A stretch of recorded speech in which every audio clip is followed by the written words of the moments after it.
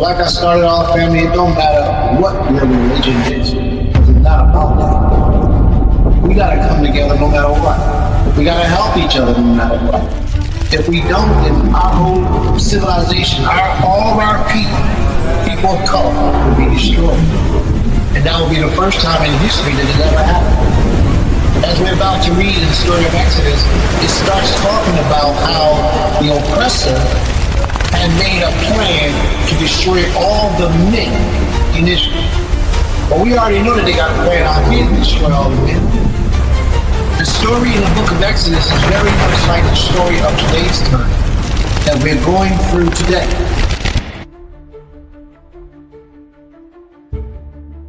This prophet didn't say, well, you got to go get me a certain type of food. He said, I'm not eating nothing in this place because y'all are idolatry.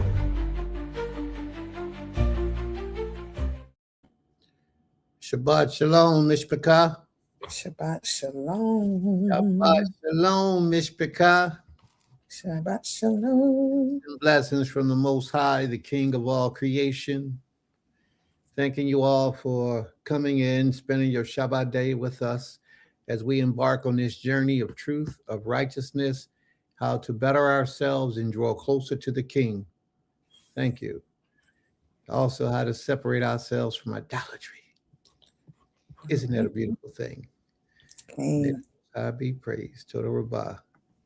So when this introduction came on, it says something about something, and I have to paraphrase because I don't remember the exact wording. It says something about that the oppressors are trying to kill Black Israelites.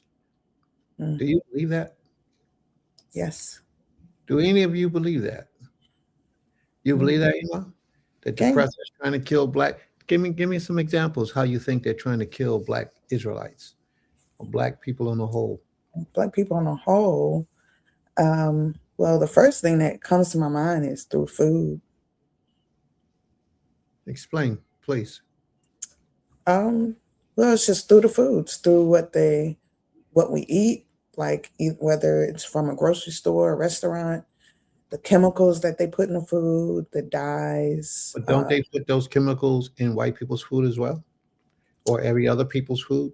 I won't say they. Chinese. I won't say they don't, but Italian. So what distinguishes between Black people and those other people? Well, I think that one of the major differences is that, I mean, food, yes, I agree that everybody eats different foods, but I also believe that in certain areas in the world, and especially poor Black communities, you'll find certain levels of food. You know, they actually, just from research and just understanding how the economy works, they put certain foods in our community because we don't question it. We don't question where it come from, why it looks this way. And I'm saying we in quotation marks, of course, because there are some that do. But as a whole, you know, we just go in, pick it up, and keep going because it's there.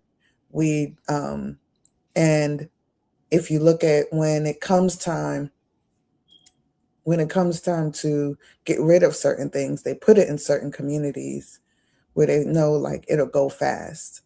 And then because of our mentality, what we've been taught in this system, we've been taught, you know, they teach you, if you remember, I know in our time, I don't think they really do it too much now in schools, where they teach you the health system, where they have the food chart. Food pyramid. Yeah, the food pyramid, and this is how you're supposed to eat. And so some of us have been so brainwashed by that methodology of eating that's what when we go to these stores, that's what we grab and that's how we eat. And then because they've already basically systematically brainwashed us, that's what we do. And we just look at it, we pick it up and we go. We don't take notice of the discoloration over the years of how things have, become less of what, of 100%, that we'll read something and says, oh, as long as it has 80% of this, then we eat it. We're not looking at, oh, but it says 20% of fat, and then, or 10% of fat, 10% of this, or 5% of that. We're not questioning what that 5% is. We're just accepting it. And through those things, those are some of the things that they put into, that's how they put stuff into our foods, even in cereals and, certain things like that.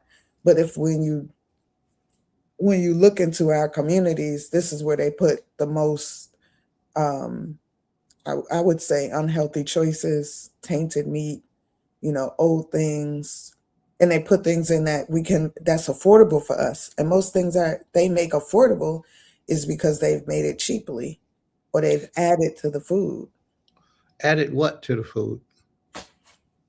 I Um, mean, I the type mean, of dyes. I'm asking a little bit more clarity because I Hmm. heard you say that they do things or put bad food. Well, what do Hmm. they do to the food that make the food bad? A steak is a steak is a steak is a steak. And if you decide you want to go to the store to buy a steak, you can go to the store in the supermarket, buy a steak.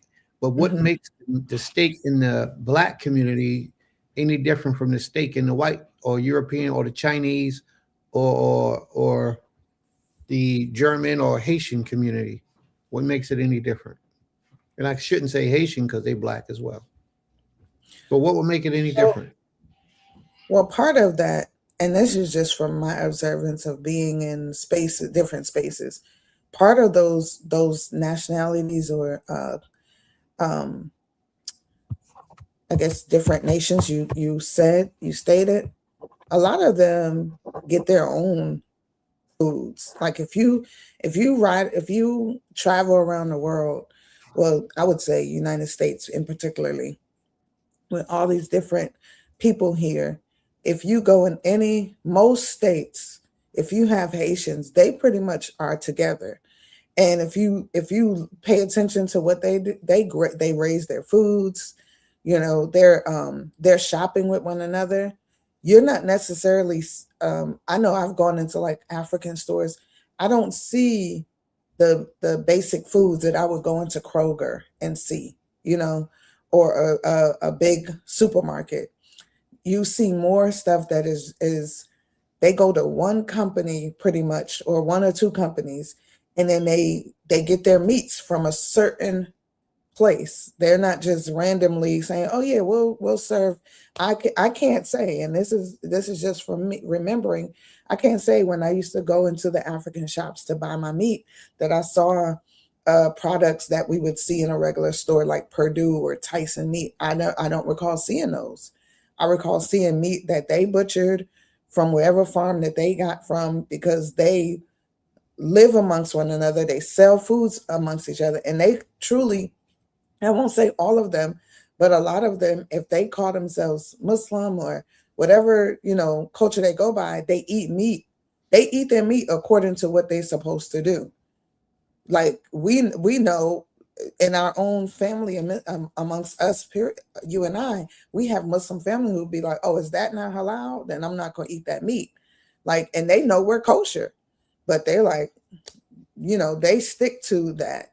Like, I feel like, because you did frame the question first about Black Israelites, and I do feel like with us, more than anything, we're more prone to just eat meat without saying, "Oh, we got to stick with the dietary law of the meat, of how we eat it." We just go out there and get it. We eat halal meat. We eat meat that, like you said, the Haitian, we're going to Haitian community, eat their meat, Chinese community, wherever. We don't, a lot of us, we recite the dietary laws and we know them, but we don't make sure that that's what we're eating. We don't go into these places like, "Oh, is that kosher?" Like, I can go to the farmers market. It's a huge farmers market. Most of the meat in there, especially the lamb and goat, says halal. None of it says kosher. None of it says, But the point that we're trying to bring out is them trying to kill us.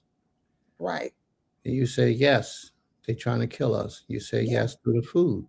So Hmm. I'm asking you, how are they trying to kill us through the food? Okay, I guess I'm not explaining it. Oh, well, maybe I just missed it. It's No, I'm cool. saying through the dyes that they put in the meat. Okay, now you're talking. So go ahead. But What they do? I said through the dyes. I said through, because if you pick up a piece of meat, like when I'm going to feed the dogs with it, right? Sometimes I'll look at the meat and it'll say 80% meat, 10% lean, 10% fat, or it might say 2% this. And we're not looking at what's the other percentages of what. And then what's all that meat? Is it all beef or is it a mixture of another type of meat? And then where are the dyes coming from? Or is it red 40? Is it, any kind of other dyes? And then, like, we know, how is it dyeing of itself? So if a meat pretty much has poisons in it that we know from what they're eating out or what they're putting into it, then that's killing us. And so when I say that kills a lot of people if they're not paying attention to what they're eating, not just specifically us, but in poor communities as a whole.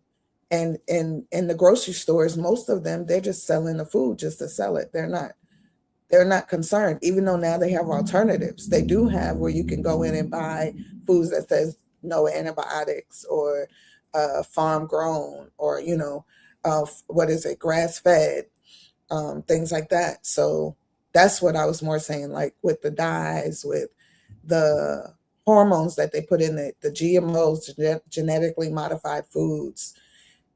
But in general, that can kill more than just us, though. It can kill others too who don't pay attention to their Yeah, foods. but the thing why it's directly targeted it toward us is because they put it in our communities. Yeah, They put it in our absolutely. neighborhoods. But Hmm. beyond that, research has been done to verify what I'm about to say, and that is Hmm. that they put chemicals outside of the normal chemicals in these products when they're selling it in black communities. They put chemicals in those products. Hmm. Not just the regular like a box of cornflakes or Cheerios. All that's doing bad stuff to you. Those imitation ingredients, right?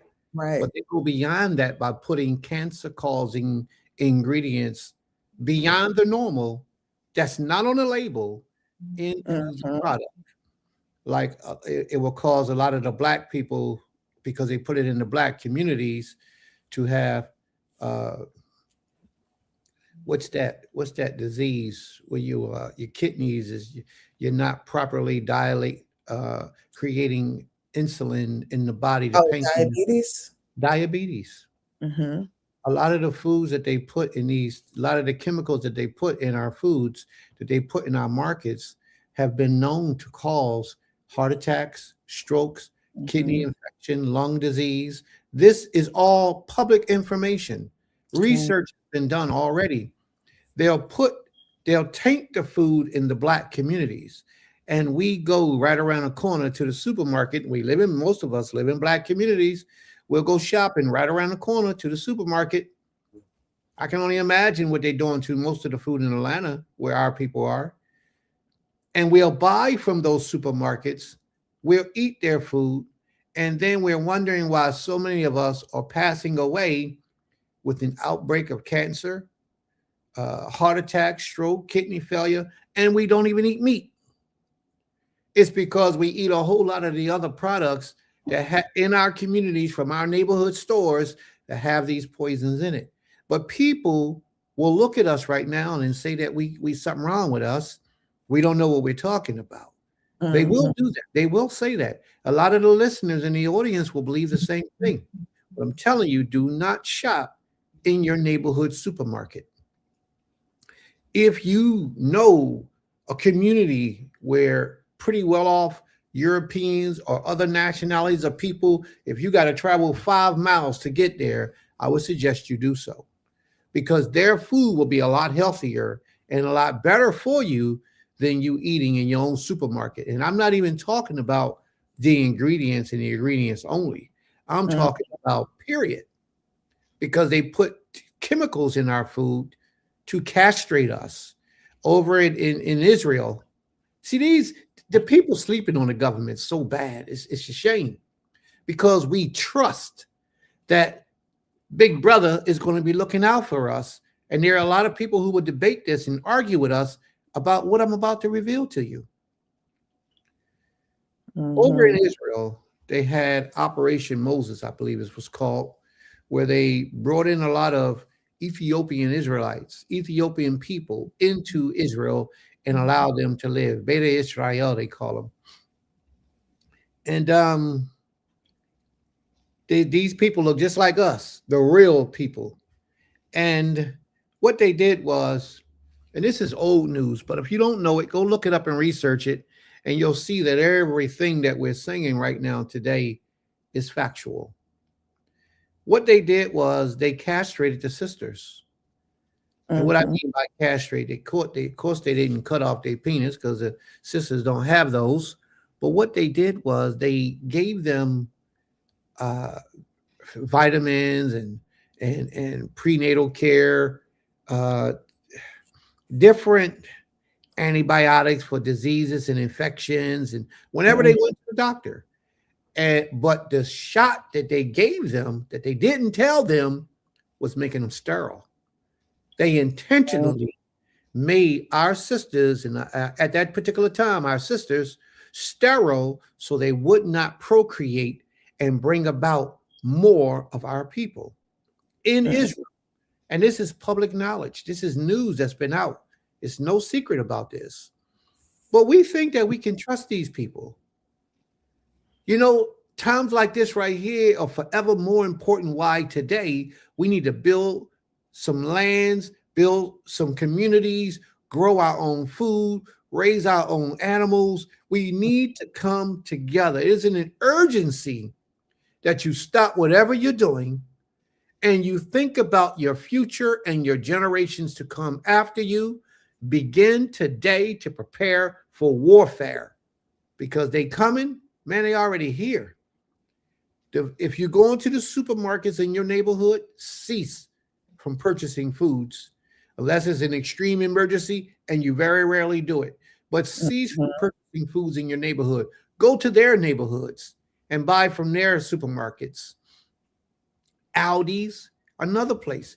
They put Aldi's in the Black communities, and Aldi's is killing us, poisoning us. Walmart.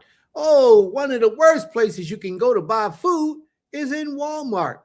But a lot of us go to these places and we buy food. And we think twice about what they're doing to our people. I've had people that I personally instructed, do not, and these students of mine, do not go to Walmart and buy your food and groceries for your home. Guess what? I catch them today. They still going to Walmart, buying their food. You know what? Let them go. They're wondering why their children are sick, why their wives are sick, why they're delusional in their mind, with their imaginations. They can't get a grip on reality. Everything in their lives is going out of turmoil and chaos and confusion, and they hooked on drugs. They cannot understand where all these things, the source of all these things come from. A lot of times, family, why you can't get off these drugs is a lot of things have to do with the chemicals that they put in those foods to destroy you, to make you dependent on these drugs, to make you hallucinate in your imagination. How you get this medical condition that they call it. I can't think of the medical condition, but what the medical condition does is it makes you not be able to get a good grip on reality. You're unfunctionable. You can't think straight. You can't operate. You're delusional, and you can't operate straight. A lot of these things that's happening in our lives are directly adversely affected by the foods that we eat. And if you just simply cut out your diet, get more stringent with your diet, shop at different stores, the poisons that they're giving to you will cease to exist. Okay. Like a lot of things, like what is that store that have the lines all the way around the block every time you go? There ain't no food that good that they're always crowded. But look at Chick-fil-A. Why is Chick-fil-A always crowded? From the moment they open, people be standing outside waiting for them to open the door. Come on, family, think about this.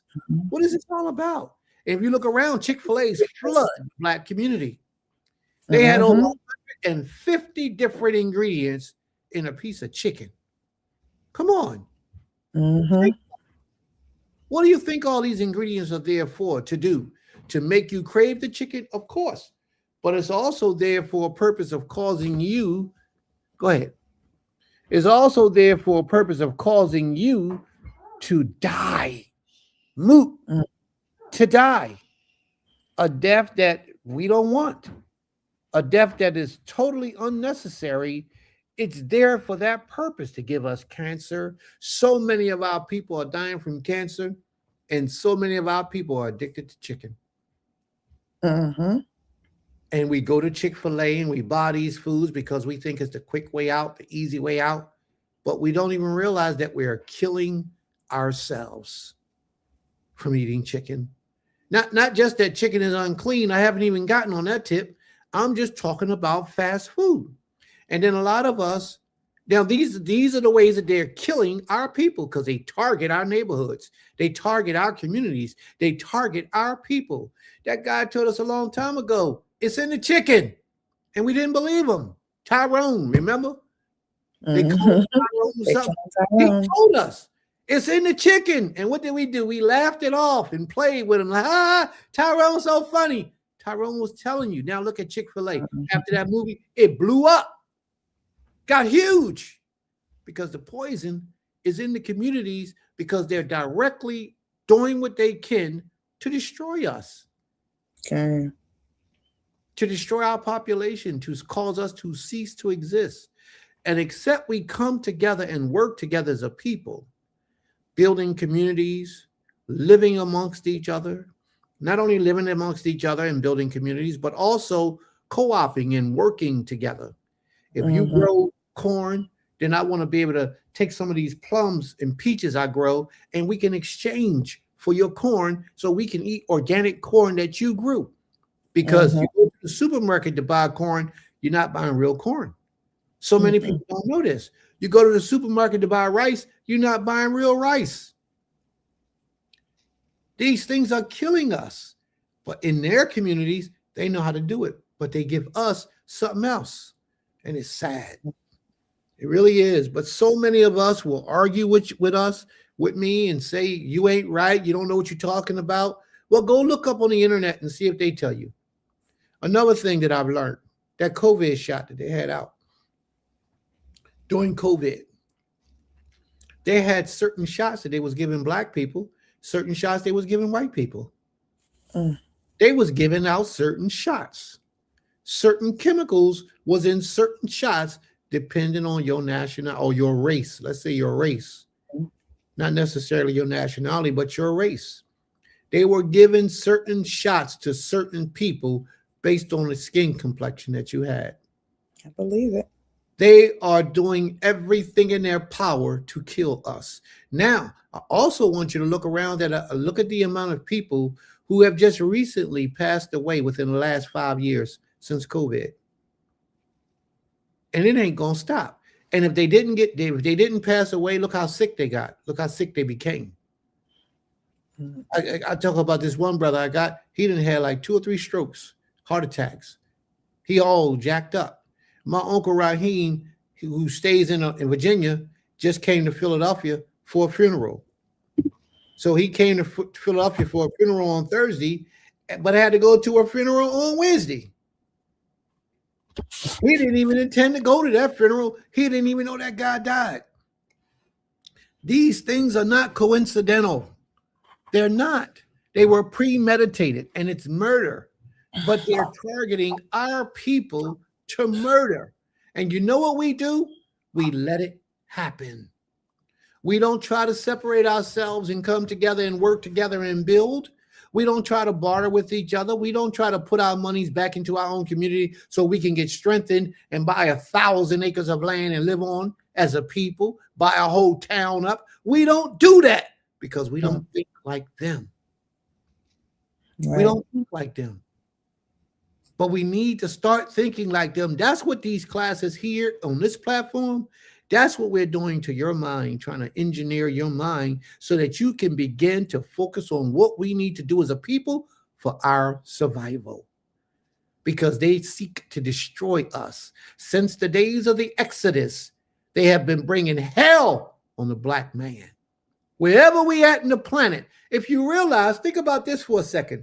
If you realize, you don't really see the government that we living under right now going to war with white nations. Everybody that they kill, they go in, grab them, kill them, throw them in jail. Everybody that you see they've been doing that to have been people of color. They look just like us. They might be a little bit more light skinned, just a little bit, but they're people of color. And this government has taken every one of them and killed them, put them in jail, assassinated them. Saddam Hussein, Gaddafi, what's the brother over there name the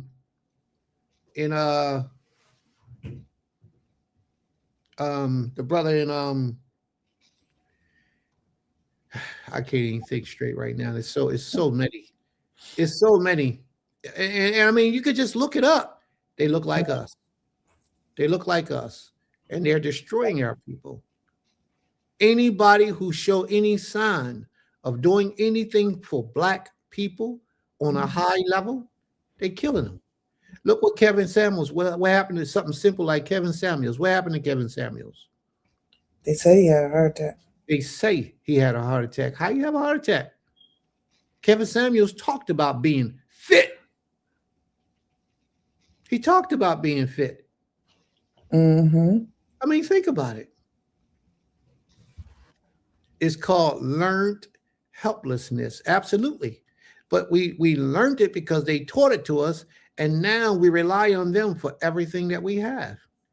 This is sad, but we got to do something about this. We have to begin to work together, to come together, to help each other. Don't even let me start talking about the black people over here in America that was fighting for the liberation of our people who got killed, thrown in jail, hushed up, shut up, paid off. They've been doing this forever, for the last 3,000 or so years. This is what they did to our people so that they can rise in power, maintain power, and stay in a position of power. And what are we doing? Every time I look on Facebook or social media, I see our people on there shaking their butt, girls with their butt in the cameras with these tight dresses on. Israelite people I'm talking about. Israelite people. You know, we are involved in so many different things.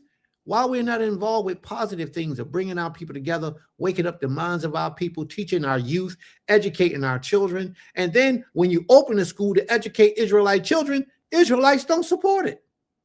What type of stuff is this? I don't understand it.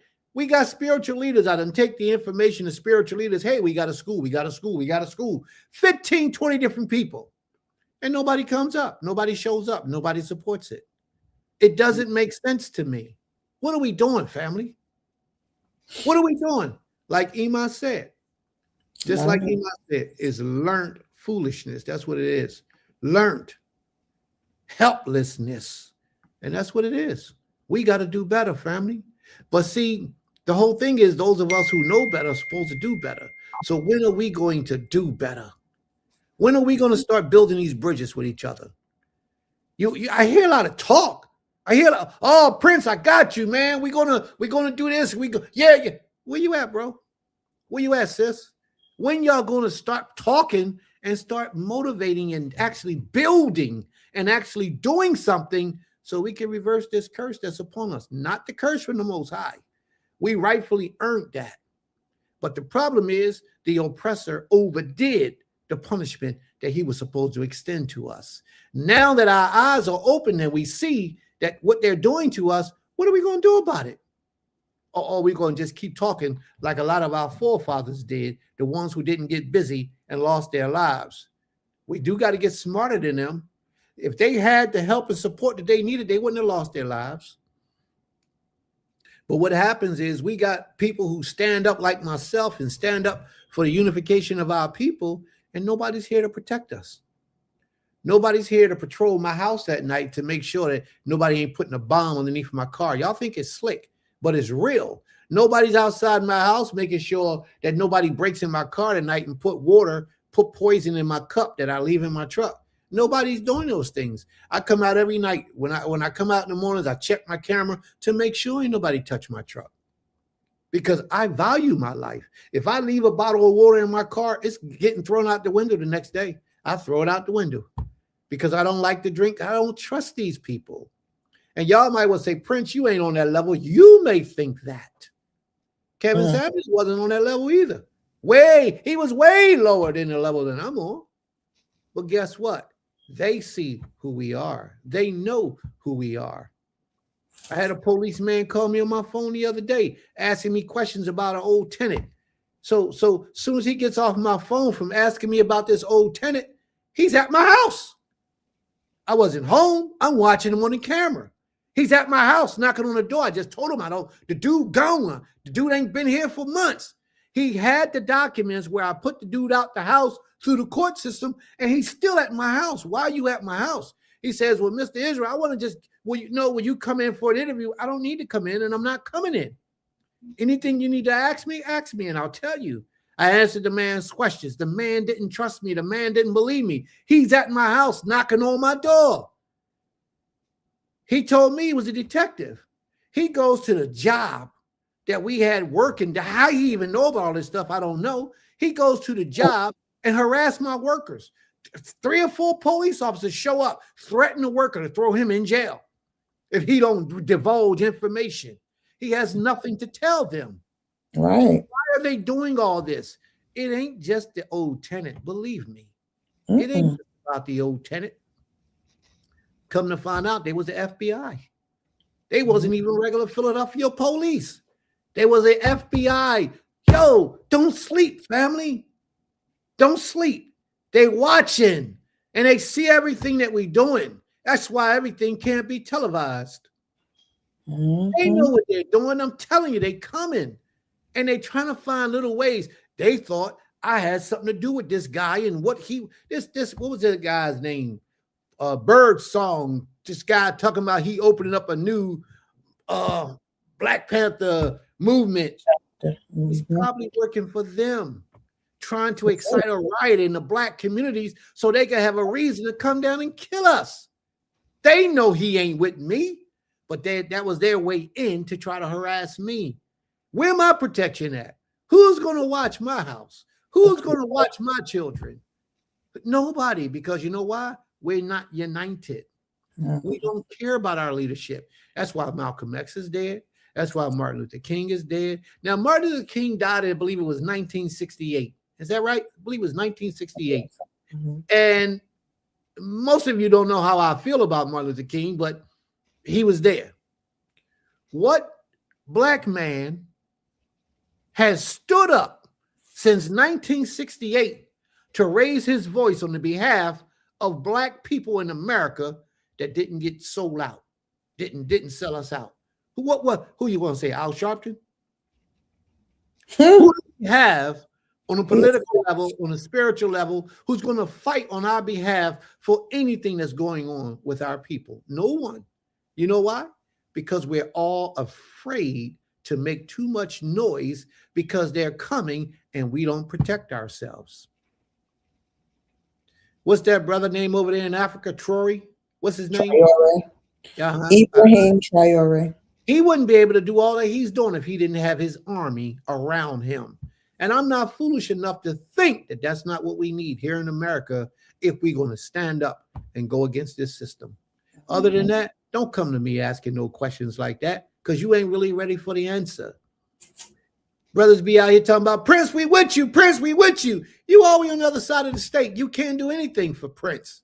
Prince by itself. I'm not a fool. You on here talking. You're not with me because anybody that's with me is with me. I make a phone call. You right outside. You in the room in the back. You down in the basement. You walk around my house all times of the night to make sure I'm good. See, we ain't thinking on that level about our leaders. Oh, you just a Bible teacher. You just teaching us about the Most High. You better go back and watch my videos because obviously you don't know who you're talking to. Obviously you don't. You better go back and watch them videos when you wasn't in class, because we talking some real revolutionary stuff on a low-key level, on a level that we have to do it because so many people are watching everything that we do. But if you don't take heed to the lessons, then you won't be paying attention. You're just going to go right over your head. We talked revolution just a moment ago with my wife, talking about how they seeking to destroy all the black males. Well, you said that, but how are they doing it, Prince? She told you. In the supermarkets with the foods, with the shots. That's just one or two different examples. There are many different levels where they're coming to destroy us. And they are winning and we are losing, because since 1968, over 50 years, has not one man stood up to fight against the oppression of our people. And it's getting worse. It's getting worse. We ain't doing it. So if you're not going to stand up to fight, then the least you can do is support the brothers and sisters who are. We're preparing for warfare with our mouths shut by educating our people, by teaching our people how to conduct themselves in a righteous manner before the Most High, how to be honorable and keep their word, how to walk with respect and loyalty and commitment to a purpose and a cause in life. We teach you how to fast. We teaching you how to get up at a certain time every day. Go back and watch the lessons and pay attention to the words that come out of my mouth, because they're just not coming out just so you can hear me speak. They're coming out so I can awaken a consciousness buried deep inside of you that will cause you to gravitate toward this righteousness, truth, justice, and how to fight for your freedom. I'm not talking just to be talking. Believe me, I'm not. But if that's all you're doing is just hearing, then maybe that's what I'm doing. If that's all you're doing is hearing. Because if you're not going to be a doer, then what's the purpose? You don't even share the knowledge. You're not risking anything. The majority of us ain't risking nothing. We just talking. Prince is the one that's risking his life. His Nashim is up here. They're risking their lives. And any brother who walks close to me is risking his life. I got people that run from being in my company. Why? Because of all the lifestyle, the way that I live my life. They can't take it. They want to have fun. They want to party. They want to eat what they want to eat. They want to sex who they want to sex. Those people need to run because they're not seriously about building nothing. In order to be serious about building something, you have to be disciplined. That's the first thing. You have to control what they say in Arabic, your nafs, your incarnate desires to do things, your pleasures. You have to be in control of those things, because if you're not in control, you be it man or woman, if you're not in control of those things, there is no way that you're going to rise as a people. That's why they put that poison in your food, so that you can't be in control of it.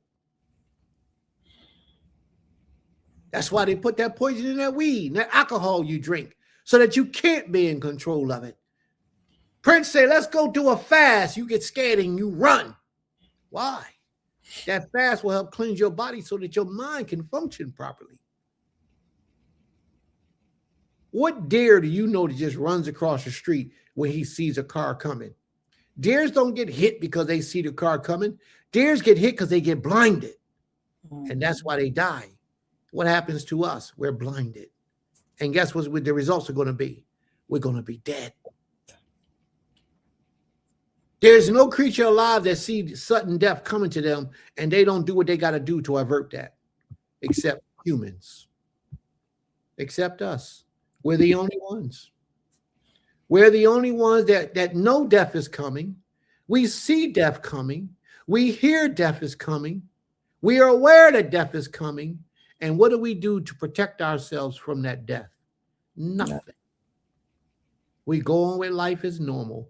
We keep punching their clocks so that their society can go on. But yet in the back of our minds, we're talking about building a righteous society for the Most High.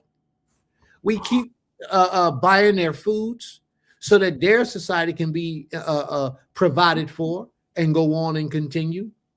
But you got an Israelite brother over here that got a farm and he's growing all natural food, vegan food, whole organic food, holistic food. You don't support him. You're not thinking, family. You're the only species on the planet that sees death coming head on at them and does nothing to protect themselves. Let that sink in. We do nothing. We talk, talk, talk. But self-preservation is the key. What's that word that they have? It's called EROS, eros. It's that fight when your life is at stake and you're about to die and you get that extra strength to go the extra mile. We're not doing that, family.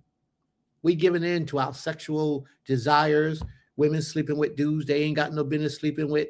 Men sleeping with women they ain't got no business sleeping with. We got spiritual leaders out here poisoning our people. Forget the fact of he's a spiritual leader. He's a male and he got a disease and he's giving it to other Israelite women. And he thinks nothing's wrong with it. Like it's okay. This is nothing to laugh at, family. This is nothing. And I know what I'm talking about. I'm not exaggerating. I'm not making it up. I'm telling you a fact. And we allow this type of stuff to go on. And nobody does anything about it because he's a good dude. How is he good when he's killing people intentionally? Mm-hmm.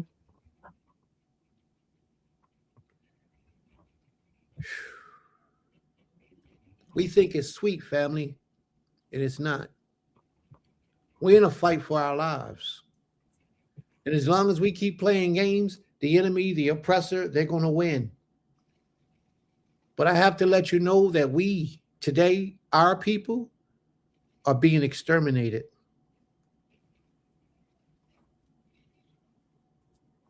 And there's nothing that we're doing about it to try to prevent it. Nothing. We going on as usual, being who we were yesterday. A lot of people of our people are overweight right now. A lot of them. You know why? Because of the chemicals that they put in our foods. And they don't even eat a whole lot. Mm-hmm. They don't eat a lot. They eat a normal diet. But the foods that they eat have all that poison in it.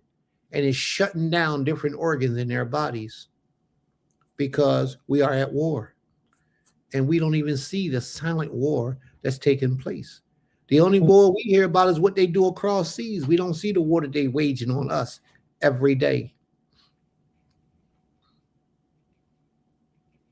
This is real. But how many of us are going to stand up and fight against the oppressors from being oppressed? Almost none. Nobody's going to say anything. Nobody's going to do anything. You know why? Because it ain't at my door. Do you know how it is to feel helpless when it does come to your door? There's nobody to help you. And you know you're being treated unjustly. Do any of you know how that feels? Because I experienced that several times. Mm-hmm. I know how it feels. Nobody's there to help to do anything. Call to the Most High. The Most High will be your strength. I believe in all that. But the Most High gives us intelligence to properly prepare. And we're not doing what the Most High has given us to do. We're not properly preparing for what we see right here with our eyes that's taking place in our lives. As soon as the sun go down tonight, there are a lot of you right now that's going out to the supermarket. Go buy the food at the supermarket, your neighborhood grocery store right around the corner. You're going right out there. You're going to forget the whole part what Prince just said because you don't understand, you don't believe, you don't trust. You're laxy-daisy in your mind. Mm-hmm. You're going to go right to Walmart. You're going to right to Kroger's. You're going to go right. And I'm talking about the neighborhood Walmart, Kroger's, and all those other stores right around the corner. That's where you're going, to Target. And you're going to buy your groceries and you're going to buy food and your water and all those things. You're going to do all of that and take no knowledge that you just sat through a 5-hour class, 6-hour class, educating to liberate you. But you're going to miss all that and you're going to go right back. It's like talking to a Christian with the Bible for 4 or 5 hours, telling them why JC ain't this and JC ain't that. And you should really recognize who you are as a child of the Most High and return back to your heritage. And then as soon as you finish talking to them, they back in the church. Going stronger than they went before they got in the conversation with you. It's foolishness. Mm-hmm.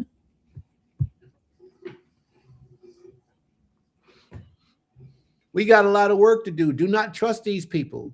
Don't take your children to get those shots.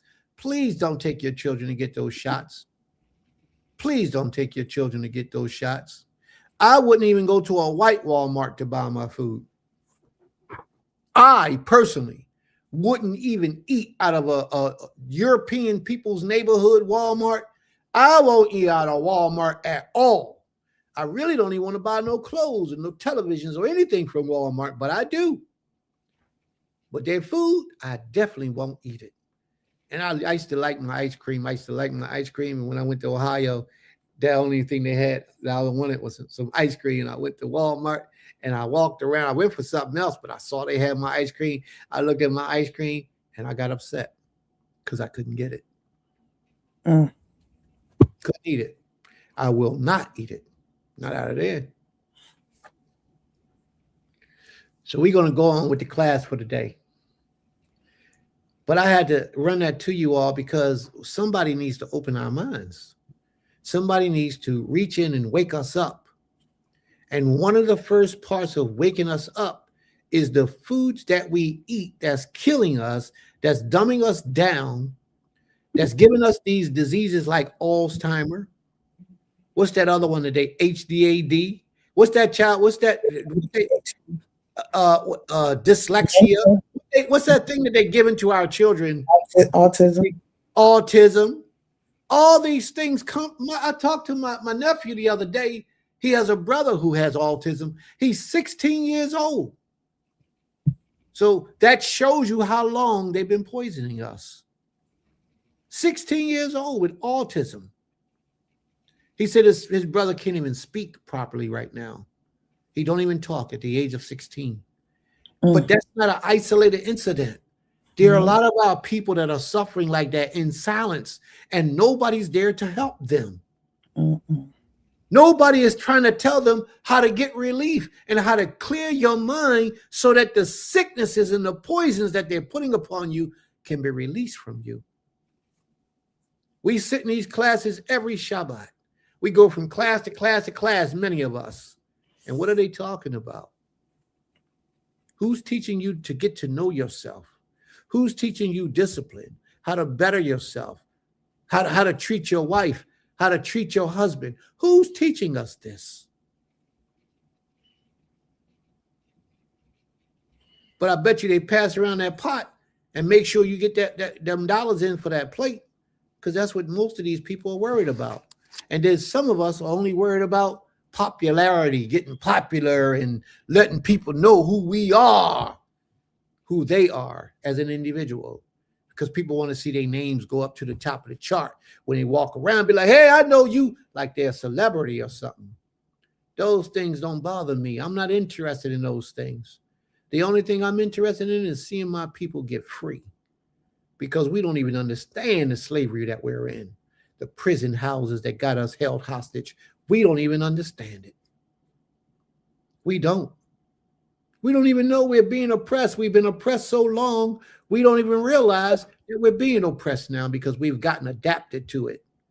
We're accustomed to it. Do you know they can come in your house right now and take your child out because they think, because they heard, because they felt? They could come in your house right now and take your child out, your hands out of your custody and your care. You know why? Because they don't belong to you. That's the system we living in. You birthed that child. That seed came out of your loins. But once your child is born, your child belongs to them. And you know why? Because most of the time you sign the child over to them by giving them a birth certificate, social security number. You sign your child over to, say, hey, I'm giving up my rights as the owner of this child here. And then they give you back something called a certificate of birth or a birth certificate. That only means that that child was born through you. It does not mean you own that child. But it came out of you. It got your DNA. They own you. You don't even own yourself. This is terrible, the world we living in right now. If you don't believe what I'm saying, just go look it up. They give you the pleasure or the opportunity to take care of your children. And if you don't do it to their satisfactory, they coming to get their property. But if we had a strong community and we lived on our land and grew our own food and all that stuff, they had to put up a fight to come on our land and take anything from us. But guess what? Right now, all they got to do is wait till you come outside. If you don't want to open the door, if they don't kick your door in, all they got to do is wait till you come outside and take that child. And if you try to resist, they'll lock you up and take your child and your children away from you. Why? Because they got the power. The Creator said in the scriptures, there will be no might in your hand. And guess what? We ain't got no might. Part of the reason why we don't have no might is because we're not unified. We're not unified. Mm-hmm. We don't come together. We don't work together. We don't build together. We don't even sleep together. We don't even pray together. We don't do anything together. You in one state, I'm in another state, she in another state, he in another state. We all divided. When we come together, let's stop all that talk we talk about and let's start doing, even if we got to do it slowly, let's do it slowly, but let's make it happen. If we're slow, but yet consistent and persistent with it, it will develop into an all the time thing until eventually we working, we building, and we manifesting greatness for our people. Other than that, you just talking, bro. You just talking, sis. And your talk is cheap. You can turn on any station and hear a whole bunch of talking, but how many people do you actually see that's physically doing something other than talking? Y'all done got me reared up this morning. Y'all done got me reared up. Put your money where your mouth at. Make it happen. Put your money where your mouth is and make it happen. When somebody put up their money, then you know they're serious. Who putting up their money on anything that doesn't benefit them? Who? Our elders are out here dying in the streets. How many elders just passed this last year? And we in 2026, and this is the beginning of the year. We in the month of February, the second month. I know at least 5 to 6 elders that passed away just in this year alone. And it ain't going to stop. And if you include last year, we got at least 20, 15, 20, 25 elders that have left us. And what did they leave behind? A memory. We're no further advanced than we were when they were here. They didn't give us a step up to be able to do anything. Why? Partly because they ate that same food that I was telling you about that dumbs us down.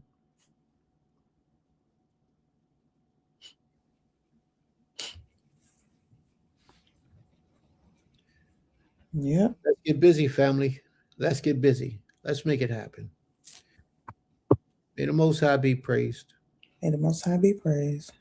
And I don't want y'all to think we ain't here talking no Bible stuff and that's what we do. We talking liberation. We talking freedom. We talking righteousness. We talking self-preservation. We don't preserve ourselves and we all die off, then who's going to teach about the Creator? Because the Europeans ain't going to do it. The oppressors are not going to do it.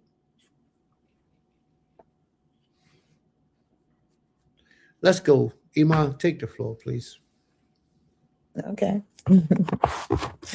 Shabbat shalom, everyone. I pray everyone has had a blessed week and an even more blessed beginning of the Shabbat. We are going to start with our thank yous. So please, if you have anything you want to share with us of your thankfuls and your gratefulness for the Creator or to the Creator, please do type it in the chat and I will read it. I'm going to begin with Malcolm Higdalia. Babe, with Malcolm Higdalia and her thank yous. And so she says, each day I spend in the school system, I am more and more thankful for GHA at Temple Kipharim. Instead of complaining, there was no place for our children. They made a place. Hallelujah. May the Most High be praised. She also says, I'm thankful that I know to direct all my thanks to the Most High only. All May the praise. Most High be praised. Total Rabbah. I am thankful to the Most High for being with my mother and giving her strength and allowing her to still be blessed by him despite her not understanding him or his law. Hallelujah. I am thankful for the Most High strength. It is there for us when we have none. I am thankful for all my comforts that go beyond the basic necessities. We have come to feel like we would not survive without internet and television, etc. But it's important to remember that even if we have none of those things, we have millions of things to be thankful for. Yes, I'm thankful to the Most High that he gave me the strength and wherewithal to stop things that appear to be displeasing to the Most High. I am thankful that the Most High has allowed so many different avenues to be available for us to return to him. She says, I am thankful to the Most High for fruits. I have always loved certain fruits, but in my old age, I see that I have more of an appreciation for all of them. Full credit to the Most High. I am thankful to the Most High that he gave me a heart that would rather constantly work to get blessings as opposed to rely on mercy. Hallelujah. I am thankful that the Most High put his laws in all languages, giving us an unprecedented opportunity to return to him, no matter what language we speak or where we are. I am thankful to the Most High that most of my children are close and look out for each other. That's a blessing. I am thankful to the Most High, the different perspectives that my friends bring in life situations and scripture. All right, Malkik Dal also says, I am thankful that the Most High for being with my mind in all my studies. I am thankful to the Most High for music. It helps me relax and get or remain calm in trying moments. I am thankful that the Most High continues to be with my mind in all my studies. He says, I'm also thankful to the Most High that he has made it possible for me to work in a field I have always desired to. If I have to be in the force, I am elated. It's in a manner I love. Hallelujah. And she says, I am thankful to understand that the Most High can pay anyone back for the things they have done to me way more effectively than I ever could, thereby allow me to keep my hands clean. Vengeance is his. All praises. And then she says, I am thankful to the Most High for the ability to receive a correction without being offended. You can never grow if you only open your ears to praises. Ooh, great one. Yep, so true. All right, Toda Rabbah, Maka Higdalia. All right. May the Most High be praised. Toda Rabbah. Toda Rabbah. Going to the next ones. All right. Kaveret Kaza says, I'm thankful for the gift of acceptance and alignment. I am grateful for my second family, my children's second mothers, the women in my life. I am grateful for my home. She also says, I am appreciative of my children's voices, their secret prayers, their energy, and their love. I'm grateful for the Creator's will, favor and control over my life. May the Most High be praised. Toda Rabbah. Sister Dominique says, I'm thankful for the support of my husband, my family, my loved ones during my journey in life. May the Most High be praised. Shabbat Shalom, sis.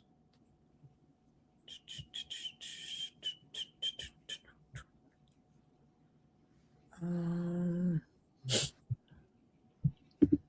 right. Mr. Slave Autumn says, I'm thankful for simply being here on the Shabbat day. I teach pre-K days of the week every day in English and Hebrew, and I taught Saturday was HaShabbat in class, and we had a short convo on what it is. Hold on one sec. I'm thankful for the parents that may not celebrate Shabbat day the same day as us, but still trust us to teach their children. May the Most High be praised. Toda Rabbah. And then Sister Esther says, also thankful for y'all opening my eyes to where I am in my spirit, mind, and maturity. May the Most High be praised. And then she also says, Toda to the Most High for healing in mind and body, for the little ones, and for his provisions in every way. Oh, may the Most High be praised. Aim Kitir says, I am grateful for the benefits and the challenges that nature brings and the merciful boundaries the Most High has set around us to sustain life on earth. May the Most High be praised. Toda Rabah, Aim. Shabbat Shalom, Aim. Shabbat Shalom. And Shabbat Shalom to all the wonderful people who are here with us today. You know, it's too many to name right now because we didn't already got started in our class. But I take my hat off, my kufi, and I greet you all with words of peace, blessings, and longevity. May the Most High be with you all. Shalom, shalom. Shalom, shalom. All right. My sister wife says, I'm grateful for the love and support from my family, near and far, my sister wife, husband, mother, and father, and more. Having loved ones around you that truly care should never be taken for granted. May the Most High be praised. Morikeza says, thankful I woke up to my neck hurt. Thankful I woke up to my neck hurting. Lets me know my senses and nerve endings are still operational. Thank the Most High for his Shabbat. All praise. May the Most High be praised. Toda Rabah. Thankful he got a neck that could hurt. Right, absolutely. All right, everybody, Shabbat Shalom, Toda Rabah, for posting your thanks. If any more come in, I definitely will read them. Let's stop for a second, please. Okay, go ahead. Mm-hmm. Can we take a moment, please, family, to like the page and to share the page? Can we take a moment, everybody, please? Let's just take a moment in silence. Let's like the page and share the page on your social media, in your phone, in your Instagram, on your text messages. Let's share. And those of you who are new here today, please, if you don't mind, you can subscribe to the page. You can subscribe and also ring the bell so that it will send you notifications every time we go live, whatever it is that we do. All right. So let's take the moment to just like the page, share the page to your social media platforms, because the information that's about to come forward today, a lot of people can use that. And if there's not a lot of, we got 2,600 people in the room, but we can always get more. We always got space. We always got room for more. All right. So we ask that you would share this page on your social media platforms, in your text messages on your phone, in Messenger, on your Facebook, everywhere, so that we can get the ratings up, and so that people who need to hear this message can hear it. May the Most High be praised. And Shabbat Shalom, Sister Opal. Shabbat Shalom, Sister Opal.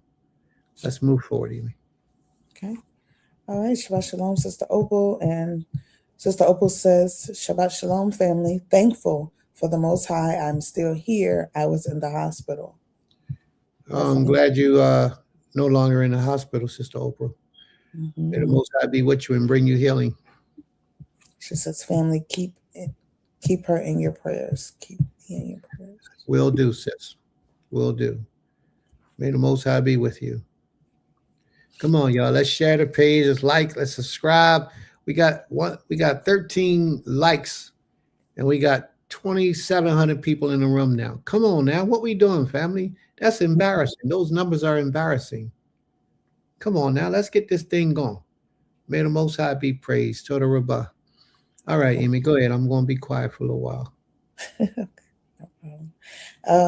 Yes, I want to give my thanks and praises to the Creator for life, for bringing us to this day of His holy Shabbat day, His set-apart day, the day that I know I look forward to every week.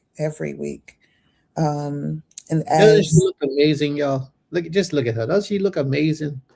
Look how she all decked out with the green camouflaging in the back. Girl, you look so wonderful. You look like a righteous individual. May the Most High be praised. Okay, thank you. Thankful to the Creator for life, for just bringing us to the Shabbat day.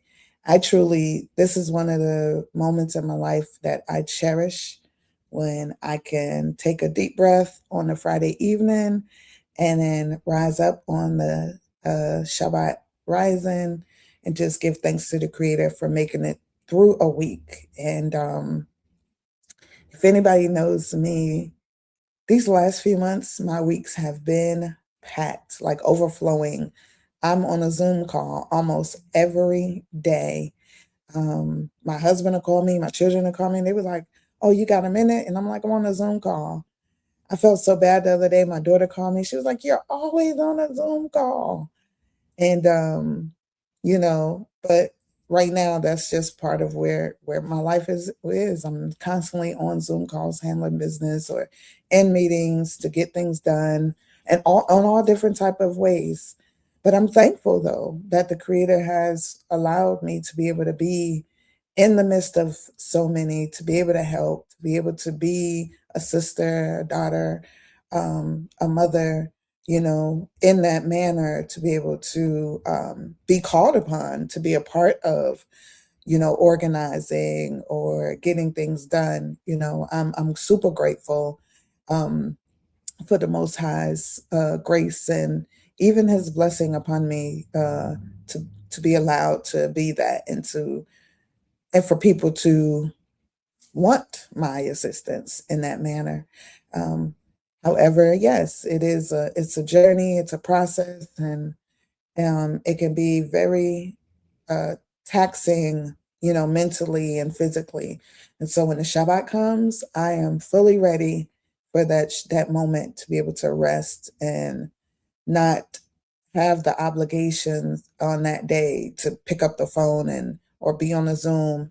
And I'm grateful that everyone who, I do meet with understand that come Friday night, my business shuts down until Saturday night. And it took some people a little while to get it after they, tried to reach me and I didn't reply. But, I see the respect that they give, and I appreciate that. And I'm grateful, rather, to the Creator, most importantly, for placing me amongst people who, do not have the desire in them to disrupt my Shabbat. So Toda the Most High for that. Toda the Creator for my parents, my Horim, the legacies, the life lessons, the love, the kindness, the patience, the discipline, all the things that they placed inside of me and my siblings, to even allow us to be where we are today.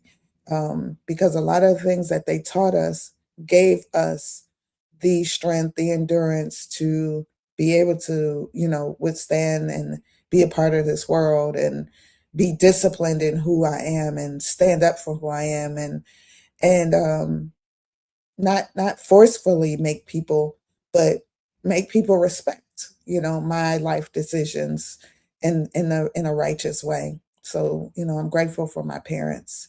I'm grateful for my Ish. I'm grateful for the grace and the blessing that the Most High has placed upon him, his gift of leadership, of covering, his gift of manhood, fatherhood, all the things that, we look forward to in our lives. Each one of us have different ways that we need or desire for our husband to be. And so I'm grateful that the Most High has answered that for me. I'm grateful for who he is, who he's striving to continue to be in this world. We live in a very wicked world. And it can be very hard for men to be men and to do the things that they need to do when the world teaches you not to. When the world is showing you the easy way out, and giving you a leg to go stand on to not be a man. So I'm grateful for that.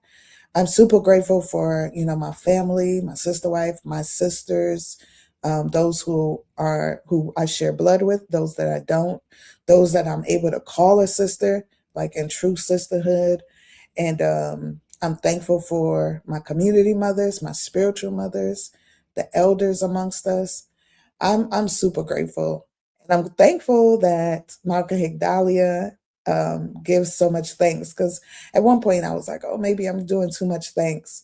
But then I realized, I didn't want to stop, because my thanks is truly, uh, for me, a testament to what the Creator does in my life every day. And I will feel remiss if I don't give him his due. And there's so much more I could say, but I just choose to kind of dim it down, or we'll be here forever, right? So I'm thankful for this week alone. Like I said, all my Zoom calls. I'm thankful. I was with a couple of my sister cousins yesterday. We were handling some business because we're doing a gala.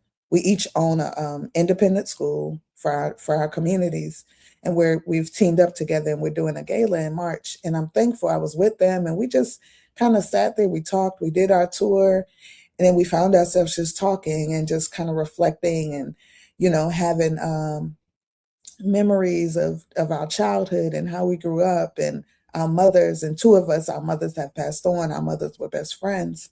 And, just sitting there, we both realized as we're talking, we sound just like our mothers. And it was just a blessing to be able to reflect on that, and to have people to reflect on that with. I'm thankful. A funny thing was, I'm on a Zoom call because we're planning a celebration of life for one of my aunts, and we have a couple of links for this one particular Zoom call. So I hit the link and I'm in the call, and it's just me and Angela Davis in this call, right? And I'm sitting there like, she's like, "Oh, Princess." I was like, hey, Sister Angela. And we're just talking, and my cousin was like, "How random is it that you just on a Zoom call on a regular day with Angela Davis just talking like," and it's crazy because that was the first time we've ever had that type of interaction one on one, and in my head I was just like, how honored I am, to even be able to have the ability to speak with someone who has done different things in her life, regardless. I may not agree with everything she does, but she's sacrificed in different ways for different people, in the movement. And so, I just think about those things, and I reflect on how the Most High allows things to happen for different reasons. So I'm super grateful. I'm also grateful because I got to witness my youngest daughter to senior year, and her school had their last awards program yesterday for the seniors, and she received super honor roll, which means her grade point average is 90, between 94, and she was 1 point away from principal's honor roll. But I was just super proud. And then my guardian daughter, who I've known since she was in the womb, their best friend, she received honor roll. And I was standing there fighting back tears, just looking at them and watching them, knowing they were just babies, and now they're young women, about to graduate from high school and go into the world. And I just started thinking about all the ways that I wanted to continue to protect them, and, asking the Creator, for their protection, and thanking Him for them being in the midst of all type of people, that they still, showed out with their grades, showed who they were, are respectable. The people clapping when their names was called, it made me proud to know that, that they're not popular because they became like the others. They're popular because they remained who they are. And I'm just super grateful. I'm super, super grateful for that moment, and being able to share it with my best friend, who, we've known each other for over, wow, 36 years. And so I'm super grateful for that. Yeah, and I know I have more, but I'm gonna leave it there. But Toda Rabah for, for this moment, and being able to give the Most High His praises. Say who? You're on mute. Well, I'm sure you can imagine what I was saying, right? No. The Most High be praised. Be praised. Yeah. Yes. Brother Kezu, he says, I would share, but the title may be a little too real. My family, we just lost an uncle this Mm, week. So I thought that was noteworthy. So, brother, I ask that you would accept our condolences for the loss of your uncle. If yeah. there's anything we can do, let us know. We'll help. Whatever we can do to help, we'll do it. May the Most High be with you and the family. You know, in Mhm. these times like this is when we need to come together, build together, be together, and support each other. You know, so Mm. whatever we can do, let us know, bro. May the Most High be with you. Shalom, shalom. Shalom, All shalom. right, and Right. brother Benjamin. Yes. Brother Benjamin says, I would like to extend gratitude to the creators of this group. I appreciate the warmth and fellowship these past several Shabbat days. I look forward to these times together. All praise to Yod Hey Wav Hey. All right, may the Most High be praised. Total Rabbah. And we appreciate you too, bro. You keep us engaged. You keep the conversations real. You know, you keep it alive. You keep us on our toes because we know we come with something short. You're gonna be right there to say, "Oh, wait a minute." So we're grateful for you too, bro. Keep that in mind always. All right. Anyone else want to thank the Most High for anything special at this time? Is there anyone else who wants to thank the Most High for anything special at this time?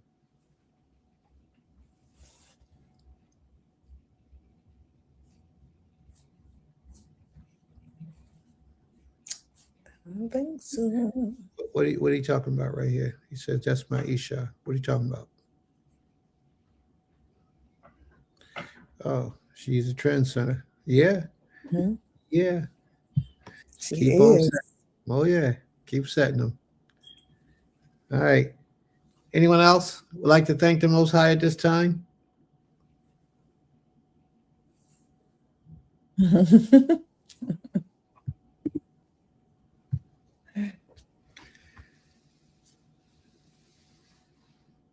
Okay, brother Benjamin. All right.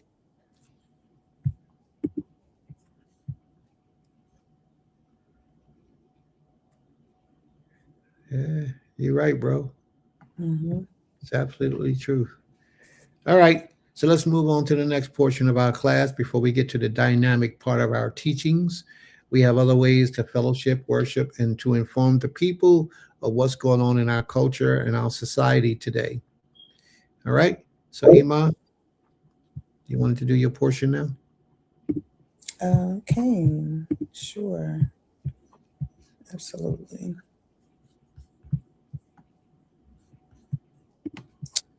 Shalom, everyone.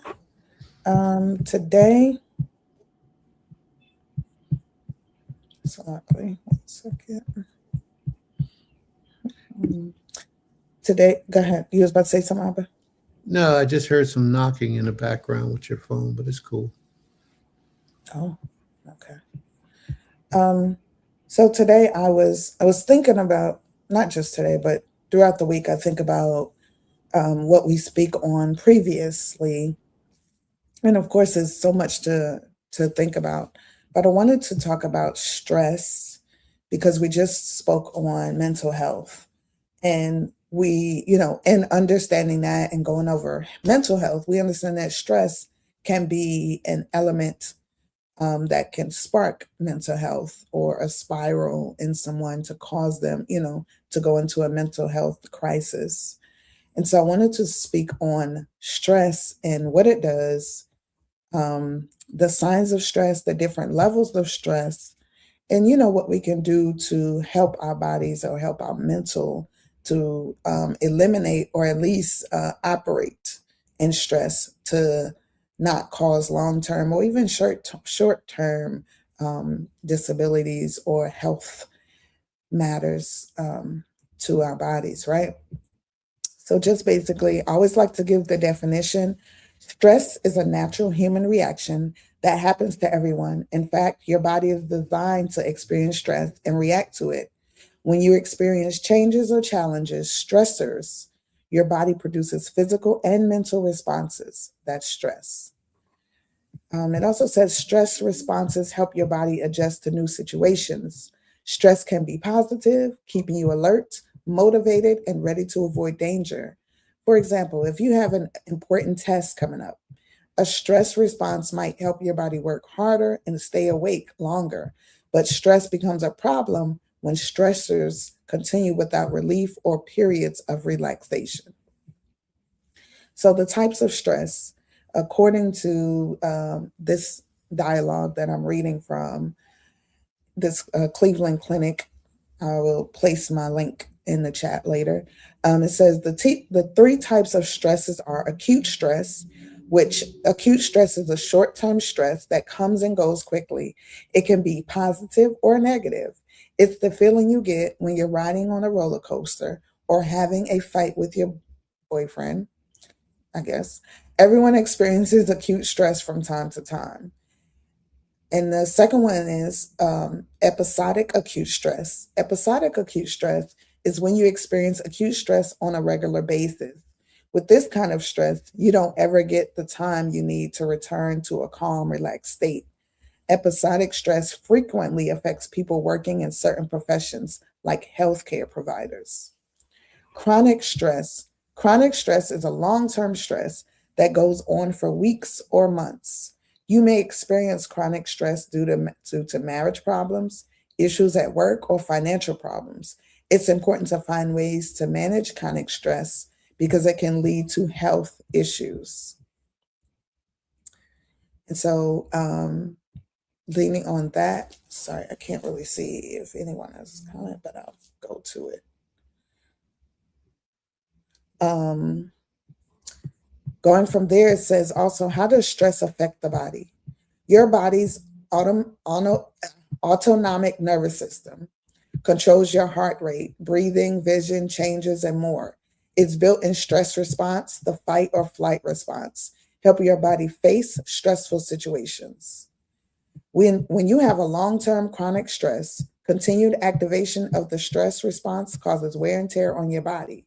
You may develop stress symptoms that are physical, psychological, or behavioral.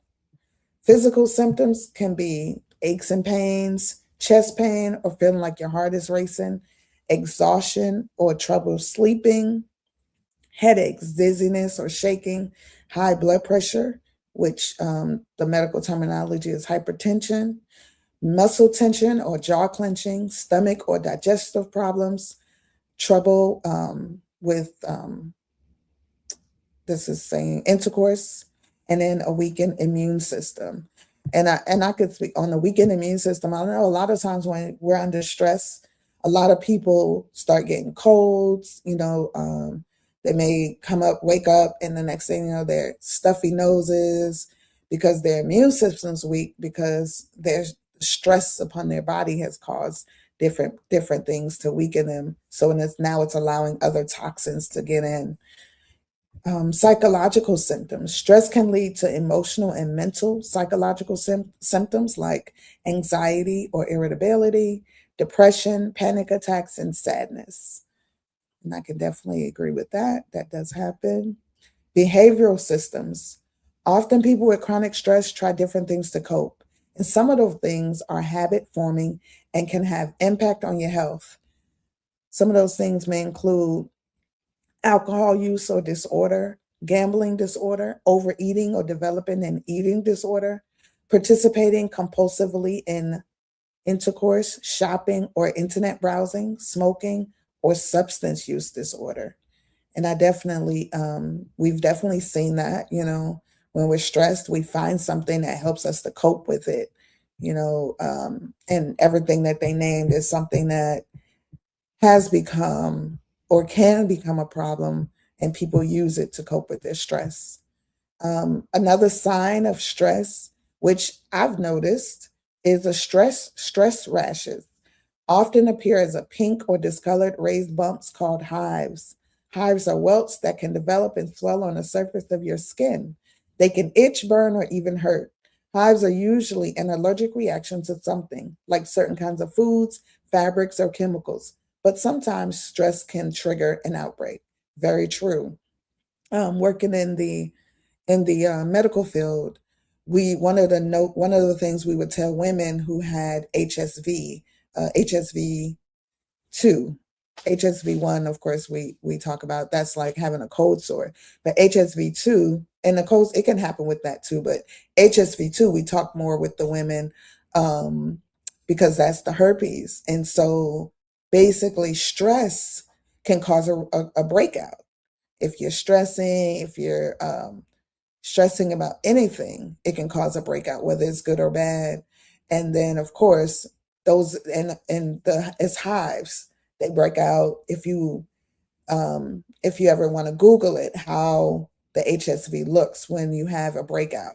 It's like a mass, a big rash, and it's bumps, and it's red, and it's irritable. And we would we would talk to our mothers, our pregnant mothers, more about it, because if you're about to deliver and you break out and delivery can cause you distress, then most likely you're going to have a cesarean section, because to deliver your baby vaginally through a breakout, then your baby is exposed 100% more to actually getting HSV2 immediately. And there are many cases where that has happened.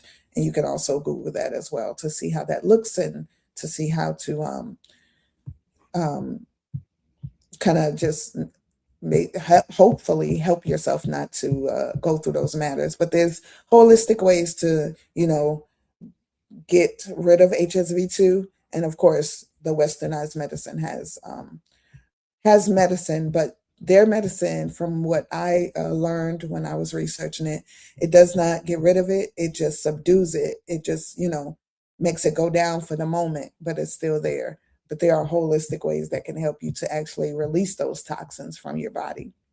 I know Dr. Sabi has a herb. He has a couple of different herbs that his family still sells that helps with that. Stress rashes are more common in females, and they affect people in their 20s, 30s, and 40s most often, but they can also affect anyone. Like other kinds of hives, you can try treating them with antihistamine, which I was saying earlier is a medical, a westernized medical drug. All right, so we talked about what causes stress. And so just to go a little deeper in it, an illness or death of a loved one, marriage, separation or divorce, financial issues, moving to a new house, going on vacation, having a baby, retiring. And I'm sure each one of us have experience this in some way, and it is stressful, and it's different types of stress, which we talked about earlier. Some of these that I just named can be just a stress for the moment, and some can be a stress that lasts for a long time. But we have to identify these stresses so that we don't cause a moment stress to turn into a long lasting or a long-term stress. Stress can also be acute, meaning short term, which we talked about earlier. And we talked about what those can be, like getting ready for a work presentation. Even just coming and doing like the Shabbat lessons, that can be stressful, not to where it's a positive stress because you're giving information, but it's a stress like an anxiety stress because you want to make sure that you're giving proper information, that you're sharing, and people are understanding and taking something from it, and that you are also presenting it in a manner that is keen to the ears, and people are not just going to shut off because of how you bring the information. So, those things, just an example of what some of the things that can be stressful. Experiencing many small problems all at once, like getting in a traffic jam, spilling coffee all over yourself, and running late. Like that happens. We know that can happen. I would say, like, just an example, even at our school, it can, like, I know it happens to me, and I have gotten stressed out if I open a Zoom and then all of a sudden the internet's acting up, or something's going on in the house that it's like all this stuff at one time just happens, right?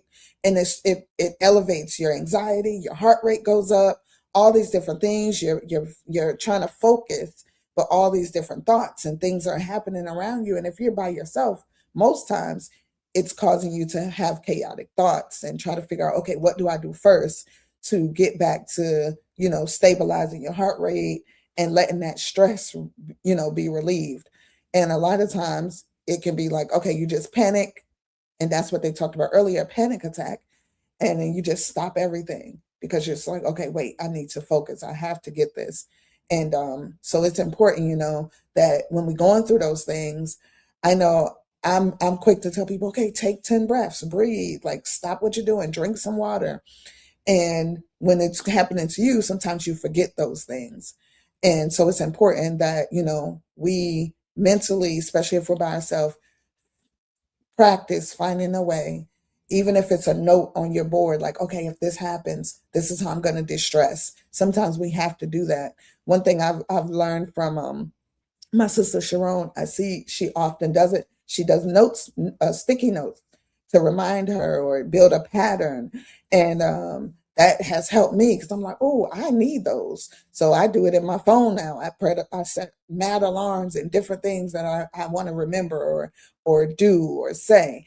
And so it helps me because when it goes off, it sends that reminder in my brain, or I put it in my notes. So, those small things, we look at them as small, but they can be very big for another person to maintain their stress levels.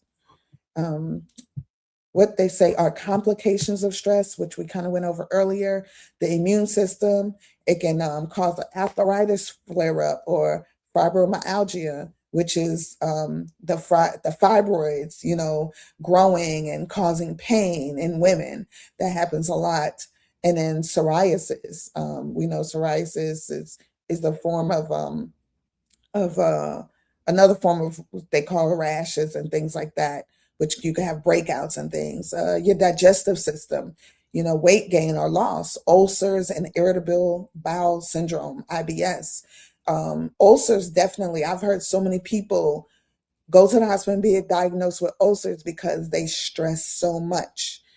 They either stress mentally, physically, or emotionally. And physical stress is damaging too. Like, a lot of people don't realize it, but if you're picking up things that are way too heavy for you, then you're putting a strain on different muscles in your body and different organs in your body, which can cause you to have ulcers. And then those ulcers can lead to having surgeries. I can't think of the name. Reflux. You can have reflux from the ulcers. You have to change your whole eating habits, behaviors, all these things. So we have to look at what stress can complicate on the inside that we may not see on the outside. Cardiovascular system, that deals with your heart. So of course it raises your blood pressure, your heart rate, and palpitations. And sometimes stress, not sometimes, that it has been diagnosed and researched and discovered that stress kills, because your heart rate can go so high, it can cause you to have a heart attack. And you didn't think that, but that's what that stress level, to a certain degree, after so much, your heart can't take it and it can give out, or it can cause you to have a stroke. So all those different things we have to think about with our stress and our blood pressure. If your blood pressure stays high, that impacts your heart. It causes pressure on your heart, your mind, because you get headaches from it, your brain, your mental, all these different things. Your body shuts down in different ways because it cannot function properly if you have pain in your head and then your heart is feeling weighed down or heavy, and having accelerated heart rate. And then the reproductive system, of course, that's for men and women. But it talks more about us women, saying POS, polycystic ovarian syndrome, and that's just causing cyst on your ovarian tubes, and your ovaries, and that can cause you to miscarriage early, not even be able to get pregnant, because those cysts can be toxic. Some are not, but they sit on different parts of your ovaries that can cause when you get pregnant, that cyst can think it's a foreign object and start to make you have a miscarriage. And then infertility. And I just spoke about that, infertility, not being able to get pregnant, because of the stress in your body that has taken hold of that particular organ that helps to allow you to have a baby. And then I just wanted to talk about ways we can relieve stress. According to this document, it says you can't avoid stress, but you can stop it from becoming overwhelming by practicing some daily stress relief strategies. Stress management starts with feeling good physically. Try getting some form of physical activity when you feel symptoms of stress coming on. Even a short walk can boost your mood. And I will definitely testify to that. When I'm feeling stressed, if I'm able to, yes, I get up and I walk. I go out, walk around. That does help because it clears your mind. Like, we definitely have to be our own support for ourselves when we're stressed, because another person might not even realize you're stressed. It could be something that just triggered you. But if you can, yes, get up and take a walk. If you just need to walk out of that space that you're in and you can't go outside because it's maybe too cold or it's raining, but you just need to get up and leave that particular room, go to another room, maybe cook something healthy, maybe make a smoothie. Or even if you got to stand up and jog in place, like I have a Peloton in my room where it goes under my bed and I pull it out. In the mornings I do it, and in the evenings, and I walk for 20 to 30 minutes on that. And that helps. And for me, it definitely has helped relieve my stress from the day. And in the mornings when I do it, because I need to just be able to go in with that energy. And sometimes, sometimes I know for some, physical exercise helps boost your energy for your day and gives you a little more to go into your day. It also says at the end of each day, take a moment to think about what you've accomplished, not what you didn't get done. That is so important. I love that. I was somebody else taught me that recently too. Like, make your to-do list, check off what you did. And then what you didn't get done, don't look at it as a failure, but that, prayerfully you have another day to get it done. And what I've done in my to-do list is I try to check off what I need to make sure it gets done for that particular day, or for a project that maybe need to be put first, and not just have a random checklist. So kind of like organize it so it helps you to stay organized. But I love that, to look at what you accomplished, but not what you didn't get done. Because when you look at what didn't happen, then you get down and out, and now you're depressed. Now you're stressed because you're like, oh my God, am I going to get it done? And, so look at what you did get done and be thankful for that moment. And, basically congratulate yourself, pat yourself on the back, clap, whatever, go take you a long, drink of juice, whatever you need to feel good about what you accomplished for your day. And just like I just said, set goals for your day, your week, or your month. That's something I've definitely, as I've gotten older, gotten planners, putting up my schedules, my calendars, because it does help to see, okay, this month, this is what I need to get done. And you have days that you're going to work on different things to make sure it gets done. And then also consider talking to a therapist or healthcare provider for your worries. And I definitely agree with that. I always agree with finding someone who you can speak with. And I know a lot of times we can't afford therapy that the system says, hey, go to this therapist or that therapist. We may not have insurance. We may not have this. But however, there are ways that we can find people that we can talk to, even if it's just a good friend, and you all need to, you just need to talk to somebody about something, then find someone who you can trust to be able to share and talk with. And yeah, that's my presentation for today. Toda Rabah, everyone. I did post my resource in the chat for you guys. I just posted it, and I'll just read some of your comments. I thank you all for, listening in and being a part of this. Yes, a Coach Sharon, I saw her comment first. Says muscle tension, weak immune system, sexual dysfunction, and digestive issues. Very relatable. Yeah. And the thing, sis, is I know for us women, we relate to a lot of it because we carry so much that it will affect our everyday process, and we don't think about it until it's called upon us to do. And then we're like, oh man, that whatever it is, you see, it's only called, we see it only when we're asked to do something or we're asked to be involved in something. And then we're like, oh wow, I need to figure what's going on. So that's a great point, sis. That's a great point. Sister Kadasha said, let Yah be magnified, all praises.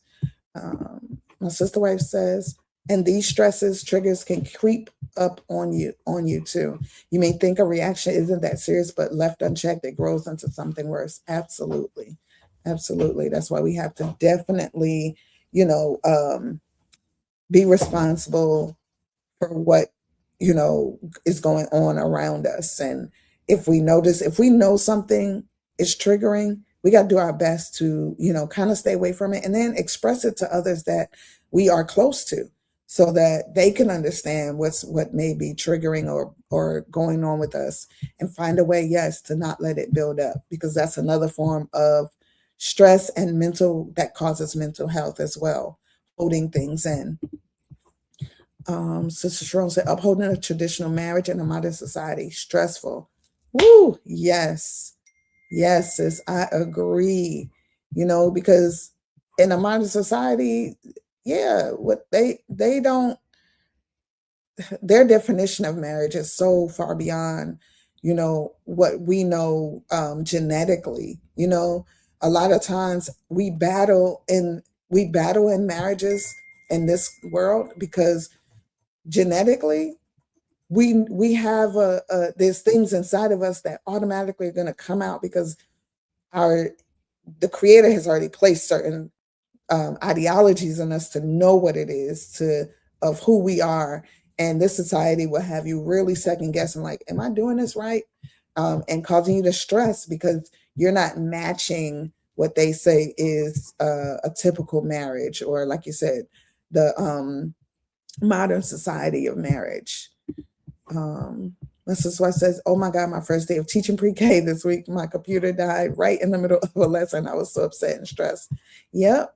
And I saw her stress and it was just like, woo.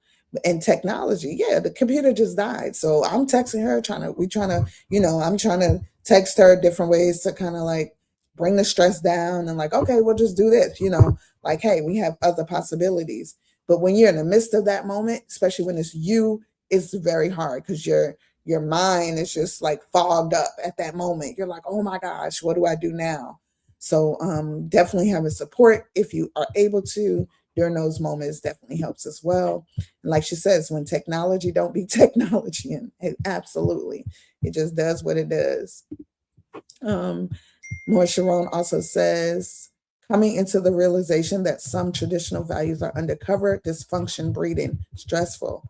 Ooh, girl, you are bringing it this rising. Yes, I agree with you because that is a realization that some of those traditions are dysfunctional. We just become accustomed to doing it because, hey, my grandmother did it or my great great great grandmother did it, or but sometimes it's not functional for you. It may have been functional for them. So Toda Rabbi for bringing that out. Brother Benyamin says psoriasis is an autoimmune disease triggered by parasites, allergies, and stress. I developed it after my bout with parasites. Woo. Thank you so much, Brother Benyamin, for bringing that out. Toda Rabbi for identifying psoriasis. More Sharon says, stress can also grow them larger too, fibroids as well. Yes.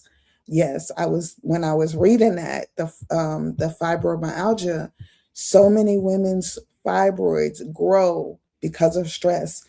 There are women walking around today that you would look at them and think they're pregnant, 9 months pregnant, and it's really a fibroid that has just grown. And fibroids are fed through stress, sugars, foods that we eat, hormones, that maybe, we may be eating or injecting into our body from foods or medicines, different things. And so I have seen so many women going through that fibroids and not even knowing they had it until they have a stress, and then all of a sudden they have a growth inside their stomach, whether it be on the side, the front, the back, or they have pains, or they have consistent bleeding, because that's another thing that fibroids causes, and they don't know why. And then they go get an ultrasound and you have a big growth, and a lot of times women have to have a surgery to get the fibroid removed, because when I research fibroids, if you ever look at a tree root, that's how a fibroid grows. And basically it roots itself. And a lot of times with women, it roots right in the uterus. And there are women who can get pregnant, but it grows as your baby grows. It can cause different problems as well, but it roots itself. So for some women, the only way to get rid of that fibroid, they have to have a uterine fibroid embolization. And basically the whole process, the uterine has to come out, or they call them, I don't know why I can't think right now, right? But it's a medical term. But basically you're getting a hysterectomy, where you're getting your whole uterus removed, because the fibroid cannot be removed any other way. And so it can cause so many different things for our women. And then yes, it does. It can. My sister wife says, can't stress also causes miscarriages? Yes, it can. Stress can cause a miscarriage. That's what I was saying earlier with the POS that can form from stress on your on your ovaries. And so Sister Esther said, getting sunlight relieves stress. Absolutely. I love it when I can walk out right into the sun. And Sister Sharon agreed with you. Yes, it does. Chief Malak says, I let her rock while she's pregnant. She's always right. Laughing out loud. The littlest stress can cause negative reactions. It's true. Brother Benyama says, also fresh air relieves stress. Deep breathing. Yes, absolutely. And get nationized nation. Shalom says, walking definitely boosted my energy yesterday. Stretching. Marie Kessel says stretching. Cane. Sister Kaza says beautiful message. Israel. Sister Kadasha says Habukkah 2:2-3 says write it down, make it plain. Cane. Sister Kaza says I feel bad for the ones who know and choose not to tune into the message. And then Aim Kimya says, meditate on the goodness of the Most High in the Word. Know that the Most High. Oh, this might be part of her law. So Salakli, if it is. Oh, Brother Benyamin says, everyone please know that Get Nation Dies Nation 8358 is my baby sister. Hallelujah. She has came to fellowship. Please show her some love. Shabbat Shalom and welcome, sister. Welcome. And then Start at the bottom, Ema. start at the bottom. Oh, okay. Aim Kimya says a good laugh helps too. Absolutely. That's one of the things in my family. We will laugh. We will find a reason, find a way. We're going to laugh out some stress. Todarabah. Sister Viada says emotional awareness. Intelligence is the best way to prevent all these diseases. That is so true, Sister Viada. Todarabah. Sister Kaza says, sounds like fibrosis comes from relationships with men and males. No, that's not what it sounds.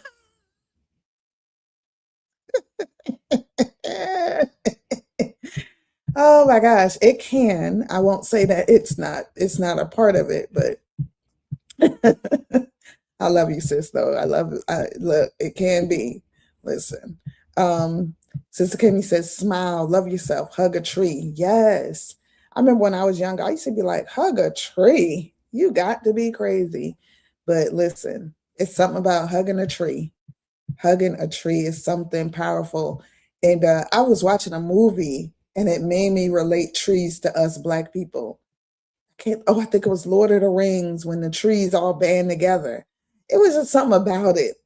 But the tree is definitely, I think I will say I'm a tree hugger now, even though I laughed at people when I was younger. But I feel the energy from it. You know, it's powerful. That tree is life. That tree has life in it, rather. Um, my sister wife Autumn says fibroids are so deadly for women. I wonder what causes the first fibroid, like something in the food mixes with stress. Yeah. And it's not just even stress, but sugars can cause you to have a fibroid.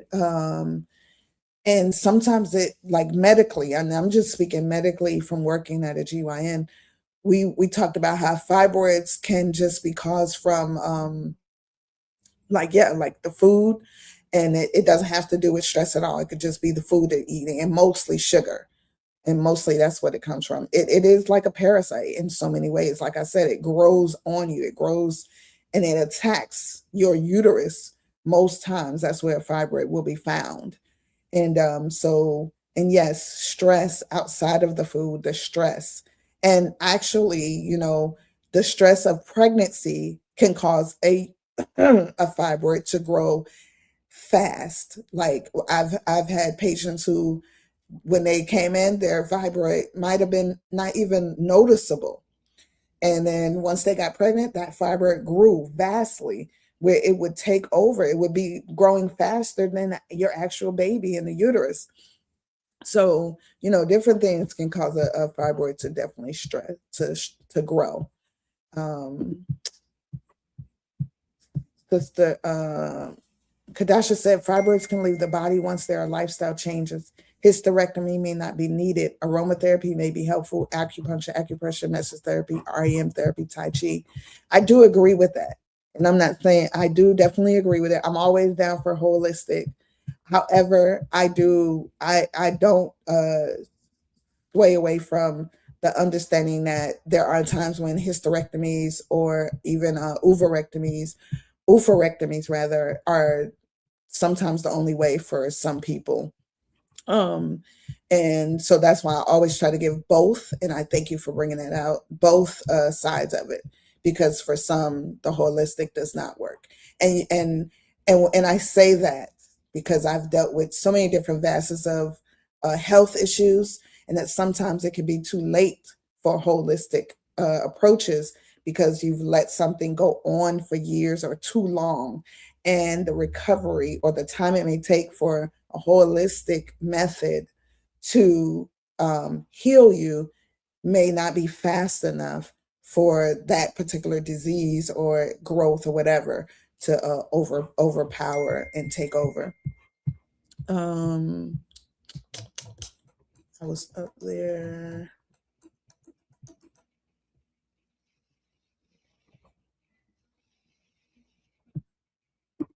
Okay. And Sister Kaza says it's always good to practice being solution focused. Absolutely. Absolutely. All right. And I think that was it for all the comments. So, like I said, Toda Rabah, I pray that the Most High has allowed this message to reach all those who need it or didn't know they need it, but hey, they got it now and are able to pass the message on if need be. So, Toda Rabah for tuning in and making your comments, having your comments, and sharing and adding to the discussion. And I did forget to put my disclaimer up earlier about, but I'm not going to keep saying that I'm not a teacher. I'm here to, share my knowledge. For those who, there are people out there who don't really like this part of our segment, but the Most High has placed us here to do our job, and that's what we're going to do. So may the Most High be with each and every one of us. And Toda Rabah once again. I believe it is, I don't know, bring my Ish back up. I know it is time for the law. You're on mute. I got a wasp flying around in here. Oh, I was wondering what you was doing. Yeah, I was trying to catch them. I want to put them outside because I don't want them to get in no trouble. But he's right over my head now. Oh, well, Okay. You ignore those things. They just kind of, No, I want to get them out the house because I don't want to have to hurt them. So, oh, capture them and let them outside. But well, sometimes when just they give me invade 1 second. your Just space. give me 1 second. Talk about just give me 1 second. Can you got anything else you can talk about for a minute? I Sure. got something I want to talk about what you just talked about, but just give me 1 second, all right? All right. Mm. Oh, Brother Benyamin says I do the same thing. Yeah, I try to do the same thing too. But I have a thing. Certain insects, if they come into my space, they might be getting eliminated if they don't want to leave. Because I tell insects when I find them in my space, I'm like, you had all that out there. Why did you come in here? This is not the space. Oh Lord. Not Mara Sharon. Yep, he worried about a wasp. Ooh. And I do know I have a sister friend who, if she's stung by a bee or a wasp, ooh, Lord, yeah, she has a very bad reaction. So she runs like crazy. And then sometimes I tell people running doesn't necessarily help. I believe that insects and animals like dogs and all cats, all those things can feel your fear and they will definitely taunt you and chase you. So I'm one of those. I just sit there and be like, okay, and I've been stung by a bee before, but I know it's because how I reacted, not because I was just sitting there still. So, and Sister Viata said wasps are a sign of protection, Abba. So you should have let it protecting you. Remember you said, who's going to protect me? The Most High sent a wasp. Yeah, go ahead, create it. All right. Yeah, them bees probably stung you because they felt your fear. Yeah. And back then, you was probably eating meat. They probably stung you because of that too. Oh Lord. Because Okay. people who don't eat meat, the bees don't bother them. Ooh. They don't. I walk But right in the meat joint. and I'm trying to think. Yeah, I don't know. I had on a sundress that day. It was like You was probably eating meat 30 then. You years was ago. eating meat then. Yeah, you was eating meat. I was like 30 some, maybe 30 some years ago. Hey. All right. So listen, this is what I wanted to talk about. Mm-hmm. I heard all y'all speaking about stress. With all my teachings, what I teach you all is all how you perceive things to be. Even with stress. Stress is just how you perceive your situations to be, which causes you to trigger something within you that makes you weak. But stress can be a good thing. Stress can help to improve you. Stress can even make you a better man or a better woman, all in how you receive it. To me, stress is a challenge in life. It's something that comes up on you to see what you're really made out of. And if you fold, then usually you fall victim to the symptoms of stress and the things that stress can cause upon a person's body. But at the same time, if you find a way to take that energy of stress, because it is an energy thing, and divert it into something positive for your life, it can come out in a whole different and manifest itself in a whole completely different way. For men, stress is something that's used to purify you, to make you better. For males, stress is something horrible that can tear you about. But stress will determine the difference between a man and a male. Sometimes you think you strong, you think you all that. And then some situation in your life that's out of your control happens to you in your life and you lose all composure. It's because you wasn't really as strong as you thought you were. I've had situations that came into my life that jumped up, and I mean, these Jones had me getting bald spots and everything. And then I had to refocus. Yo, that's not how we do this. That's not how we deal with these types of things. With all things, you give thanks and praise to the Creator. For all things, everything in your life, you thank and you acknowledge the Creator because He's the one who gave it. He's the one who allowed it to be. So you have to acknowledge him first in everything. Mhm. Then you have to focus as to why it's here. Why is the Creator allowing this to take place in my life? Think about it, family. This is the best method of dealing with stress. Like I just got a notice the other day about my house. They said I ain't paid my taxes in 2024. So they ready to take my house. I said, well, what? Now, to the normal person, that would have stressed them out. But Prince, that little hurdle is nothing for me now. I'll Mhm. jump right over that and keep it moving. But to the average person or to a normal person, that might be overwhelming. Well, what am I going to do? How am I going to handle this? Prince got up, Prince took the paper on the next sunrise and went down to these people and had a conversation. What do you think is going on here? Why are you doing this? And how can I fix this? And what I got to do? See, you got to deal with these issues because they determine who you are. Mhm. They let you know what you really made out of. For females, I'm not going to put all that weight on y'all. Y'all go do y'all thing the way y'all do with it. But for a man or a male trying to become a man or a male pretending to be a man, when stressful things happen to you in your life, it's a test to determine where you at in life. Mhm. There is nothing that should happen in your life that's stressful to you that you can't bring back into proper balance. Because that's all it is. It just knocks you off balance out of your normal mode of actions and reactions, your comfort zone. It knocks you out. How you process it is what determines the type of person you are. Mhm. I've seen situations. Well, let me tell you one more situation about me. I was out one day and I was using my snowblower to snow blow my driveway, and I was with my partner, Yeshaya. He was with me, helping me. He was shoveling one side. I was using the snowblower on the other side, and I'm blowing. And something got jammed up in the snowblower. And it's cold out. It's dark out. We freezing. Something got caught up in the snowblower, so I reached my hand down in there to pull the thing out of the snowblower, and it chopped off two of my fingers. These two right here, they got chopped off. Right, you might can see the little line right there. They chopped off two of my fingers, so my fingers was all the way back here. So I goes over to Yeshua and said, yo, man, I need you to take me to the hospital. He looked at my hand and immediately he lost his mind. He started screaming and hollering.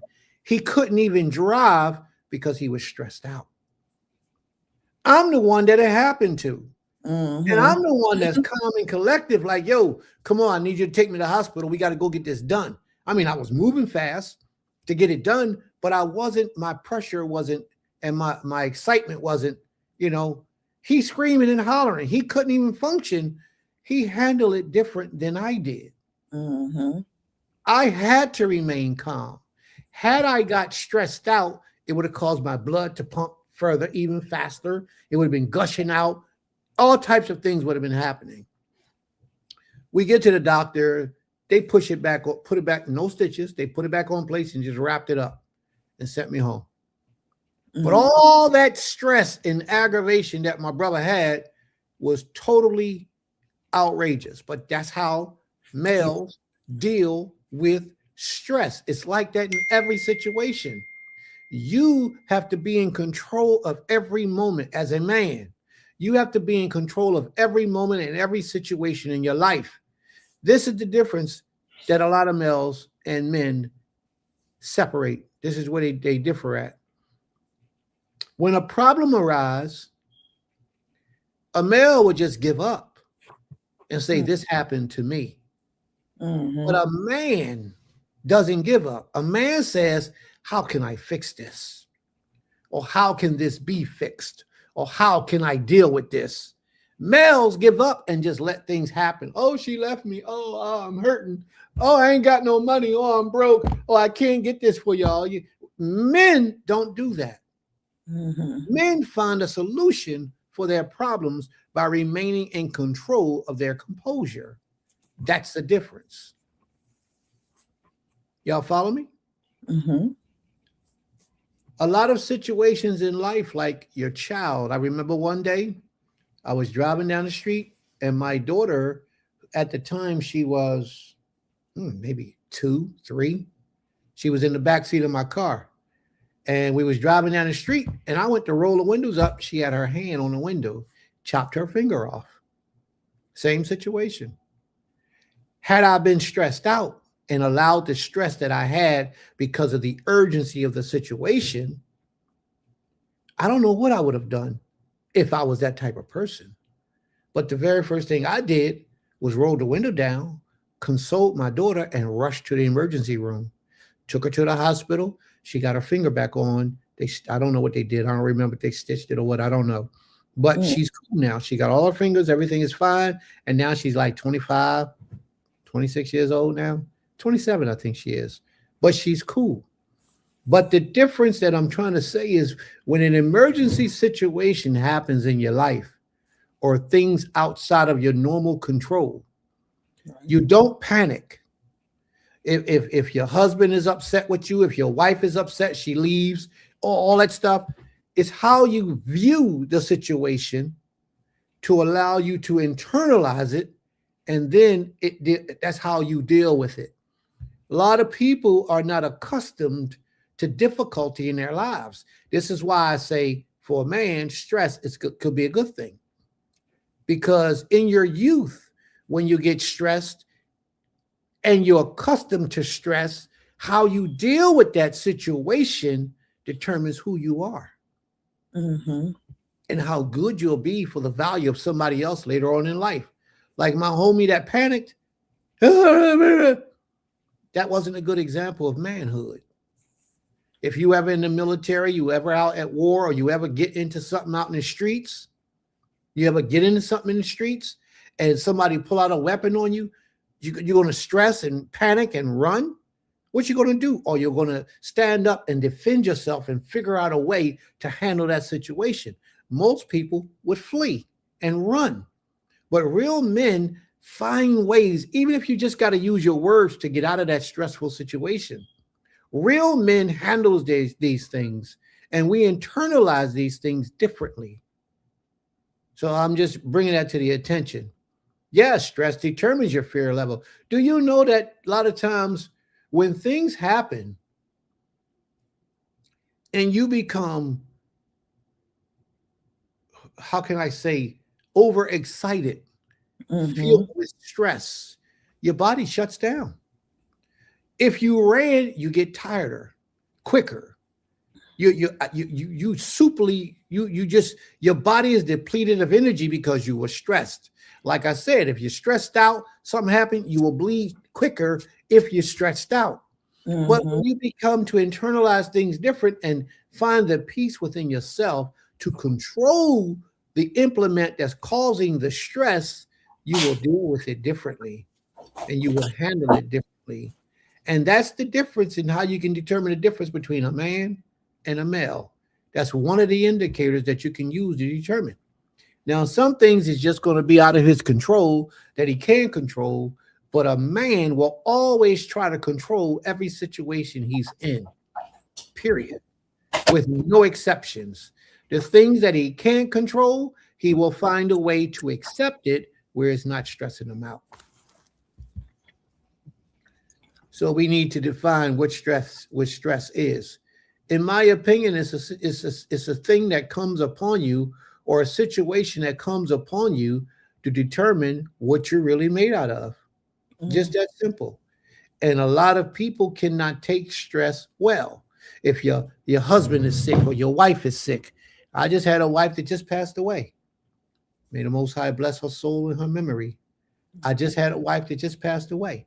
If I could not take stress well, that could have destroyed me. That could have ripped me up and just annihilated every portion of manliness I thought I had if I allowed it to do that.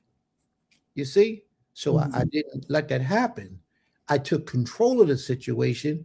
You know, all the tears and the sadness that you feel doesn't mean you're not going to feel those things. But how you will let it affect you is determining what type of person and character you truly are. So that's what I have to say about what I've heard today. A lot of people are built off of weakness. A lot of us, we're super, super weak. A lot of the foods that we eat in those supermarkets, they make us weak. It's not that we're naturally that way, but because we poison our system with these drugs, this marijuana, this alcohol, because we do so much adverse things to our system, we're not as disciplined and as strong as we should be.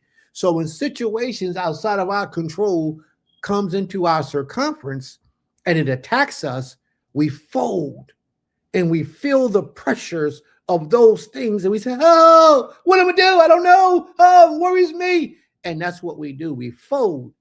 I can respect that in a woman more than I can in the male. Women, you are emotional. You move with your emotions, you think with your emotions, you respond with your emotions. This is a fact. So when something hits you, you're supposed to have a shield or a covering to throw all that stress and pressure on so that you can be at peace. Women are made to do that. But men are not made to do that. Men are made to find a resolution to their situations and their problems. That's how men are made. And it's supposed to be that way. So even with the sisters, when situations like that happen, not to say that you have to fold, because we got a lot of strong sisters that no matter what takes place in their life, they're not folding. They might boo-hoo, they might shake it a little bit, but they're going to fight it off, you know? And all this stuff that I heard y'all speaking about, it ain't going to take place in their lives. Their health condition affecting their bodies, it's not going to happen because they're not bawling. They're not fearful. They're not self-destructive. They're going to let it out. So there is alternatives to stress other than medication. Mm-hmm. In my opinion, it's all in how we see the situation that we're affected by or that we're in. How we view that situation. Oh, he came home from work. He came home from work and all his bags was packed by the door. She's leaving him. You got to go, dude. You ain't no, I don't want you no more. Now I'm going to the extreme with this. You got to go. I don't want you no more. All right. So she goes, he goes. I mean, he doesn't want to go. So what he does is he gets weak. He folds. That situation is stressful. Where I'm going to go, I ain't got no money. I ain't got no friends. Where I'm going to go? I mean, I've been living here with you in your house for so long. I have nowhere else to go because I put all my money and time into building this house, which I understand. A real man will never put himself in that position in the first place, but he's not a real man. He's a male. So he gave himself to that. She told him he got to go. All his bags is packed by the curb. He don't know where to go. He gonna bawl out. He gonna cry. He gonna probably just do some stupid stuff because he's a male, not a man. Now, if he was wise, in my opinion, he would really assess the situation and say, wait a minute, how can I do things differently now? Now, I did this, and this was the outcome. This is what it brought me.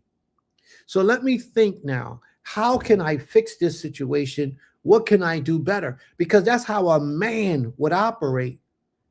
You know, men make their situations to the best that they're able to work with and build in or build from. That's how men operate. A male will fold under pressure. I think y'all understand where it is that I'm coming from. I think y'all understand where I'm coming from. If you don't, you still got questions, throw it up in the comments and we'll try to deal with it. All right. I believe it starts with how one thinks. Absolutely. Boy, I like your sister, Brother Benjamin. She's sharp. Speak life into oneself. That's what I'm talking about.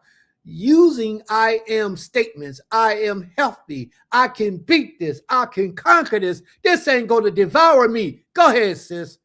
That's what I'm talking about. Get nationalized donation. Go ahead. That's what I'm talking about. She really is. Yeah, she is. And I like her already, man. Tell her to hang around. How do we convert negatives to positives? And that's a good question, but I gave the answer.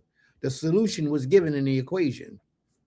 It's how you view situations that take place in your life. Like when those people told me, we grade take your home. You owe money on your taxes. You grade to lose your property. How I viewed that was, let me go see how I can get out of this situation and it don't cost me no money. That's how I viewed it, because that's me. I don't like spending money. I don't want to spend a dime. If I could live my whole life and don't have to spend no money, I'm cool with that. But I know that ain't the reality. So, but how I dealt with that situation, I flipped it and reversed it. How can I get this cleared up so I ain't got to worry about that happening? We always got to look for the easiest, the best resolution that causes the less worry and stress on us to handle these situations and problems. So that's how I would do it. That's how you convert negative to positive. Look at the positive outcome. I remember years ago, I had all these people coming up against me saying all these negative things about what I did, and they didn't like the way I did it, and I should have did all this and all that. And you know what I did? I self-evaluated myself. And I thought to myself, what can I learn from this? What can I learn from this situation? I know I didn't do anything wrong, but whatever they accuse me of is their desire. That's what they thought. So what did I learn from this situation? I had to learn something from all that negativity. But if I was weak, I would have folded and became somebody else. But because I'm a fighter, I don't give up and I don't quit. Then I dealt with it the way that I did. And I thank the Creator for it. May the Most High be praised. It definitely can be converted. I 100% agree at Princess. May the Most High be praised. Well, stress doesn't have to be a negative factor. Absolutely. Like Adon said, it's all about the mindset. She's absolutely right. Go ahead, Sister Sharon. I see Sister Sharon now. Y'all might not know, but sometimes she has a very stressful situation that comes and goes in her life. But this is my opinion. This is how I think she deals with it. I could be wrong, but this is what I think. I see a lot of the posts and the videos that she puts up on her page of her doing things in the house, out the house, all around the yard, keeping herself busy, keeping herself active. And to me, what that is a stress reliever. It gives her a different way of relieving whatever type of stress she may have on her life. And I think that's wise. See, a lot of people don't know why people do what they do. But a lot of times it's to make life better for them. All right. So I'm going to leave that alone. But thank you, Sister Sharon. May the Most High be with you. All right. So I'm going to mark that, Iman. We're not going to get into that yet. He can buy or take over the payments for the house. Problem solved. What? Oh, maybe I missed something. Let me see if she says something about that. No, it's when you were talking about you came home, or a man come home and his bags is packed, and she like, I seen that on the video. I see it on the video. A woman wanted a divorce because she said the dude ain't making enough money. He was secretly a millionaire, and he was acting broke around her, and she left him for another man. He brought the company that the guy worked for. He bought the company from the guy and fired her. It was funny. Anyway, yeah. All right. So there we go. Practice makes progress to perfect stress. And I believe that. That's why a young man should always be stressed out of his mind as he grows and mature into adulthood. And it will teach him how to deal with difficult situations. For a young man who's never received stressful situation in his life, he will not grow up to be a positive role model. He won't, because he's not accustomed to dealing with situations and problems. A young man needs to be pressure needs to be put on him so that he can be strengthened. Not for him to bust, so he can be strengthened. And if he's never given any difficult things to deal with in his youth, he will not become, I promise you, he won't be very productive in life, in real life, when he becomes an adult. King Dawid had passed stress And when the big test came, he conquered a big stressor and knocked out Goliath. May the Most High be praised. My brother told me he lost his job. I told him that was best news I ever heard all day. There you go. I advised him to begin his own business. That very moment, he has not looked back, multiplied in his situation. Exactly. Where a lot of people would have folded and gave up, you gave him the right advice. You was there in his ear to motivate him. And that's a good thing. May the Most High be praised. Total Rabbah. I'm glad that he had you in his life to help him to focus in that manner. All right. All right. I think that's it. May the Most High be praised. Is that it, Ima? Was there any other comments or questions? Real men can also experience stress. No one is immune to stress. Perspective matters. A lot of real men are out here stressed out, but are still able to function. Functional stress, as I mentioned, that's what makes them men. A male cannot do that. That's exactly what makes them men.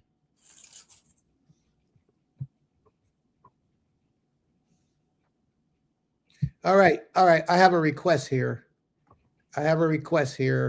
Let me see if I can get that request to the platform.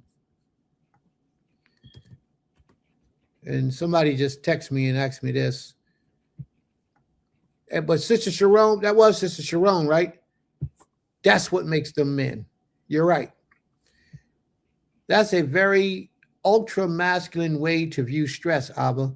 It's fine. I'm just acknowledging how women don't want stress for most part. And men, as you said, take stress as a challenge. I think that anybody can do that. It doesn't have to be men necessarily. Women can do the very same thing. And it's how they view it. View the outcome of, like, for example, let me try to find an example of a female stressing. All right. So a woman, let's say a woman is having a baby. Let's say she's 8 months pregnant. And the doctor tell her baby is stressed and he's under stress, or she might lose her baby. And, if she don't do certain things, the baby could be at jeopardy. Mm-hmm. Some females will end up losing the life of their baby and possibly their lives because they buckled under stress. Mm-hmm. But a real woman who wants her child to live is going to do whatever she needs to do to make sure that her child survives, which means change her diet. That means if things get on her nerves, throw it out the window and don't let it affect her. It's when you get these things into your mind and you go over and over and over and over with them in your mind with no resolution. That's when you're stressing. And that's when that stress builds up. And it builds up a chemical within your body.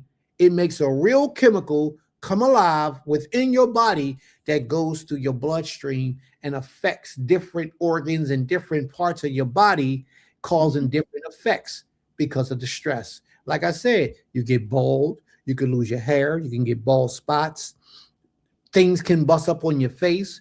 This is a good one. You can't walk because your body, your legs has mobility is not really there for your legs because you're stressing. Sometimes you get it in your knees when you're stressing, your ankles when you're stressing. Sometimes your hands hurt when you're stressing. All these things are different signs of stress that we have upon us because we don't know how to let it go. But we have to learn how to let it go. Okay. You have to learn how to let it go. Please have that talk with the young men about male versus man and why stress can be a good thing to overcome challenges. Thank you. That's a very important part. What this person mentioned is a very good, very, very important part.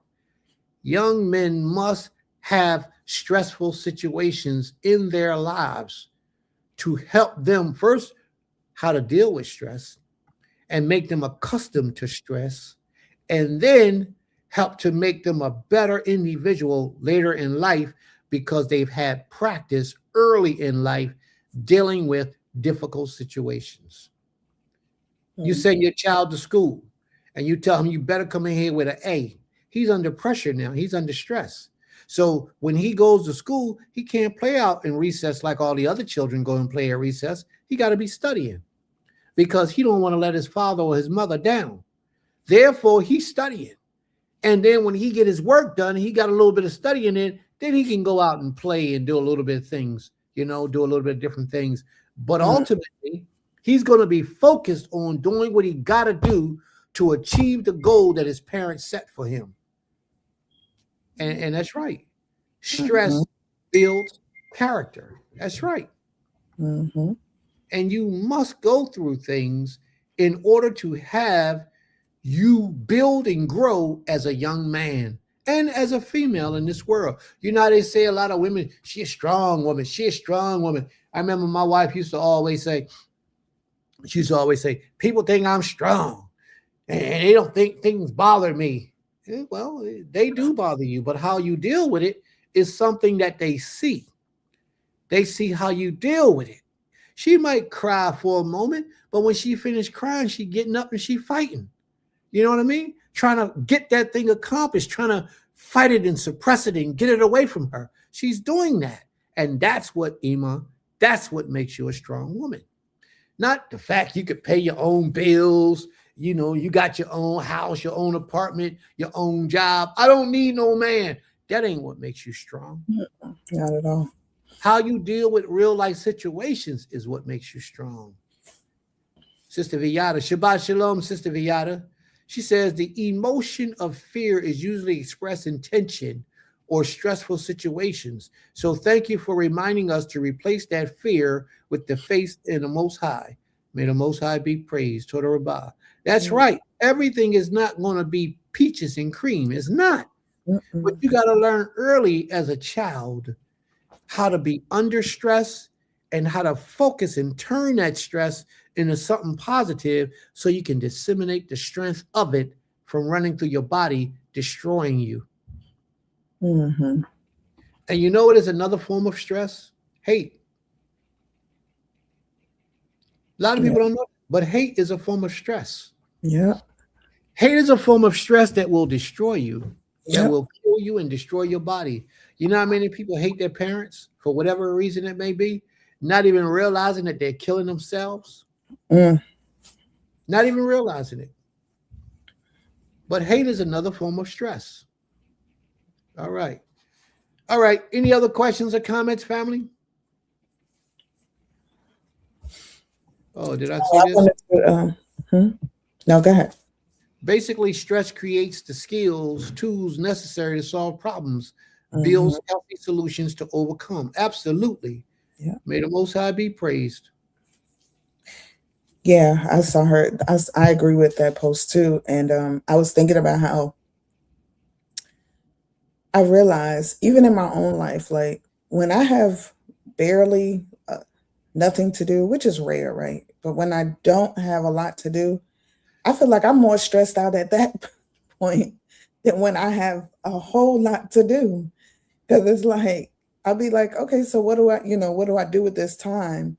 And it was something that Maurice Sharon put earlier. It's like functional. You learn to just function through those processes. And I definitely feel like the more I have on my plate, the more I feel challenged to get it done and to get it done efficiently, not just get it done, but to take everything that's on my plate and make sure each one is done with the energy that it needs to be done.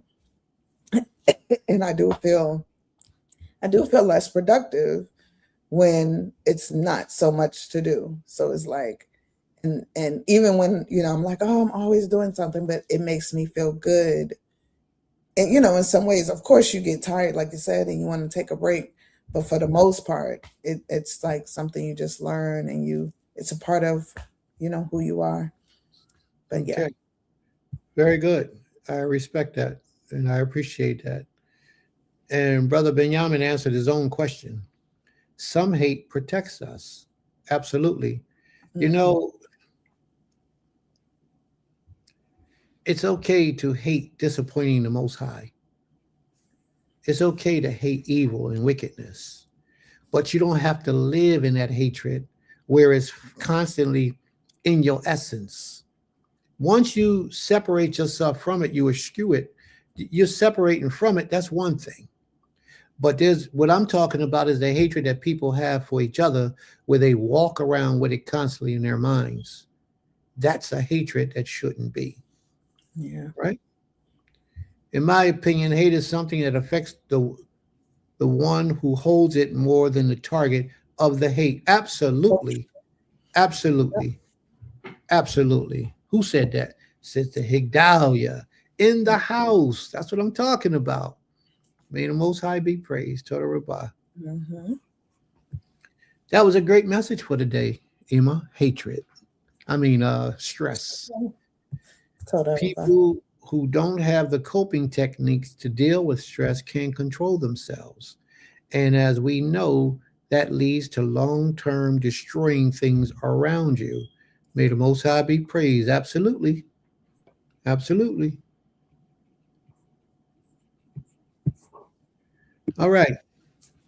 That's an abomination because it leads to murder in that relationship. What leads, what? What's she talking about? What part is she talking about? I think the hating. Yeah, I would agree. In my opinion, hate is something that affects the ones who, I read that already. No, I was saying I think that's what she was referring to. Oh, okay. All right. All right. May the Most High be praised. Total Rabbah. All right. Any other comments or questions about that conversation, family, before we move on? Any other comments or questions about that conversation before we move on?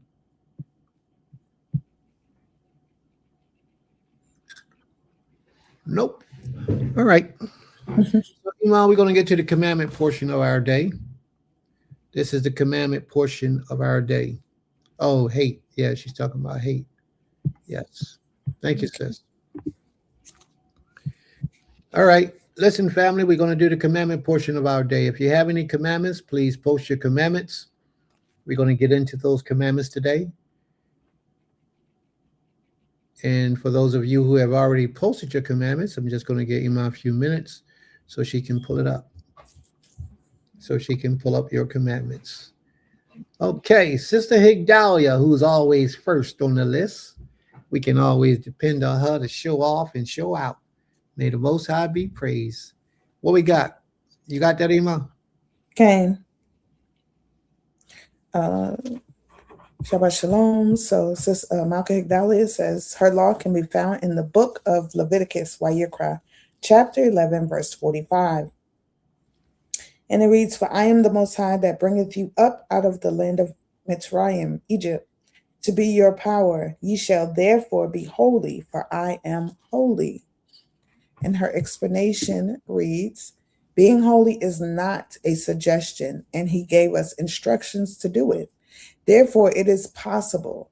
It is in our grasp. We have been brainwashed to see it is impossible and accept our shortcomings as is. But that is the deception to keep us separated from the Most High. This will separate those who truly want it. So yes, be holy. I pray to be holier than yesterday every day. Hallelujah." That is an excellent way of looking at it. Excellent way of looking at it. And yes, we can be holy.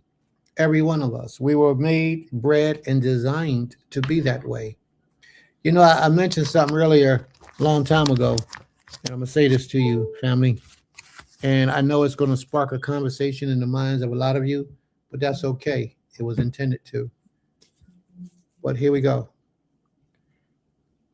In the book of Genesis, when you read in the book of Genesis, when man was created, in the 7th chapter, in the 2nd chapter, verse 7, that's not talking about you as an Israelite.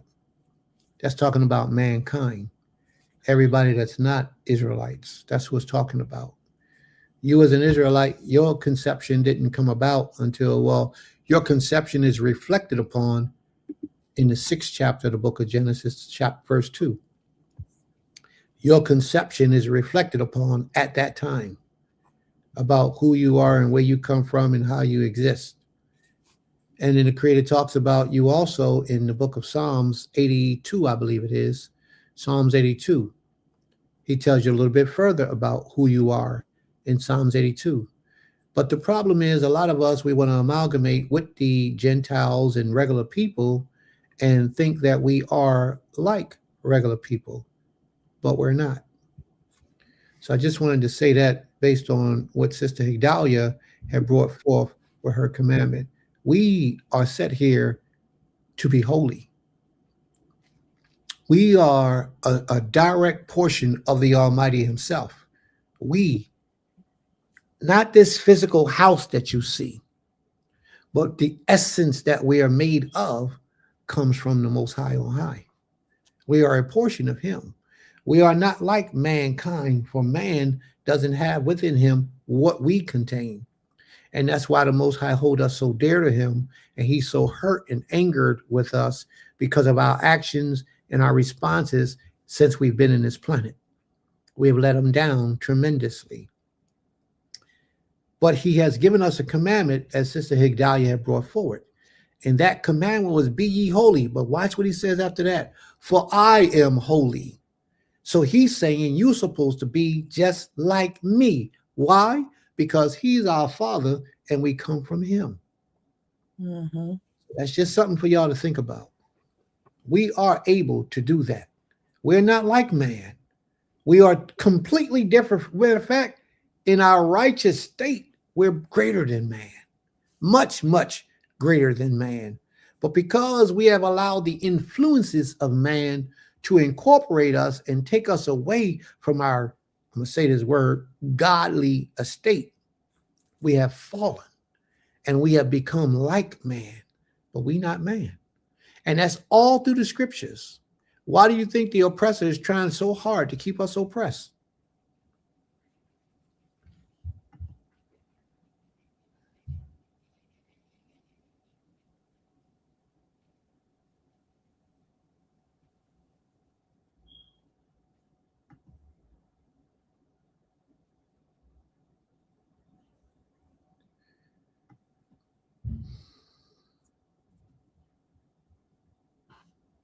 May the Most High be praised. Mm-hmm. Absolutely. That's why the Most High holds us to a higher standard than mankind. We're supposed to be, I'm going to say that again, gods on the earth to mankind. We're supposed to be the powers that they look to for salvation, for restoration, for leadership, for them to lead. You don't understand. You just listen. Isaiah 42. It says that you are supposed to lead the prisoners out of the prison houses. That prison is that mind. We are supposed to be in a righteous position to lead those who are trapped, encapsulated in their mind, in the prisons, out of their mind state and bring them into a place of freedom. So if a person takes you from captivity and brings you to a place of freedom, is he a savior to you? Absolutely he is. That's who he is. And that's who we are meant to be to the nations. But because we lost our right estate, our first estate, and became into this place here, and we operate off of a lower discipline, the Most High became angry with us. And he punishes us severely. And now we go from religion to religion. We go from religion to religion and everywhere else. Yeah, I try, bro. I mean, we must have been on the same page, but I try. That's right. We are supposed to be the light of the world. That's right. May the Most High please forgive us for the decision we have made that took us away from our connection with him and our godliness in him. May the Most High be praised. It's our duty. The first status given us many little siblings to look after. Absolutely. The firstborn status gives us. That's right. That's right. All right. So, but I just dropped that on you. A lot of people don't know that. A lot of people don't understand that. And as you read the scriptures with that in mind, it will make so much more sense to you. It will be so much more clearer. For example, the Canaanites lived in this earth way longer than we did in this earth, doing all kind of abominations. And they didn't receive half the punishment that we received. Nope. We are the youngest of the nations as far as being a nation. We're the youngest. But we got super punished because of what we did, because we wasn't supposed to. We wasn't supposed to act like them. Okay. May the Most High be praised. He is waiting for us to return back to him. All right. You want me to continue with the laws? Kane, please. All right. So Queen Laurel and Kimya, her law can be found in the book of Numbers, chapter 19, verse 18 through 22. And it reads, slowly. And it reads, and a clean person shall take hyssop and dip it in the water and sprinkle it upon the tent and upon all the vessels and upon the persons that was there and upon him that touched a bone or one slain or one dead or a grave. And the clean person shall sprinkle upon the unclean on the third day and on the seventh day. And on the seventh day he shall purify himself and wash his clothes and bathe himself in water and shall be clean at even. 20. But the man that shall be unclean and shall not purify himself, that soul shall be cut off from among the congregation, because he hath defiled the sanctuary of the Most High. The water of separation have not been sprinkled upon him. He is unclean. 21. And it shall be a perpetual statute unto them, that he that sprinkled the water of separation shall wash his clothes, and he that toucheth the waters of separation shall be unclean until evening.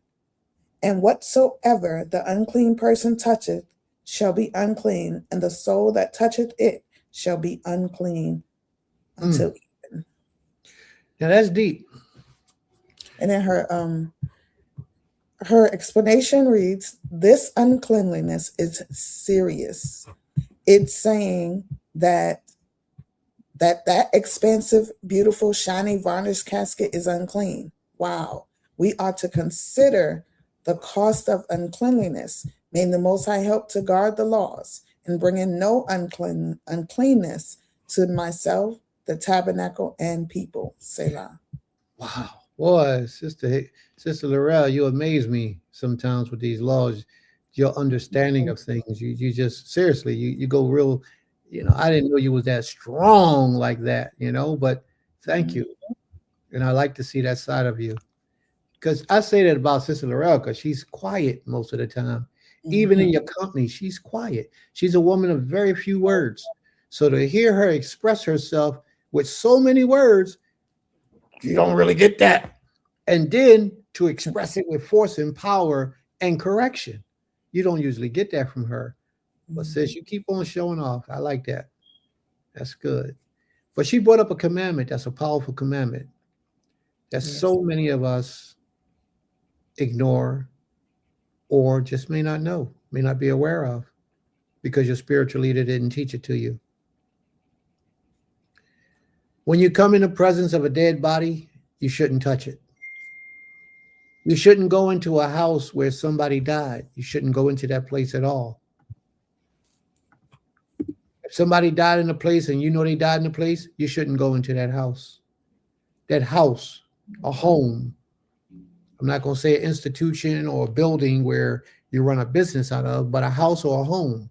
The Creator says that these type of things we should not do. And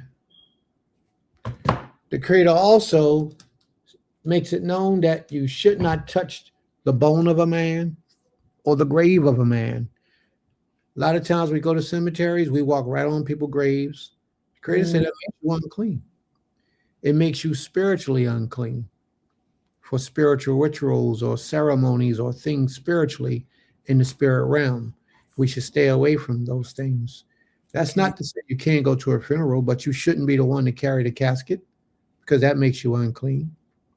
You shouldn't be the one to touch the body or touch the casket while it's in the body is in it. That will make you unclean.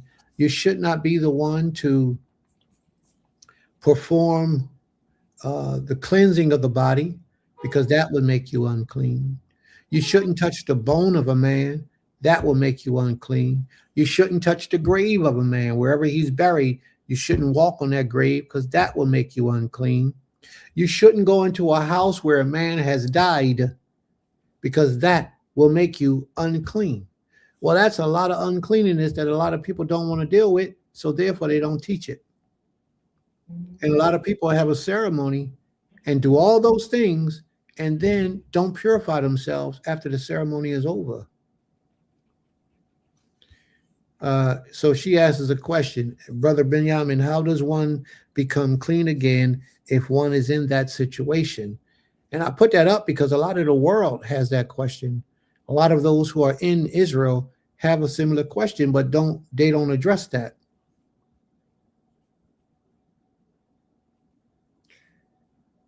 Sis says, when you buy a house, you never know who passed away there. That's why every house that I buy, 12 o'clock at night, I go into that house with my candles and I make prayer to the Most High to bless that house.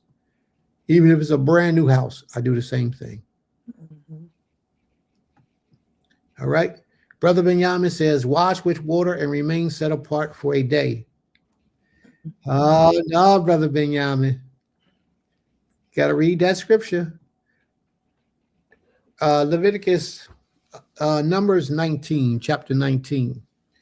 In Numbers 19, what it actually says is that you have to have some waters of purification, which we mock waters of purification because we don't have the real ingredients. Therefore, we make our own. We pray over the water. We put some salt and water in the stove and we boil it. Now, a lot of people might laugh at that, but we're doing an attempt to have what we can have. You take that water and then you have to have somebody that's clean, somebody that's not unclean. So the only way that you can do that, the best way to do that is to have somebody take a bath right before the sun go down that is not known to be unclean. Take a bath right before the sun go down. Therefore, right after the sun go down, before they go and deal with other people, which run the possibility of becoming unclean, you should have a ceremony. If in that ceremony, you down on the floor, prostrating to the king, that person is above you, sprinkling you with water. Now, he has to do that on 2 occasions, on the 3rd day and on the 7th day. He sprinkles you on the 3rd day, and you remain unclean. And then he sprinkles you on the 7th day, and when the sun goes down the 7th day, before the sun go down, you have to wash your clothes and bathe your flesh and all that stuff in water, and then you'll be clean on the next day. Now, if you get sprinkled on the 3rd day and don't get sprinkled on the 7th day, then you're not unclean. If you ignore the 3rd day and you ignore the 7th day, then you're not unclean. You're perpetually unclean. But here's the thing. All of this is done so that you can be right before the Almighty. For only He knows the absolute truth, whether He will accept what it is that we're doing, yes or no. So when we pray, we acknowledge the Creator that we know that we don't have the true waters of purification. But we beg of you that you would please find this acceptable in your sight to allow holiness and cleanliness to come upon us. That's what we do. We beg because we're in a condition of uncleanliness and we can't control that. But we have to do what we can to be in a condition, spiritually in a condition, to be pleasing to the Creator. So therefore, that's what we do. We ask Him for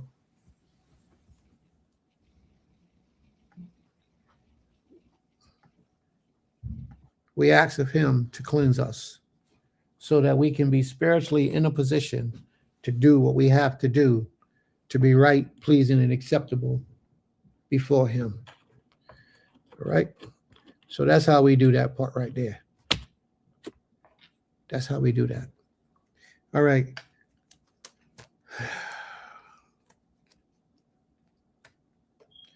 The third day and the seventh day. Yes, the third day and the seventh day, you have to have those waters of purification sprinkled on you.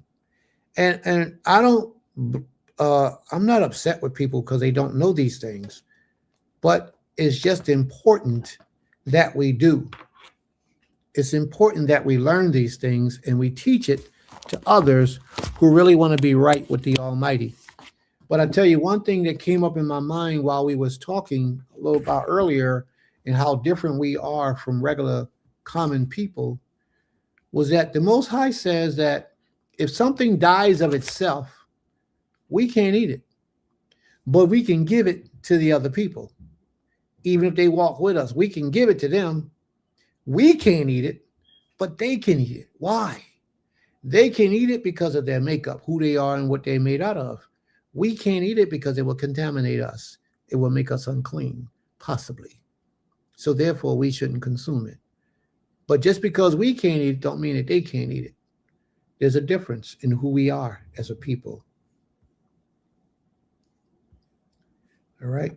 Brother Benjamin says, Numbers 19:11. He that touches the dead body of any man shall be unclean for 7 days. Yes, he'll be unclean for 7 days. On the third day, he have to bathe him. He have to get sprinkled on the third day, and on the seventh day, he has to get sprinkled. May the Most High be praised. Now, for anybody coming to this knowledge right now, for anyone that's coming to this knowledge right now, you never heard this, you never do this, and now that you heard this is your first time, I would pray that you will go to the Most High tonight in prayer. Ask him to forgive you of your iniquities and your sins. Enter into a covenant with the Creator that you will give up this or you will do that in order to have that cleanness a part of you. Uncleanness removed from you. Death is a part of life. Most families bury their own, and it's not to not do it, but how to make yourself clean again and how to plan accordingly, especially if modest days are near or have to approach. You know what? Raya, mission, wake up. Shabbat shalom, my brother. Shabbat shalom. You know what? This is very important. But this is why we need a community. This is all the more reason why we need to come together as a people, as a community, because we can designate a certain individual or a certain family to be the ones to do that whole process for us. We bury our own. We got a cemetery on our land. Will we bury our own? Just so it happens that my wife was the first one who we buried on the land. So I had to become unclean because I did all of that. So I had to get sprinkled on the third day. I had to get sprinkled on the seventh day. A clean person just had to do it. So I had to take that process. But I happen to be the one to bury my own, like the brother said in his comment. So when that time comes and you bury your own, there must be someone set aside to cleanse you afterwards, to sprinkle the waters of purification on you. Now, if there is no one and you're absolutely alone, no matter who you called, no matter who you asked, your spiritual leader or other brothers of your community, if you've done all that and there's no one there, then that's between you and the Almighty. You take that to the Creator and you ask him how best to handle that situation, because Prince can't tell you. All right? There's no way to get clean after touching a dead body. Okay, well, we gave that example, and we pray that the Most High finds it acceptable. I clean, purify the house, and smoke it out. What that mean? You smoke it out, sis. What that mean? You smoke it out. You got to explain that part to me. Prince, it's important to stress that those mock waters are not going to make you clean from the dead. Only what the Most High prescribed would. And I explained that. And I said that's why we begged the Most High. We bet you. Remember me saying that, sis? We beg the Most High because we know that those waters are not the original waters that the Creator told us to have. The temple, you are unclean 7 days, but somebody has to deal with the body now. Of course, you avoid being unclean. I don't understand. Maybe I'm missing something. Did he say something before that? Okay, let me see. Death is a part of the most families bury their own, and it's not to not do it, but how to make yourself clean again and how to plan accordingly, specifically if modest days are near or have to approach the temple. Don't go to the temple because you're definitely unclean. Do not go to the temple in your condition of uncleanness because you might not make it out. You just don't know. You are unclean 7 days, but somebody has to deal with the body. Now, then deal with the body. You're already unclean. Deal with the body. Now, of course, you avoid being unclean. Now, you deal with that body. On that 3rd day and the 7th day, you purify yourself. You purify yourself on the 3rd day. You purify yourself on the 7th day. You do what you have to do. You ask the Most High for forgiveness. Ask that he will find this acceptable in his sight. Again, as Sister Dahlia suggests, we have to understand that we don't have the original purifications, waters of purifications. We don't. We're making a replica of that to the best of our ability in hopes and prayer that the Most High will find that acceptable. All right? He knows our condition. He knows what we're dealing with. May the Most High be praised. Toda Rabbah.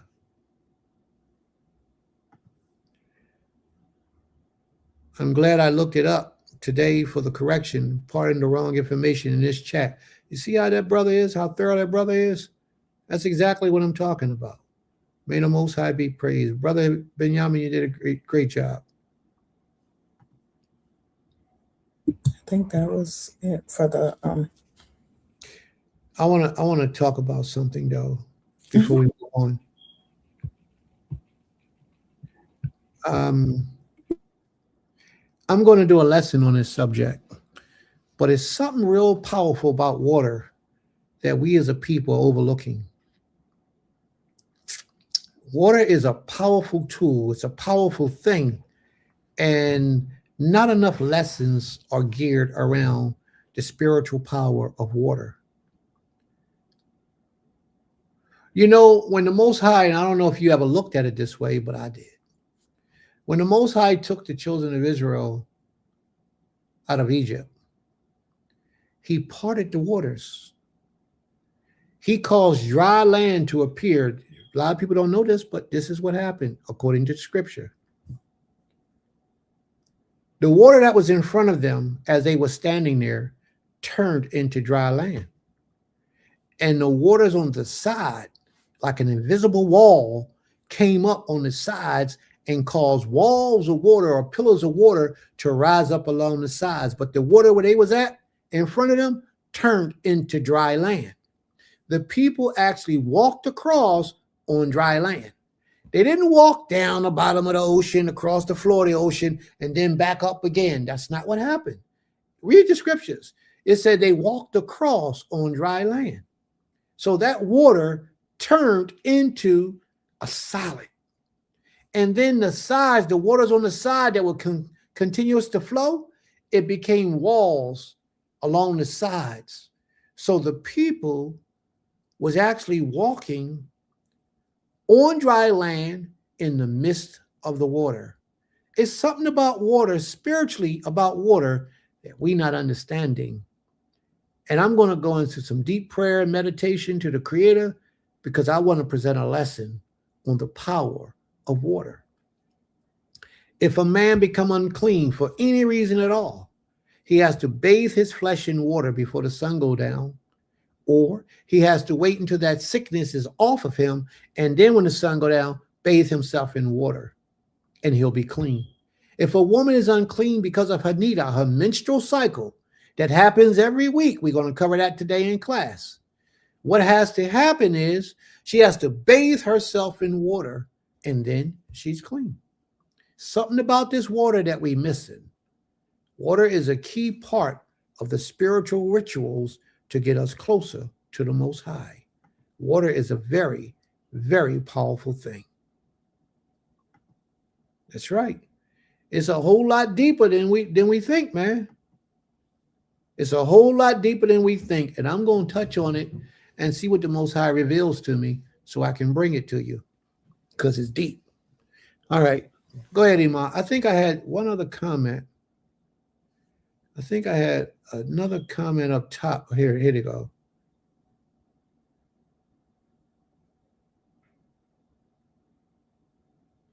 Oh, no, that's a commandment. Those are commandments. All right. All right. May the Most High be praised. Read on, Iman. Let's go. I got commandments highlighted up above if you need it. Yeah, flowing water. Absolutely. But even still water. Man, it's something about water, man. It's something water is awesome. You know, one of the curses, Iman, you can still pull it up. One of the curses that the Creator brought upon the Egyptians was he turned the water into blood.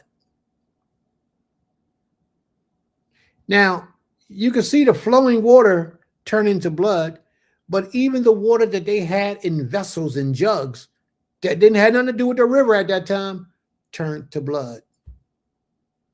The Creator ain't no joke, but it's something real powerful and strong about water that the common mind is not seeing. So I'm going to go to the Most High in prayer and fasting and ask him to reveal it to me so I could bring it to you and give you the understanding that he brings to me. And then you can grow off of that and make it stronger and better. Yes. And it stank real bad. If you're talking, Iman, we can't hear you. Yeah, sorry.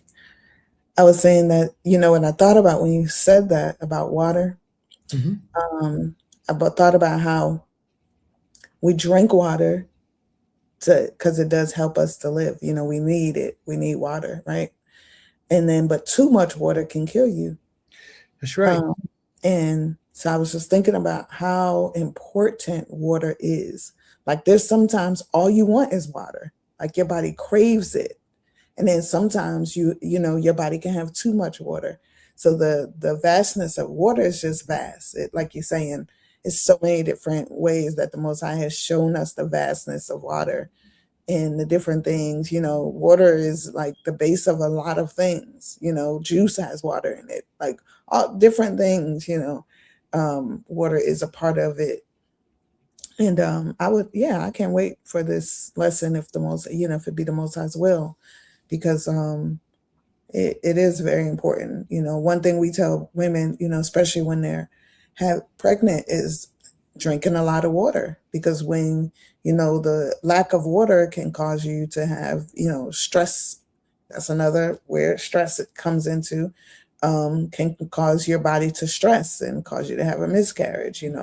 So it is a lot, definitely a lot of information that we gotta learn about and understand about water. Okay. May the Most High be praised. Now, I want to bring this up for a minute because the brother said something that was very interesting that I want to speak on. Uncleanness can be a common occurrence and is not a death sentence. Now, highlight that part where it's not a death sentence. In some, it is a result of disobedience to law, which is a separate matter. Now, I totally agree with him when he says some is a result of disobedience to the law. So now that we know, we got to do better. But this part about it not being a death sentence, Ima, pull that chapter up for me. Numbers, the 19th chapter. Okay. Numbers 19. Read the very last verse. Read the two last verses of that, please. Okay. What Numbers, but remember chapter 19, verse 21 and 22. And it reads, "And it shall be a perpetual statute unto them, that he that sprinkleth the water of separation shall wash his clothes, and he that toucheth the waters of separation shall be unclean until evening. And whatsoever the unclean person touches." Now watch this, family. Watch this part right here. Whatever the unclean person touches, go ahead, shall be unclean, and the soul that toucheth it shall be unclean until even. Keep reading. That was the last two. I think you wanted me to read. I read it earlier. 20. It's at What this is, 20, how many 20, verses are in the whole chapter? 22. Okay, start at 20 then. Thank you. You're welcome. Numbers Bamidbar, chapter 19, verse 20. But the man that shall be unclean and shall not purify himself. There you go. So the man that's unclean by touching those dead bodies or going into that house that does not purify himself, watch what happens. That soul shall be cut off from among the congregation, because he hath defiled the sanctuary of the Most High. Keep reading. The water of separation hath not been sprinkled upon him. He is unclean. Okay, reading. Oh, that goes into 21. And it shall be a perpetual statute unto them that he sprinkleth the water of separation shall wash his clothes, and he that toucheth the water of separation shall be unclean until even. 22. And whatsoever the unclean person toucheth shall be unclean, and the soul that toucheth it shall be unclean until. That's forever. That's forever. If this person didn't get sprinkled and he's unclean, anything he touch is unclean. Forever. So my brother mentioned a death sentence. That's a horrible death sentence. But do you know how many people is around us who are unclean right now that are sitting in the house of worship?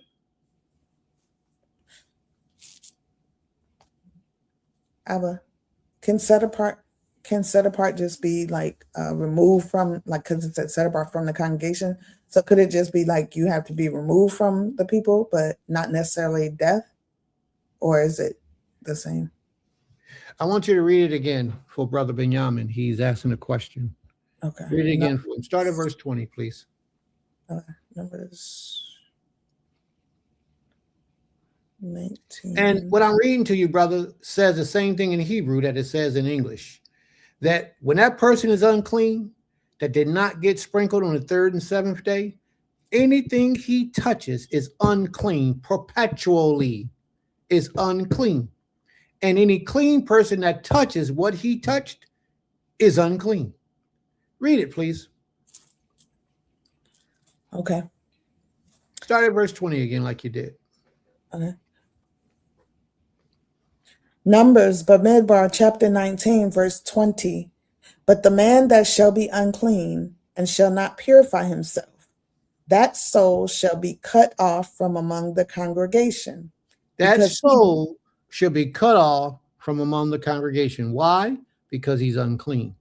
And an unclean person cannot touch holy things. Be ye holy, for I am holy. The individuals are supposed to be holy. The place that you dedicate to the Most High is holy. Anything you dedicate to the Creator is automatically holy. Now, let's see what he says. Read again, please. But that man shall be unclean and shall not purify himself.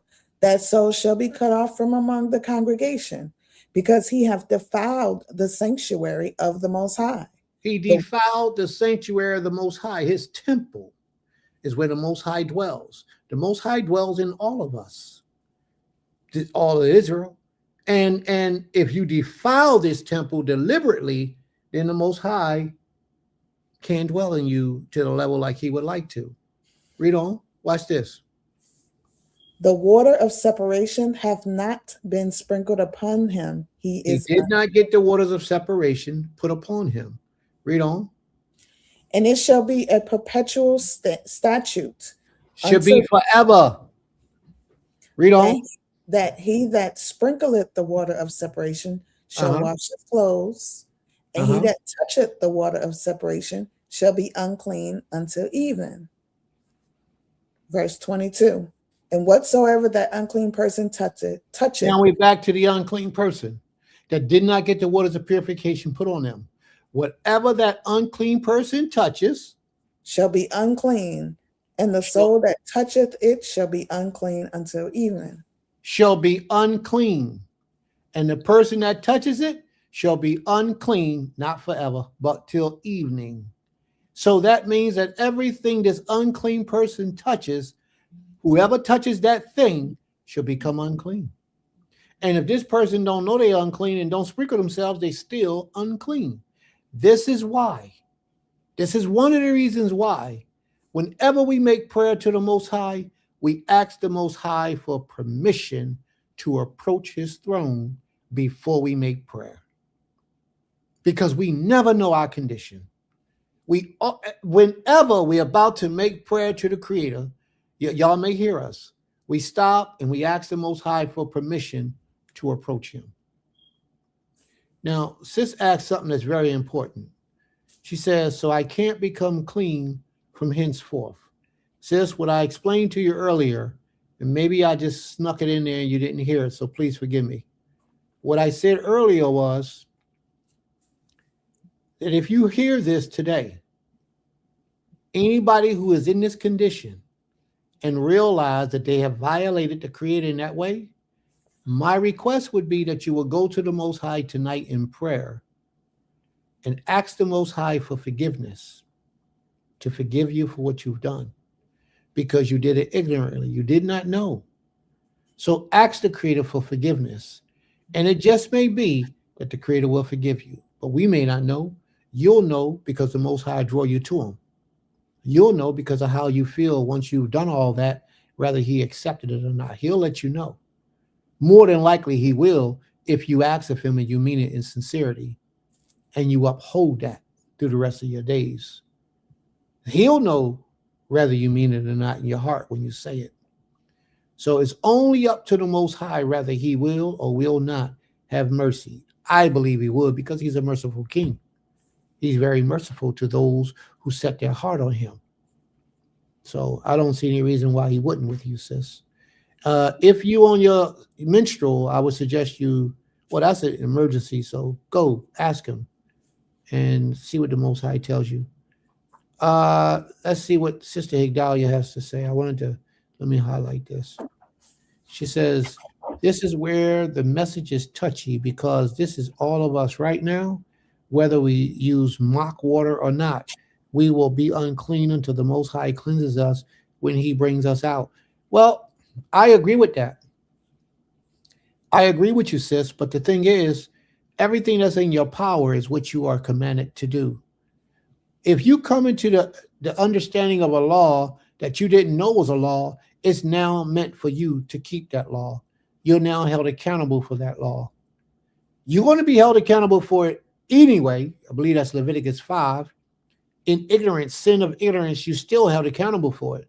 But now that you know, you have to do better. And if we continuously go in the presence of the unclean and doing things that make us unclean, and we don't never check ourselves to acknowledge the Most High in our uncleanness, that we are unclean by separation, by purification, by going through the traditionary customs of the law to cleanse ourselves, then we can't stand right before the Most High no matter what we do. It's our job that once we recognize that we have sinned against him, to go and cleanse ourselves. You got a lot of brothers right now today. I was going to talk about this, and y'all going to hear this later in the lesson if we get to the lesson, because it's now like 2:13. We probably will. But there's a lot of brothers who live in a home with their Nashim or their Isha. She get on her menstrual cycle. It's like ain't nothing going on. He's eating her food. He's touching her. He's sitting where she sit. They use the same bathroom. They sleep in the same bed. And she on her nida. She's nida. She's tama or tame. She's unclean. And it shouldn't be that way. There's a time when a man is supposed to separate from his wife physically. You know, he's supposed to physically separate from her. Now, here's another misnomer. My sister said we need the priest to make the waters of sprinkling. We don't need the priest for that. We just need a clean person. We don't need a priest. He didn't have to be a priest. We just need a clean person. So that's another misnomer that a lot of people teach. We don't need a priest to make the waters of purifications. What we do need is a red heifer. That's what we need. So is that only when we go to a sanctuary, tent, or a meeting? No, it's when you make prayer. It's when you approach anything that's holy. You have to be cleansed. All right. The Most High will cleanse us all collectively. Yes, one day he will. After this. Now, this is what I wanted to talk about. Well, I didn't deliberately defile the temple. I was unaware of this as I've gone to many funerals and touched many of corpses. So how do I rectify this uncleanness? I think I've answered that for you. I think I've answered that for you. The Most High will cleanse us all collectively. Acknowledge your state and remain humble. But yet you still go through the process of asking the Creator for forgiveness because you have violated his law. Now, even if it's your mother, your father, your friend or anybody, and you touch their body, you are unclean. So it doesn't matter. Now, I agree with the acknowledgement, but to engage in priestly duties warrant death. We must be careful not to overstep in our efforts. What are we engaging in priestly duties with, sis? I don't understand that part. Ema, pull Numbers, the 19th chapter up again, please. I have it. Can you start at verse 1, please? Okay. Numbers Bamidbar, chapter 19, verse 1. She wants verse 6. Go to verse 6 and read it, please. Verse 6.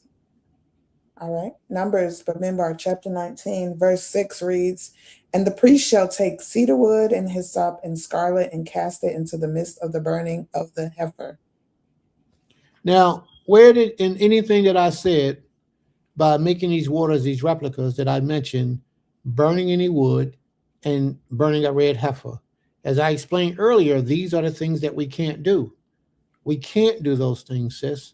So therefore, the priest is not needed in this situation. The only thing that's needed in this situation is a clean person to do the sprinkling. That will be it. We're not about to step on the realms of a priest, especially if you don't know you're a priest. So therefore, we're not cutting up the wood and we're not burning the heifer. Those things were excluded in my conversation earlier so that we can do exactly what you said and not engage on anything that belongs to the priest and overstep in our efforts. And thank you for that comment, because you are absolutely in the right.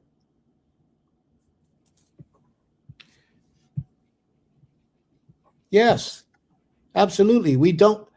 Earlier, I mentioned in my conversation that when we go before the Most High, we acknowledge to the Most High that we know we don't have the original waters of purification.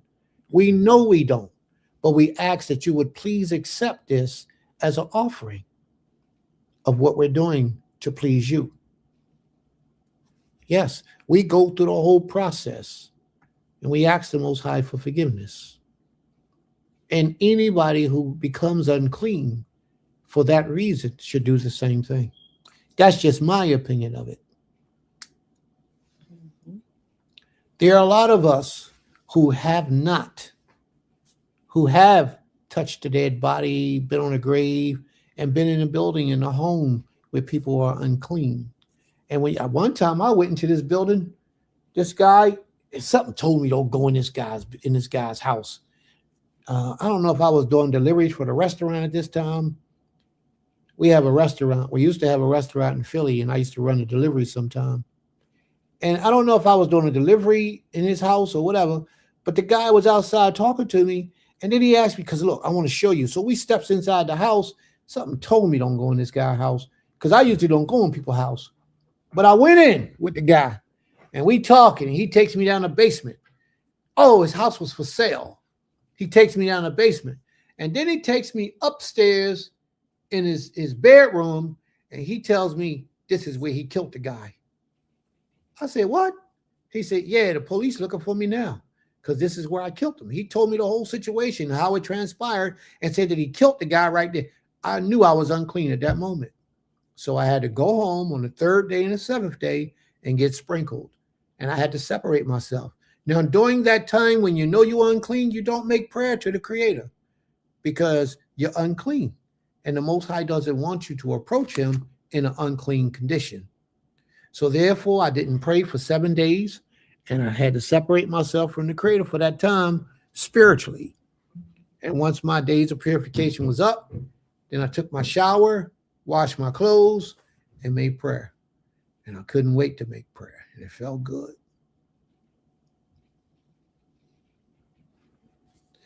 Look at this sister right here.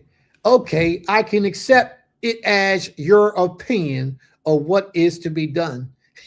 That's all I can give, sis, because the law is very specific with what the law says. Mm-hmm. It's very specific. So all we can give is our opinion, and that's how we do things.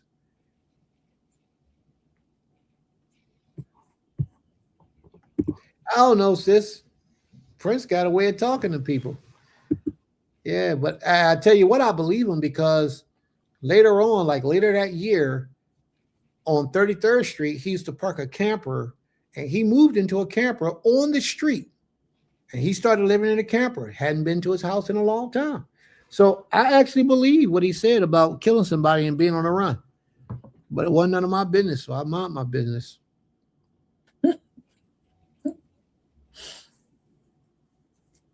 Oh, absolutely, the Most High is to be praised.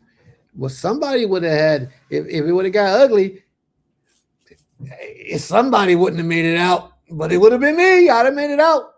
Believe me, unless somebody got the drop on me. But other than that, I would have made it out. I tell you, I'm determined. I'm going to survive by any means necessary, the best I can. Unless they get the drop on me. They get the drop on me, then somebody get the drop on you. I don't care how good you are. You done. Mm-hmm. So let's let the Most High continue to protect me. May the Most High be praised. I just wanted to add something to the uncleanliness, what we were talking about. Yes. And of course, like Malcolm Hagdalia said, it's the opinion. I want to just say, like, how we say, putting the law into practice, living out the Torah. What does Maury Shalem say? Application of Torah is so important. And so I know before I married Maish, I didn't really, that law was gone over about, the sprinkling and all that, but it was never like, and I think we spoke on this before, it was never emphasized on the importance of why that law, was there. And then just listening to everybody and, in this conversation, realizing that the Most High knew, that when someone passed, whether it was the person who was going to deal with the body or not, people are going to touch the dead body because you lost someone that you loved and you're going to grieve. So he, implemented a law for us to be cleansed from it. And I remember when you first talked to us about the sprinkling, I was in my head like, what is that going to do to me? Like, that's not making me clean, just going off of, because I'm like, oh, well, we don't have all the real stuff. But after I did it, because I think the first time I had to do it was, when my uncle passed. You remember that? I think that was the first time. And after I did it, I actually felt better about practicing that law, because I knew that, of course, it wasn't the waters of separation. I knew it wasn't, what the Most High said we're supposed to use, but the practice of it felt so much better than not doing it. I actually did. I felt lifted from doing it. And then I didn't feel, because I knew when I touched my uncle's body that I would not be able to be in the midst of my husband for those 7 days. I wouldn't, like, that was a time that I was choosing to separate myself. But, that was one of my favorite people in the world. And I chose to, be in that space in that time and do what I did. But, and I know that, I'm ultimately not clean because it's not the separations of water. But what made me feel better, most importantly, was that we're practicing it, that we're getting our minds together for it. Because if the Most High decides to lift us up at any moment and put us back in our native space, right, where we came from, where He said we would go again, and we have the priest in the midst of us, I believe that, It's about the practice. It's about the Most High is seeing what we're doing, what we're striving to be before Him. And it was part of your law that you brought out too, Malcolm Higdalia, about being holy, set apart. All those things, how little they may seem or big they may seem, is a part of our set apart, being holy before Him, seeking to be holy like Him and clean and all those things. So I just wanted to, say my testimony of it, because even, my children, they were like, oh, we don't want to do this, but they did it. And we And they all talk do it about voluntarily now. yeah, and they do it volunteer. And then we all talk about how, yeah, we understand that it's not the real waters. However, it does something to your spirit though, to know that you're striving to do what the Most High requests of us. And even when my aunt just recently passed, my family is not Hebrew. Nobody else in my family, blood or even selective movement wise. But however, my auntie passed in that house, and that's a house that I've been going to from since I was a child. And I wanted to be able to re-enter that house with my spirit feeling good. And I asked my cousins, can I sprinkle the house? And they said, yeah, of course. For what you need to do for you, of course. Because I explained to them it's nothing offensive for them. It's about me, my spiritual walk. And I felt great being able to do that and walk into that house. I know that, ultimately it is what it is, but my spirit is what, I started to consider more than, oh, this isn't, the real thing. And I'm not saying this for people to go do it. I'm just testifying on how it made me feel as a daughter of the Creator, as one who is striving to be holy unto Him, to, be perfect before Him.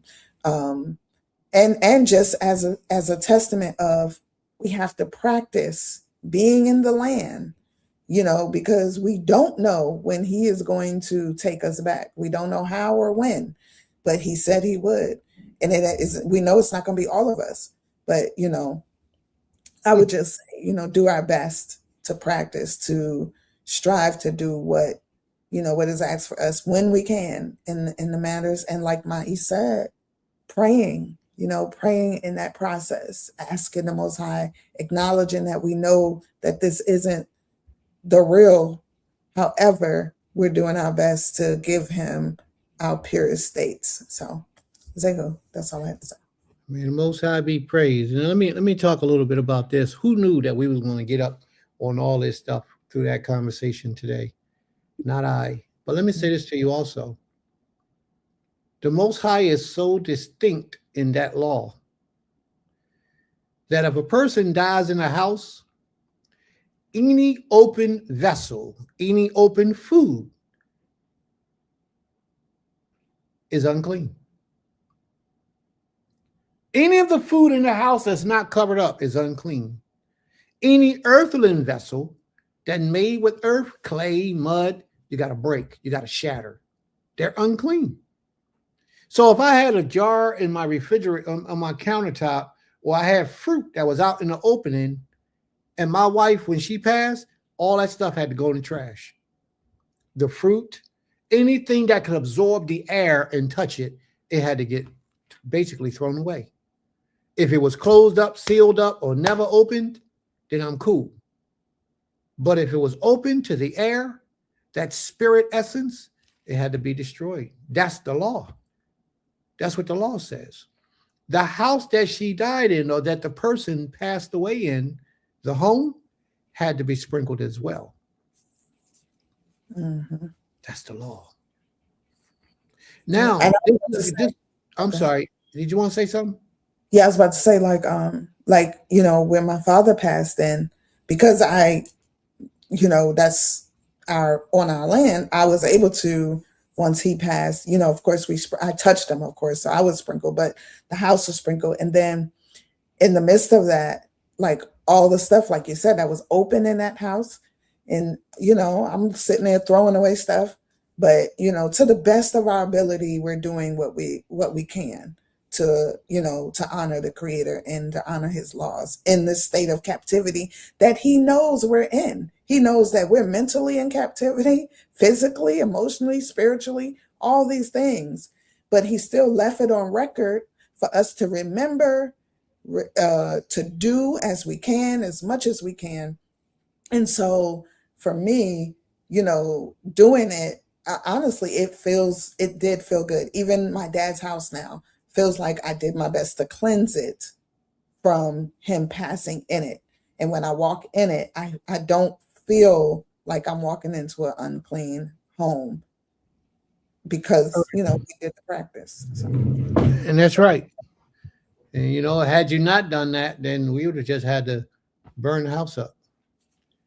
That would have been a whole lot of money just burnt up because we wouldn't have been able to use it. But let me answer this question. Mm-hmm. So does that mean that hospitals and people working in them are constantly unclean? No, it doesn't. Hospitals is not a home. The tents was where people lived. The houses that we lived in is not a hospital. A home, a place of business or an establishment is something different. But the home, any person who died in a home or a house, that was unclean.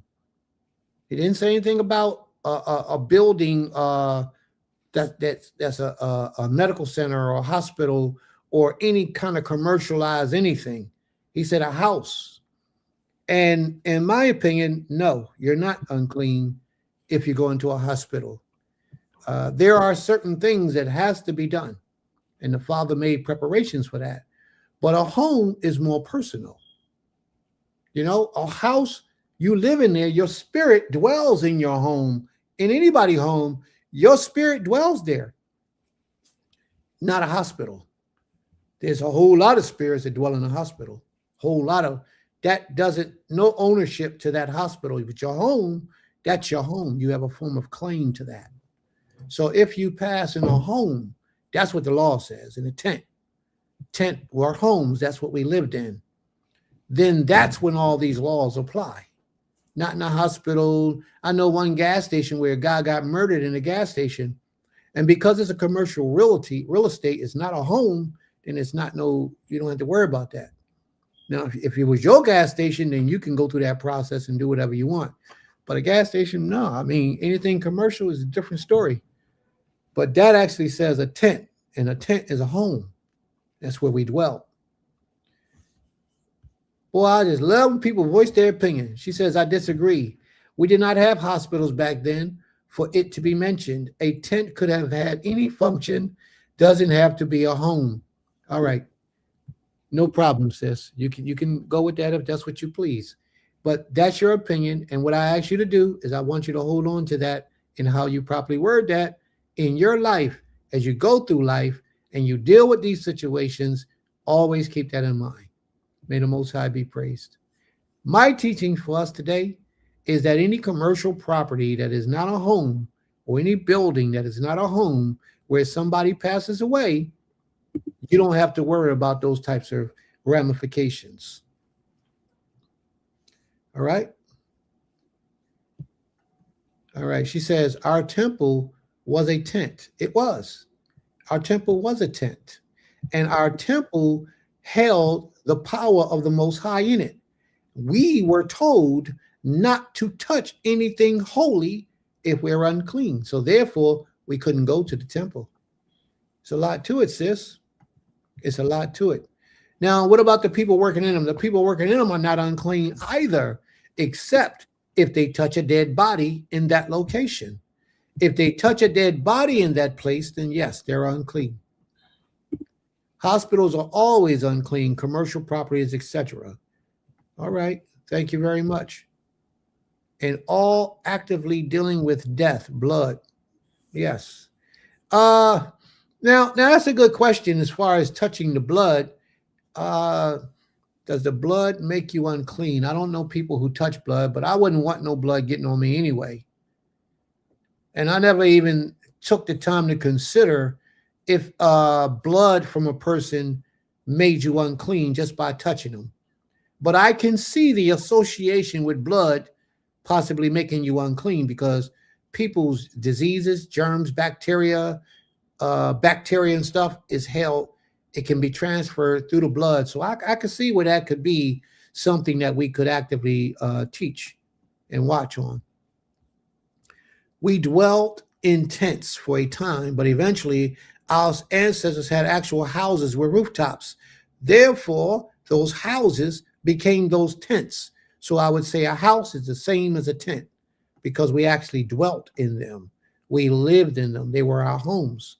Our homes are the only place we can assure that are clean in our bodies / temples. May the Most High be praised. Toda Rabbah. Well, I'm glad that you all have this opinion about things. And I'm glad that, since you feel so strongly about it, I'm not going to tell you you're wrong, but since you feel so strongly about it, just uphold that. Just live by what you understand to be true. That's what I will say in reference to that. Okay? Death is definitely higher level unclean, even though the period of separation was only for 7 days. But like Prince said, the unclean travel through the house to other items without even being touched. May the Most High be praised. Toda Rabbah. Listen, you'd be surprised what happens in the hospitals. I had to stop patients from awakening from medical comas, from snatching out IVs. I've been splattered with blood. Wow. Sorry to hear that, sis. Sorry to hear that.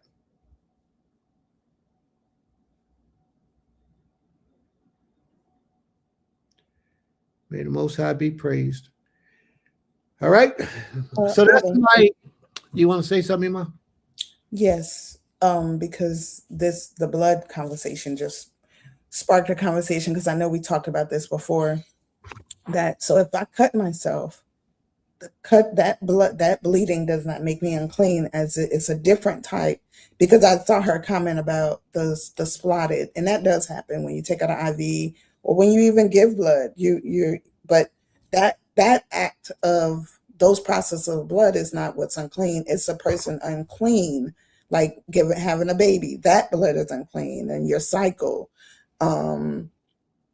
It's another blood I can't think about, but anyway, I just was thinking about that because it's a lot of conversation, but generalizing blood as unclean, I wanted to identify, just get under a better understanding of that, so that we don't sitting out here thinking, that a cut is what makes you unclean, because we even talk about a lot of us women when we have long nails on, and this might be a little graphic for others, but if you go to wipe yourself and you cut yourself, that's not a form of uncleanliness as your cycle.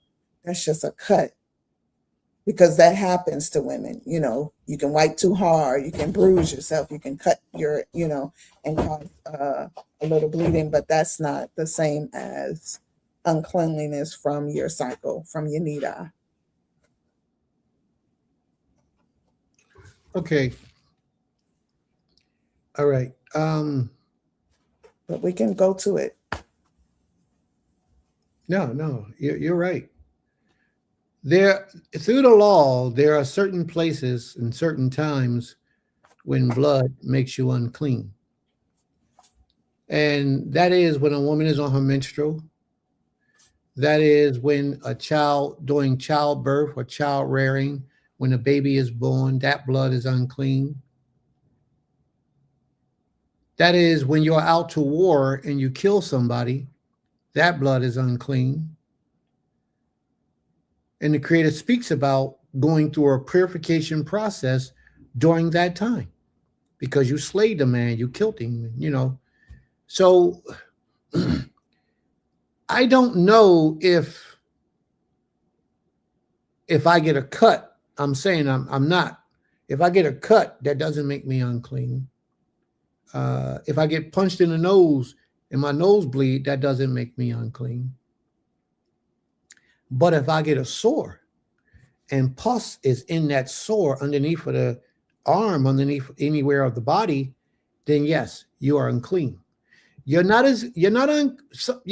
unclean even if it's stopped up. The law says even if it's stopped up, you are unclean. All right. If it's pus under there and it's stopped up, you are unclean. All right. Mm-hmm. But just to get a cut or a stab or a scrape and little blood show or a lot of blood show, if you get a gunshot, that doesn't make you unclean.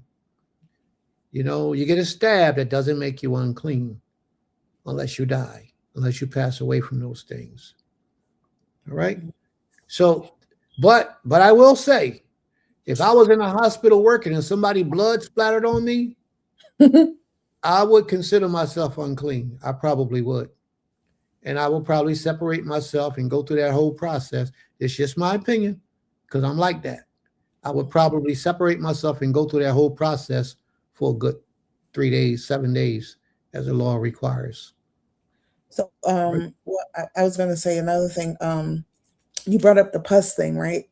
And so it made me think about, it's more about blood that has some type of infection or is tied to an uncleanness. But the thing is, you won't know. No. I'm talking about when you brought up the pus. Like I think about if I cut myself, right? At first, it's just a cut, but if I don't do anything about it and it gets infected, then that becomes uncleanness because it's oozing. You get what I'm saying? Mhm. It becomes a different type of thing. So then it's oozing, and then and you can see clearly when that happens, when a sore or something has not been taken care of, and that infection builds up because it's a different color and everything like that. But I mean, it's so much to it, and I agree, because when I work in the medical field, I mean, I literally, if I had to go and take somebody's blood, I make sure my gloves was tight on, put a mask on, because I don't want blood on me at all. Mhm. But because you don't know what that person may have. You don't know, and so many things can be transmitted through the blood. So, but yeah. So these are all things that you have to remember. But Yeah. also, I want you to know that cold sores are unclean as well.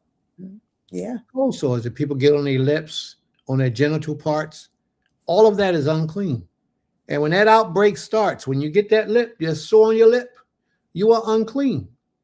Even if it's not bleeding, even if it's not running, it's stopped up with that stuff. So you're unclean. And you're not clean until it's gone. Then you're clean. Okay. All right. Are there any other questions or comments before we continue, family?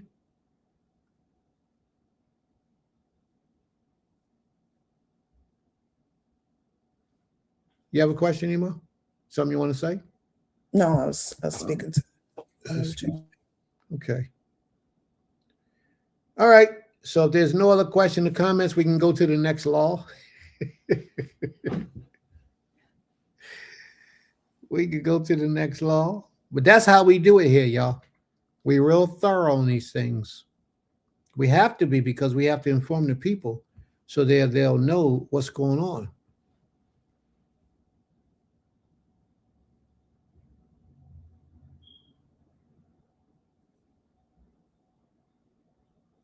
This is from the Most High. May the Most High be praised.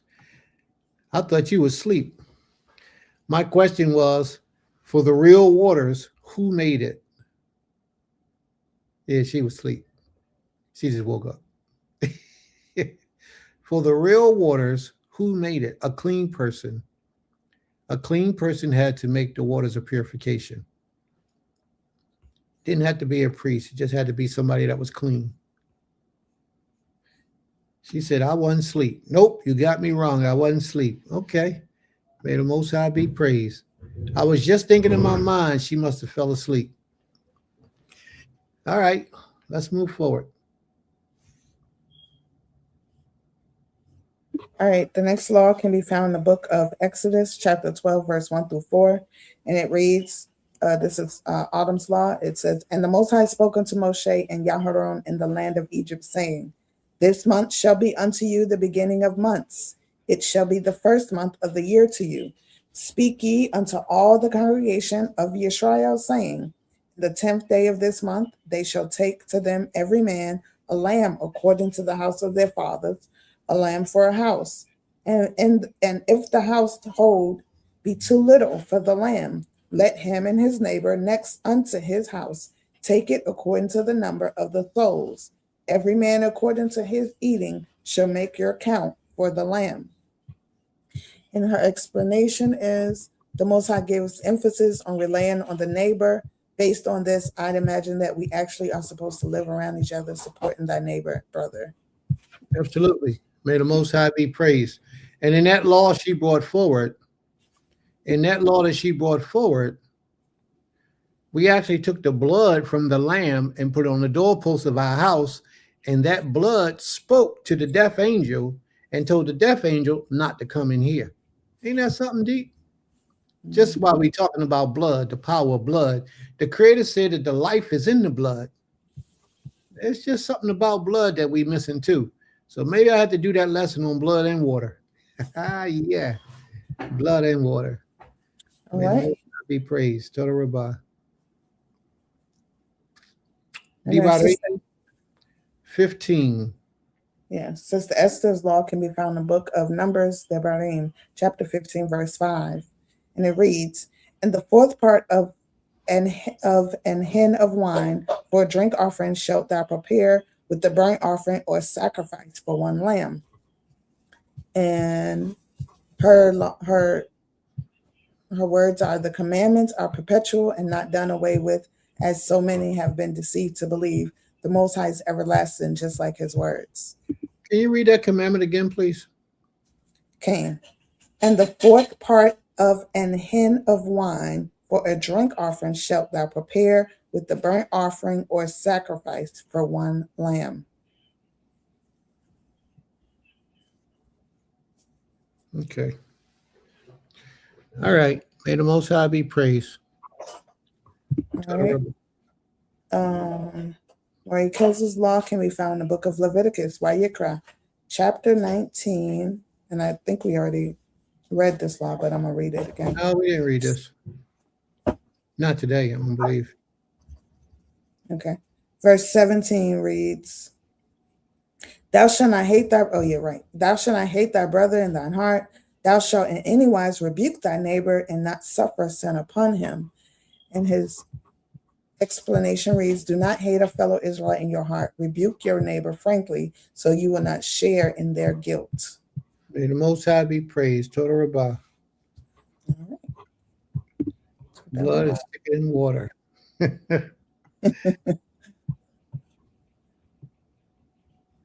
All right. Any more commandments? No. Yes, absolutely. Absolutely. I would definitely agree.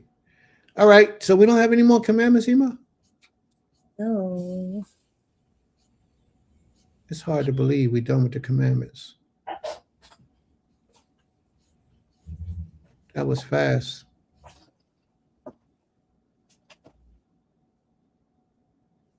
What about this? What's that?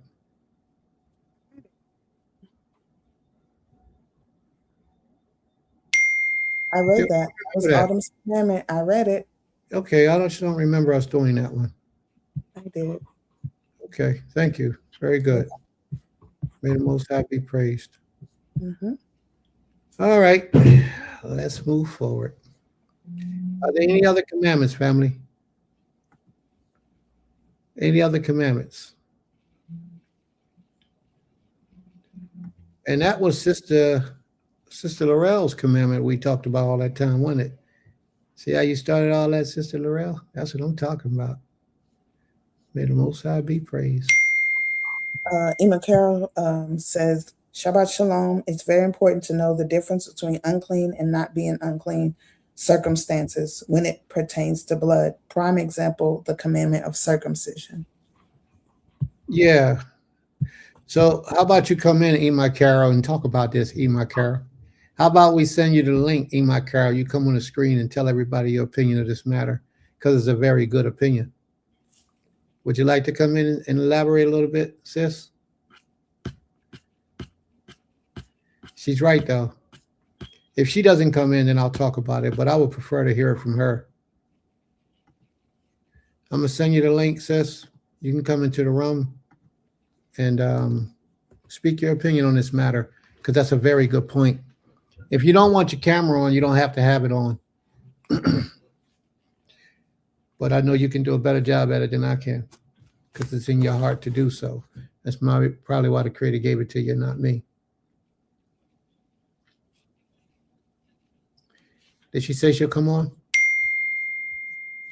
No, thank you, little brother. All right, I'll do it. Thank you, sis. Appreciate it. And she's absolutely right. The blood that comes forward from the penis during the circumcision does not make one unclean. It doesn't. But as yet, it's still blood, and it could carry diseases and all that other stuff. But the Father has never specifically said anywhere in the law where that blood would make one unclean. We know that a circumcision is commanded of us. We're commanded to give circumcisions to our children. We're commanded to do that. But it does not mean just because there's a flow of blood that flow of blood or the process is an unclean thing. So may the Most High be praised. So that clarifies the fact that just because there's blood don't mean it's unclean. So that clarifies that fact. So but as he said, what's the significance of circumcising on the 8th day? Tell Ezzy I can't hear her. Tell she got to speak a little, come to the screen and speak up a little bit. She's not feeling well, so she asked me to ask. Oh, okay. And usually the priests are doing it, correct? What's usually the priests are doing what? The circumcision? No, the priests don't have to do the circumcision, just anybody that knows how to do it. All right. She said, what is the purpose of what? What is the significance of the circumcision being done on the 8th day? Outside of the 8th day. Yes. All right, we're going to put it to the floor. Let me see who can answer this question. I know it, so I won't answer. No, you can't answer it. So, I don't know the answer to that, sis. I don't believe it was the priest who did it in the ancient days. I actually think it was the father. I believe it was the fathers who did it in the ancient days. I don't believe it was the priest, but I'm not sure. Okay, so the question came up. What is the significance of the 8th day circumcision? And brother, we should have probably had him be quiet too, but we didn't. So here you go. He says the 8th day puts them in the covenant of the Creator. All right. But now, scientifically, it has been proven that the blood clots on the 8th day. If you go prior to that, the blood don't clot. It doesn't congeal like it does on the 8th day. Therefore, the child could lose his life. But the Creator said on the 8th day for a reason, because the Most High knows what we don't know. And the Most High says that the 8th day is the day that you should circumcise your children. And therefore, that's what we do. You do what's in your power to do. Shabbat shalom, Brother Asa. You do what's in your power to do. If you can't circumcise your child on the 8th day, then you get them circumcised as soon as possible. There are a lot of people today who have been in Israel for years and their children are not circumcised. There are a lot of males today who have been in Israel for years, but because of fear, they themselves are not circumcised, but they'll never tell you. And you won't know because you ain't gonna go looking at their penis to make sure that they circumcised. But there's a lot of people who are not and who have not been, and their children are not circumcised either.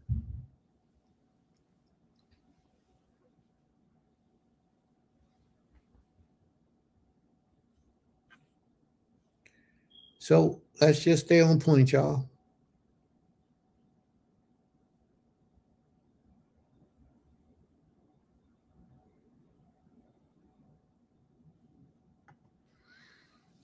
I have been told that the nerve endings are not fully connected yet there yet. All right. May the Most High be praised.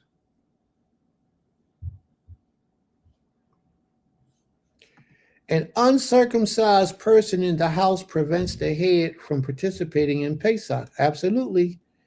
That uncircumcised person cannot participate in Pesach. All right. Cause now this Koresh in the covenant, my imam made sure. My man, Koresh in the house. May the Most High be praised. Yes, there's a lot of people who don't circumcise their children. It's not something that they do. They don't want to do it. It's not a good thing. There's a lot of males in Israel today, some in a position of leadership, that are not circumcised in the foreskin of their flesh. And the Most High has a commandment says for us to do this.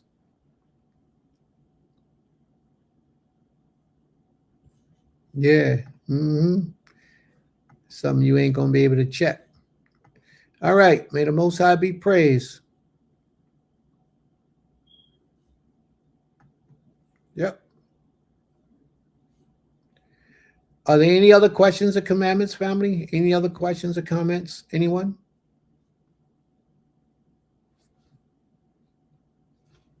Any other questions or comments, family?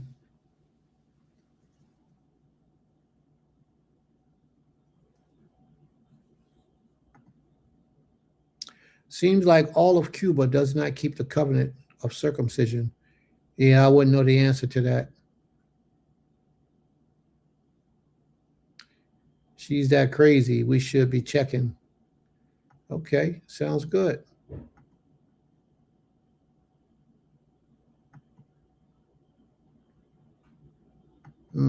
That's sad. May the Most High be praised. Total Rabbah. All right. I ask that the Most High will guide my mind, my spirit, my body, my language, and my speech as I approach unto you, his people. May the Most High be praised. From everlasting to everlasting, he is King. All right, family, while we set up to get ready to do our class on the Shabbat day, the teaching portion is coming. Teaching portion is coming. Y'all ready for this? Are y'all ready for this? All right, we're going to get this thing again. We're going to get it started. We're going to do this thing. We're going to do this. Yes, may the Most High be praised. From everlasting to everlasting, he is King. All right, let me blow up the size of the letters so nobody don't get left behind. Everybody can see, everybody can hear. So today we're going to get started in the book of Ezekiel. We have to finish up in the book of Ezekiel. We left off in the 16th chapter. We left off, the last chapter we did was the 16th chapter. So where I'm going to start, as I normally do, is in the 16th chapter, verse 62. So we're going to start in Ezekiel, the 16th chapter, verse 62. All right? May the Most High be praised. If there's any questions or comments, family, you know we are here to address your questions and your concerns. We are. Let me see how I'm going to do this.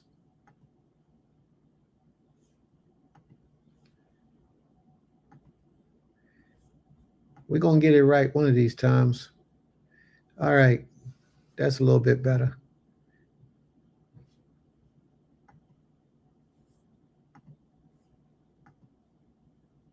How about that? That's how we're going to do this. All right. So we ready to go. So before we begin, is that large enough for everybody? Can we all see that? That's large enough for you to read, right?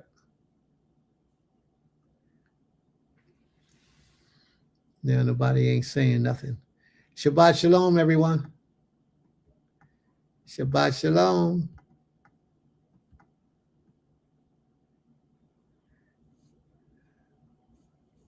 All right, let's get moving. Let's make it happen. Look at Sister Ornette. Sister Ornette saying, is he going to call me to read?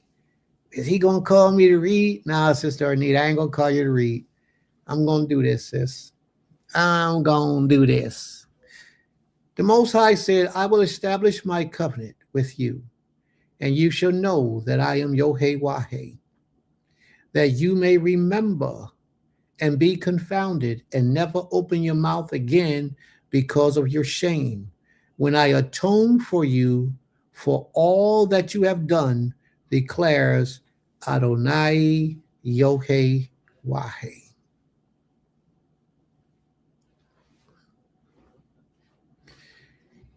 This is the Most High's declaration to the children of Israel that he will establish his covenant with us. But I like how he put it, you, on a personal level. He said, I will establish my covenant with you. Okay. Parables of two equals. So we're going to move on to Ezekiel 17:1. She wish she could read as good as Sister Ornette. Okay, that's good. You know you can do anything if you try. You got to try and get trained. Let her train you. Let her teach you how to do it. And in that way, you can come up and you can take that volunteering job and start reading.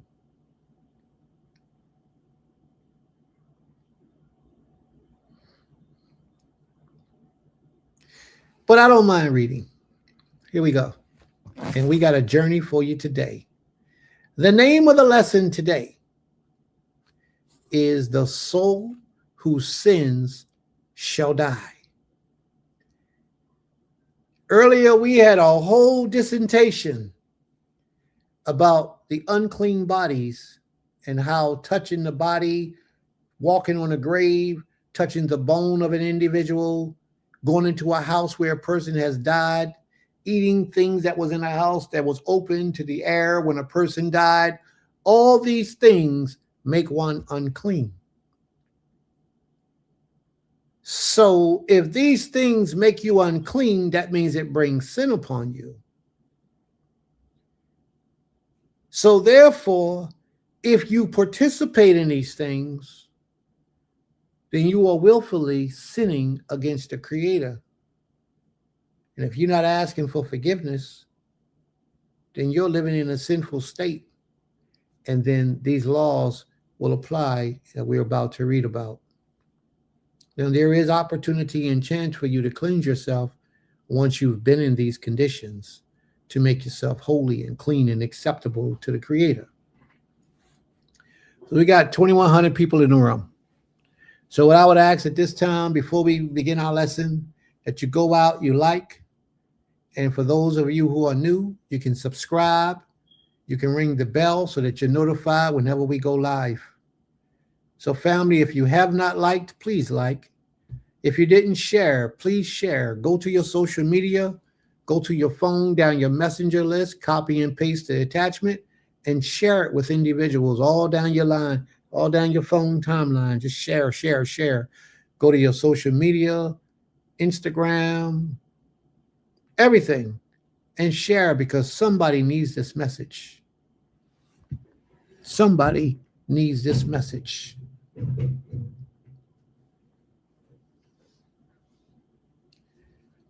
All right. So we're in the book of Ezekiel, chapter 17, verse 1. The Most High gives a parable to Ezekiel. But now this parable that he gives to the Most High gives is talking about an individual. And it's also talking about a collective group of people. And it's also talking about how we disrespect him. Let's see if we get all that out of this parable. Ezekiel chapter 17, verse 1. The word of the Most High came to me. It said, Son of man, propound a riddle and speak a parable to the house of Israel. Mashal is the Hebrew word for parable. Mashal, to the house of Israel. Say, thus says Yod-Heh-Wah-Heh, Adonai Yod-Heh-Wah-Heh. This is what he had to say. He says, a great eagle with great wings and long pinions, rich in plumage of many colors, came to Lebanon and took the top of the cedar. He broke off the topmost of its young twigs and carried it to a land of trade and set it up in a city of merchants. Then he took of the seed of the land and planted it in the fertile soil. He placed it beside abundant waters. He set it like a willow twig, and it sprouted and became a low spreading vine, and its branches turned toward him, and its roots remained where it stood. So it became a vine and produced branches and put out burls. All of that stuff was good. But who actually knows what he's talking about? Let's read on. And there was another root, another great eagle, with great wings and much plumage. And behold, this vine bent its roots toward him and shot forth its branches toward him. First, the vine reached out to the other eagle. And then when this other eagle came on the scene, they reached out toward the other eagle. This vine bent its roots toward him and shot forth its branches toward him from the bed where it was planted. Who planted it? The first eagle.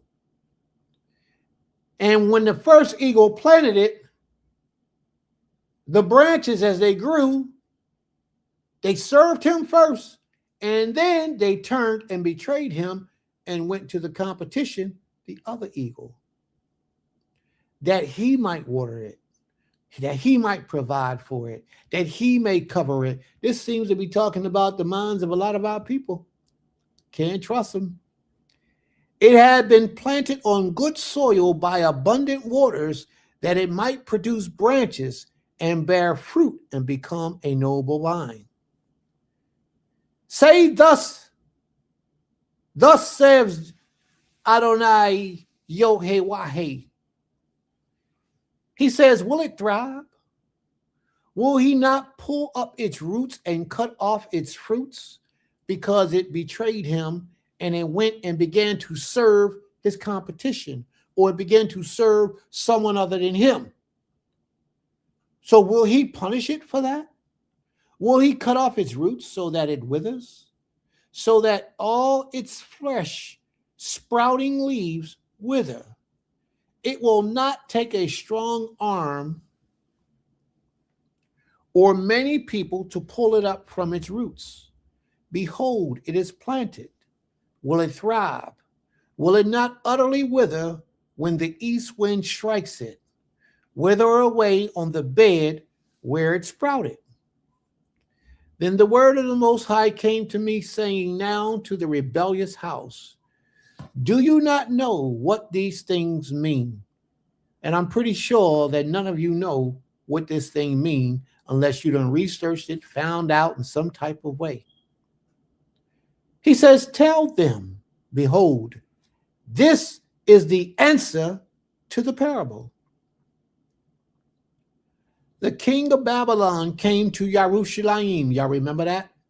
Y'all remember when the king of Babylon came to Jerusalem and took Zedekiah and because he was sinning against the children, the Most High, took him into captivity and put somebody in his place and cut out his eyes and killed his children in front of him, and took the children of Israel, Daniel, Meshach, Abednego, and also Ezra, and put them in a different land and had them serve him. Remember those things took place? I'm going to read it again. The king of Babylon to Jerusalem and took her king and her princes and brought them into him to Babylon.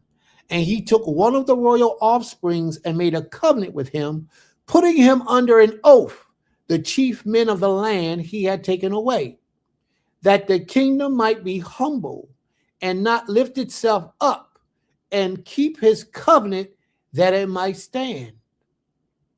But he, that king that they put in place, went to the king of Egypt. He went to the king of Egypt against Nebuchadnezzar to try to get the king of Egypt to befriend him and to take care of him and nourish him. When Nebuchadnezzar found out, he went back in the second time, sacked the city, and that's when Ezra was taken captive.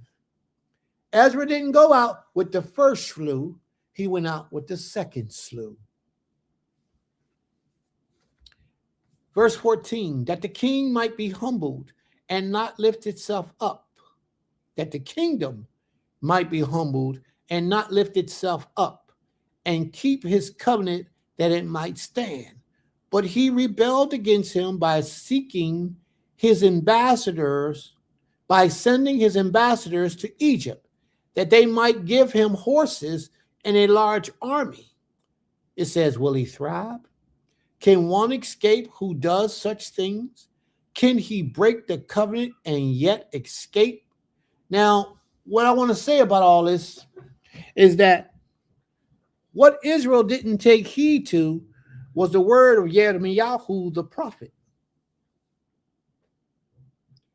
Yirmiyahu said that this is the work of the Creator, that Nebuchadnezzar come in, take you captive, all those he was going to take captive. Yirmiyahu told the people, do not fight against it. He told them to go with it because this was the will of the Creator. Do y'all hear me? Because they would not do righteously by serving the Creator. So Yirmiyahu told them that the king of Babylon was coming and that he would take them captive and that this was the Most High's will. I don't know if y'all hear me. Yirmiyahu told them this. So ultimately, Nebuchadnezzar is moving at the word of the Creator to do what he is doing to us as a punishment for us disobeying the Creator. So now Nebuchadnezzar takes a lot of us, take us to Babylon, takes our king and some of his princes, poked out his eyeballs, killed his sons in front of his face. Nebuchadnezzar did all that. But the people that he put into those lands, or the people that he left back in Jerusalem at that time, wanted to repel against Nebuchadnezzar. Therefore, what he's doing is he's repelling against the Most High. What am I saying? Why are we here in this captivity today, family? Who sent us here in this captivity today? Who did not obey the Most High's word, causing us to be sent into captivity? It was us. We didn't obey the Most High in our past life, in our previous life. We still Israel. We are our forefathers. Our forefathers did not do what the Most High said for them to do. Therefore, he said that their children will go into captivity, that they will serve a nation that you or your fathers do not know. And that's where we at, and that's where we are now today. So now, if the Most High sent us into captivity, why are we angry with the white man for us being in captivity? Well, Prince, I guess you got a point there. But let me explain to you why we're really angry with the white man. Ultimately, it was the Most High's decision to send us into captivity, just like he did with Nebuchadnezzar in Babylon, sending the children of Israel in Jerusalem in Babylon. The Most High ordained that to happen, and it happened. The Most High ordained for us to come into captivity in this country, and it happened in all the other surrounding cities where we were or where we are. The Most High ordained for all of that to happen. There's nobody for us to be angry with but ourselves, because we were disrespectful to the Creator to cause this captivity to come upon us. But now the problem that the Most High has now is that the Europeans, or the oppressors, they overdid their punishment. The Most High never ordained them to be so cruel to our ancestors as they were. Nebuchadnezzar didn't do that. But these oppressors, when they took us into this captivity, prior to this captivity, the Babylonian captivity was the longest captivity that we had ever been in. And we were in the Babylonian captivity for 70, I believe it was 70 years or 76 years. I believe it was 70. We was in the Babylonian captivity for 70 years. And that had been the longest captivity that we have been in. We always went back home until the Babylonians took us. Okay? Now, this captivity has outflanked that by a lot. Whole lot of years. And these oppressors who we were given into the hands of has overdone what the Most High gave them the ability or permission to do. It was nothing wrong originally when they brought us into captivity, but how they treated us once they got us here, the Most High was against that. And that's why the Most High has flipped the script, and we're going to now take them and hold them hostage, those who have held us hostage. Y'all not familiar with that, right? Yeah. We're not familiar with that, Prince. We don't know where that's at. I believe that's in the book of, let me look it up real quick for you. I believe it's in the book of Yirmiyahu, the 14th verse. Let me look it up now. Let me look it up, because I don't want to send you on no mission. It should be Yirmiyahu 14:1. So let's look.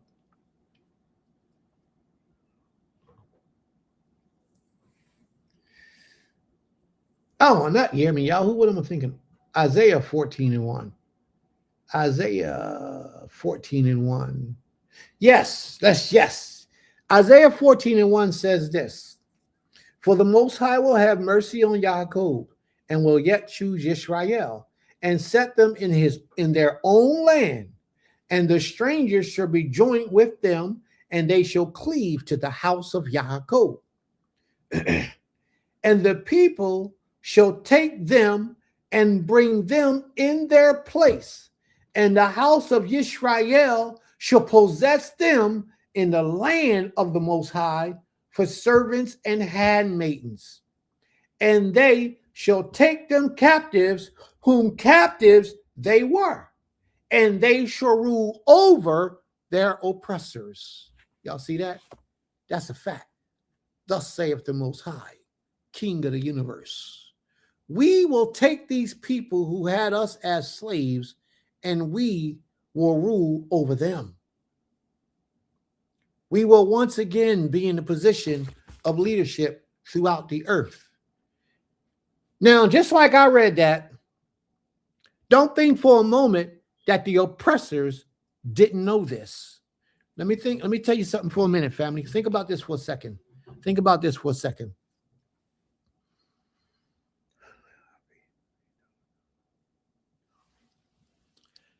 Do you remember hearing stories about when our forefathers were slaves in Egypt? Here in America, when they were slaves? The slave masters was predominantly Christians. The Jewish men owned the boats. The Jewish men helped transport us and sell us. The Jewish Edomite men, they helped to transport us. I can't even call them Edomites. Pardon that expression for the Jewish man.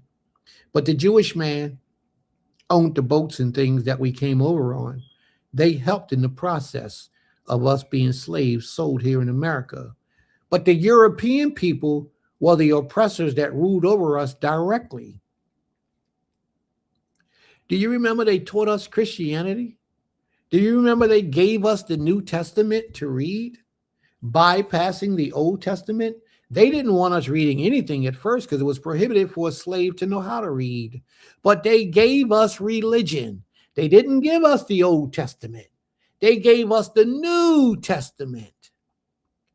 Of course, they read the Old Testament. Of course, they knew that this would happen, that they would one day go into the hands of those that they had as slaves. What they tried to do was prevent that from ever taking place on this planet. They are still doing what they can to prevent it today. Servitude. They don't want to give up their power. They had a taste of it. And in anybody's right mind, who would want to give up power once you get a real taste of real power? They don't want to get it up. So they're going to do anything they can by any means necessary to maintain that power. They knew who you were. How do you know they knew who we were? Well, it's a thing called the Treaty of Papal Bull, that the Pope, they had to go get permission from the Pope to go get a certain type of slave out of Africa. So they got that Papal Bull from the Pope. They could only take a certain type of slave. That was us. They went into Africa with permission from the Pope to get a certain type of slave from Africa.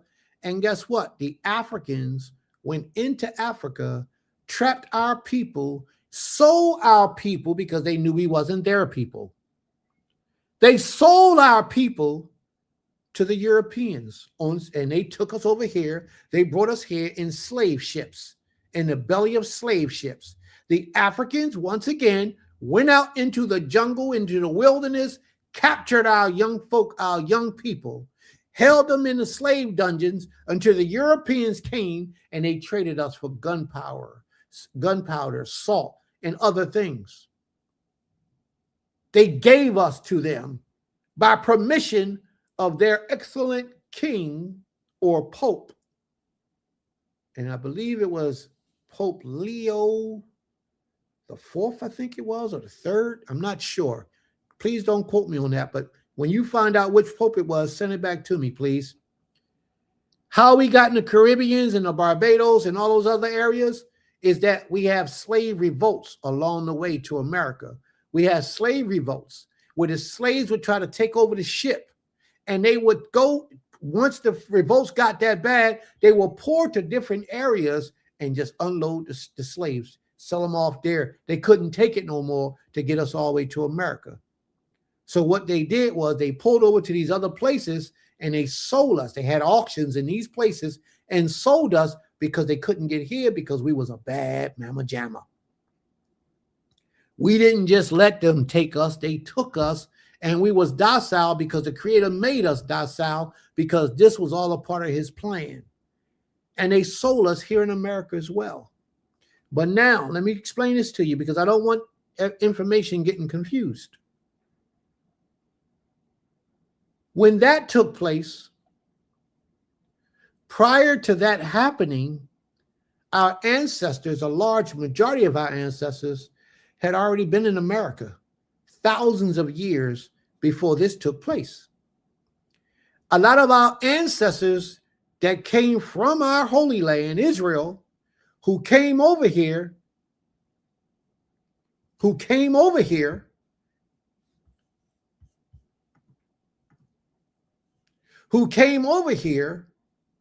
was already living here before anybody else inhabited this place. We were already here. And not only that, but a lot of us got here from the continental drift. Continental drift is when two continents separate, the tectonic plates lift up a little bit and the landmass shifts. So this land was a part of Africa at one point, but it shifted. So a lot of us was already on the land, and then a lot of us traveled here in ships. Do you remember the I'm gonna leave that alone for now. But a lot of our people, like the people of Dan was sea merchantmen. Dan would travel in the sea and travel all over the different places. They settled here. They found here in America ancient tablets, if I'm not mistaken, it's about 10,000 years old. Somebody can look that up for me too. They found here the ancient relic of a commandment, the 10 Commandments, engraved on a stone. They found it here. They found a black man's skull with the warrior cap on, the obelisk they call it, something like that. They found it, his head, where they dug its head up. They found it first. It looked like a shell at first. And then they went down further and found that it was a black man's head. That stuff is thousands of years old. They found it here. We was way before Columbus, way before he came, way before the slave trade. A lot of our ancestors was already here. That's something that they don't teach you in history in the school books. You really got to look it out, search it up. Let's see what the sister has prepared for us. Pope Nicholas V, is that who it was? Issued the 1452 papal bull, Don de Versailles, which authorized King Alfonso V of Portugal to conquer Saracens and pagans and reduce them to perpetual slavery. All right. May the Most High be praised. Toda Rabbah. Good research. All Queen Victoria's and Ferdinand's with the Alhambra decree in Arizona. All right. What's this? That explains why the native Indians and the others in Arizona have commandments inscribed, government removed years ago. Absolutely. But what I also want you to know is that the native Indians, the original native Indians, was us. Those ones who came over from where they came later. They wasn't the original Indians. We were. And I had one of my nephew the other day was riding around with me, and I had him look it up. Look up the original native Indians of America, of the Americas, and see what they tell you they look like. The original black Native American Indians of America. Why do they put a distinction when they're all colored? They put a distinction because we were the ones that they call black. Look it up, family, and you'll see pictures of your mother, pictures of your father, your grandmother, your aunts, your uncles. They look just like you look today, except they may have long hair. And that's it.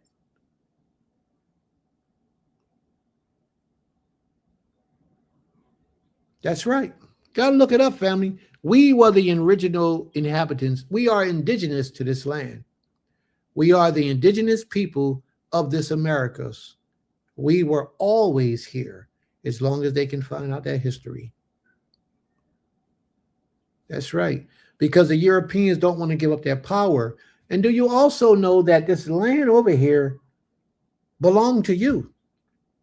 And the Europeans found a way to get that land, trick you from owning this land and controlling this land. They found a way to get it from you because of laws that they made. And now we broke. We don't have no land. We got to go buy land from them in order to have some. But originally, all that land belonged to us. Black men, black women. And they stole it from us. And until we rise as a people and get in our right minds to know how to properly claim back what they stole, I think they said over $30 billion worth of land have been stolen from the black slaves of the ancient days. I think it was $30 billion worth of land. It's a whole lot.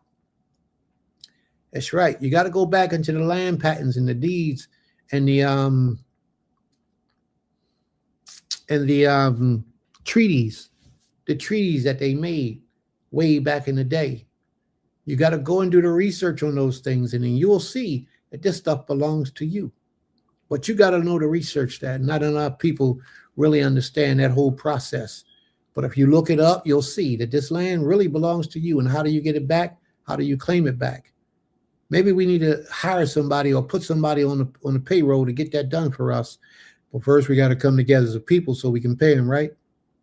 Let's get back to the lesson. Are there any questions about what we covered so far?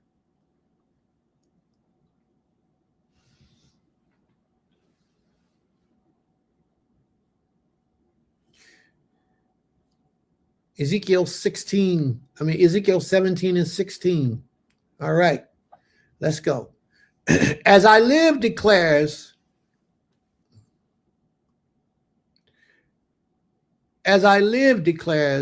Adonai Yohei, surely in the place where the kings dwell, who made him king, whose oath he despised and whose covenant with him he broke.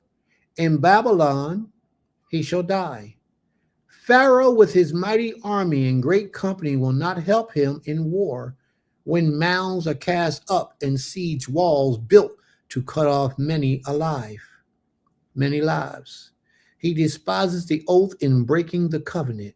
And behold, he gave his hand and did all these things. He shall not escape.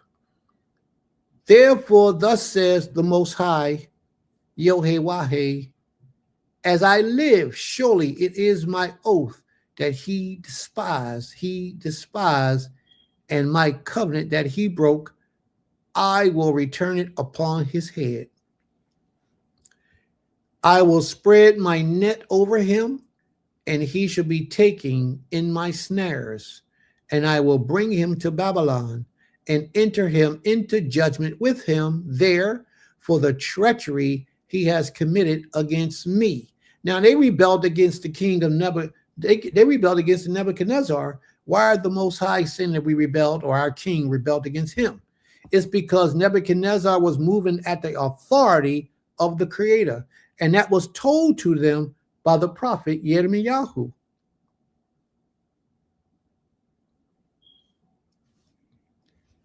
It was told to them by the prophet Yirmiyahu that Nebuchadnezzar was a vessel for the Most High.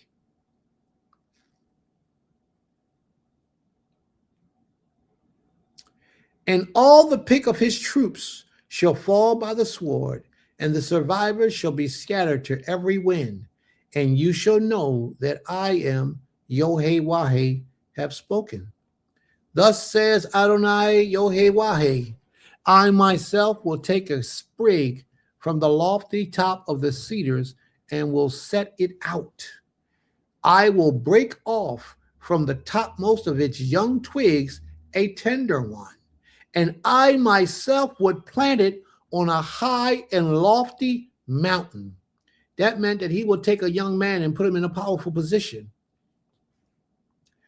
On the mountain height of Israel, I will plant it, that it may bear branches and produce fruit and become a noble cedar. And under it will dwell every kind of bird in the shade of its branches. Birds of every sort will nest.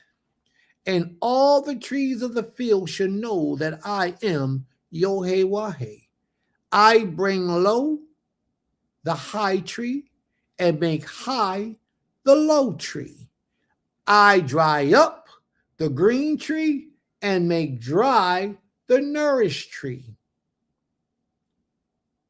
I am Yod-Heh-Wah-Heh. I have spoken and I will do it. The Most High is just letting us know that in all this conflict and all these hard times and all of our rebellion and disrespect, that he will bring one, and he will set one on the mountain of cedar, on the hills of Lebanon, to rule the people. The Creator will do that. And underneath of that rulership, all the nations shall be gathered to us. All different types of people shall come underneath of this leadership and hear the words of this leadership as he speaks and teaches the earth, as he rules as a servant of the Most High over the house of Israel. Yirmiyahu told us this. Isaiah told us this. We have to let the Most High have his way with us. All right. Sis says, can you read Daniel's chapter 4? What's in Daniel's chapter 4 that you want me to read, sis? What's in Daniel's chapter 4? Okay, she wants to read about Nebuchadnezzar. All right, let's read this real quick. King Nebuchadnezzar, to all peoples, nations, and languages that dwell in the earth, peace be multiplied to you. It seemed good to me to show the signs and wonders of the great Most High, Ha Elohim, has done for me. You see how King Nebuchadnezzar spoke of the Most High? How great are his signs and how mighty are his wonders. His kingdom is an everlasting kingdom, and his dominion endures throughout all, from generations to generations. Verse 8 through 8. Verse 8 through 8. Chapter 8, verse 18. Oh, 8 through 18. At last Daniel came in before me, who was named Belteshazzar after the name of my God, and in whom is the spirit of the holy gods. And I told him the dream, saying, O Belteshazzar, Belteshazzar, Kezaridar, Belteshazzar, what a coincidence, chief of the magicians, because I know that the spirit of the most holy Elohims is in you, and that no mystery is too difficult for you. Tell me the vision of my dream that I saw in that interpretation. The vision of my head as I lay on my bed were these. I saw and behold a tree in the midst of the earth, and its heights was great. The tree grew and became strong, and its top reached the heavens, and it was visible unto the ends of the earth. Its leaves was beautiful, and its fruit abundant, and in it was food for all. All people came underneath of it. And the birds of heaven lived in its branches, and all flesh was fed from it. I saw in the vision of my head as I lay in my bed, and behold, a watcher, a holy one, came down from heaven. A who? A watcher. Wow. A ear, a light. A holy one, Kodesh one, came down from heaven. He proclaimed aloud and said unto us, chop down the tree and lop off its branches, strip of its leaves and scatter its fruit. Let the beasts flee from under it and the birds from under its branches. But leaves and stumbles in his roots of the earth, bound with the bands of iron and bronze, amid the tender grass of the fields. Let him be wet with the dew of heaven. Let his portion be in the beasts of all the earth. Let his mind be changed from a man's, and let the beast's minds be given to him. Let 7 periods of time pass over him. This sentence is by my decree of the watchers. The decision, the Orim, the decision, by the word of the holy ones, to the end that the living may know that the Most High, he rules, and the kingdom of men, and gives to whom he will, and sets over it the lowliest men. This dream I, Nebuchadnezzar, saw, and you, O Belteshazzar, tell me the interpretation, because all the wise men of my kingdom are not able to make known to me the interpretation, but you are able, for the spirit of the holy gods is in you. All right. So let me go back to Ezekiel.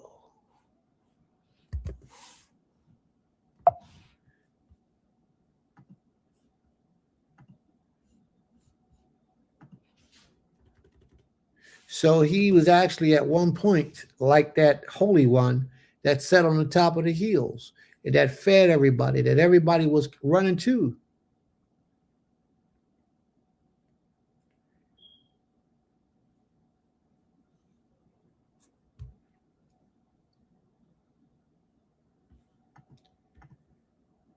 This says the parable of Ezekiel 17 was confirmed in Nebuchadnezzar's dream, and fulfillment in full specter, because Nebuchadnezzar got too loftily for what the Most High called him to do.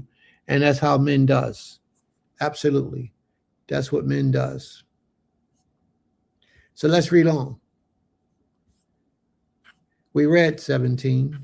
We're on chapter 18. Let me read the end. And all the trees of the field shall know that I am Yod-Heh-Wah-Heh. I bring low the high tree and make high the low tree, dry up the green tree and make the dry tree flourish. I am the Most High. I have spoken and I will do it. What that says to me is that things that may seem impossible for us are definitely possible to the Most High. Don't give up on the Creator.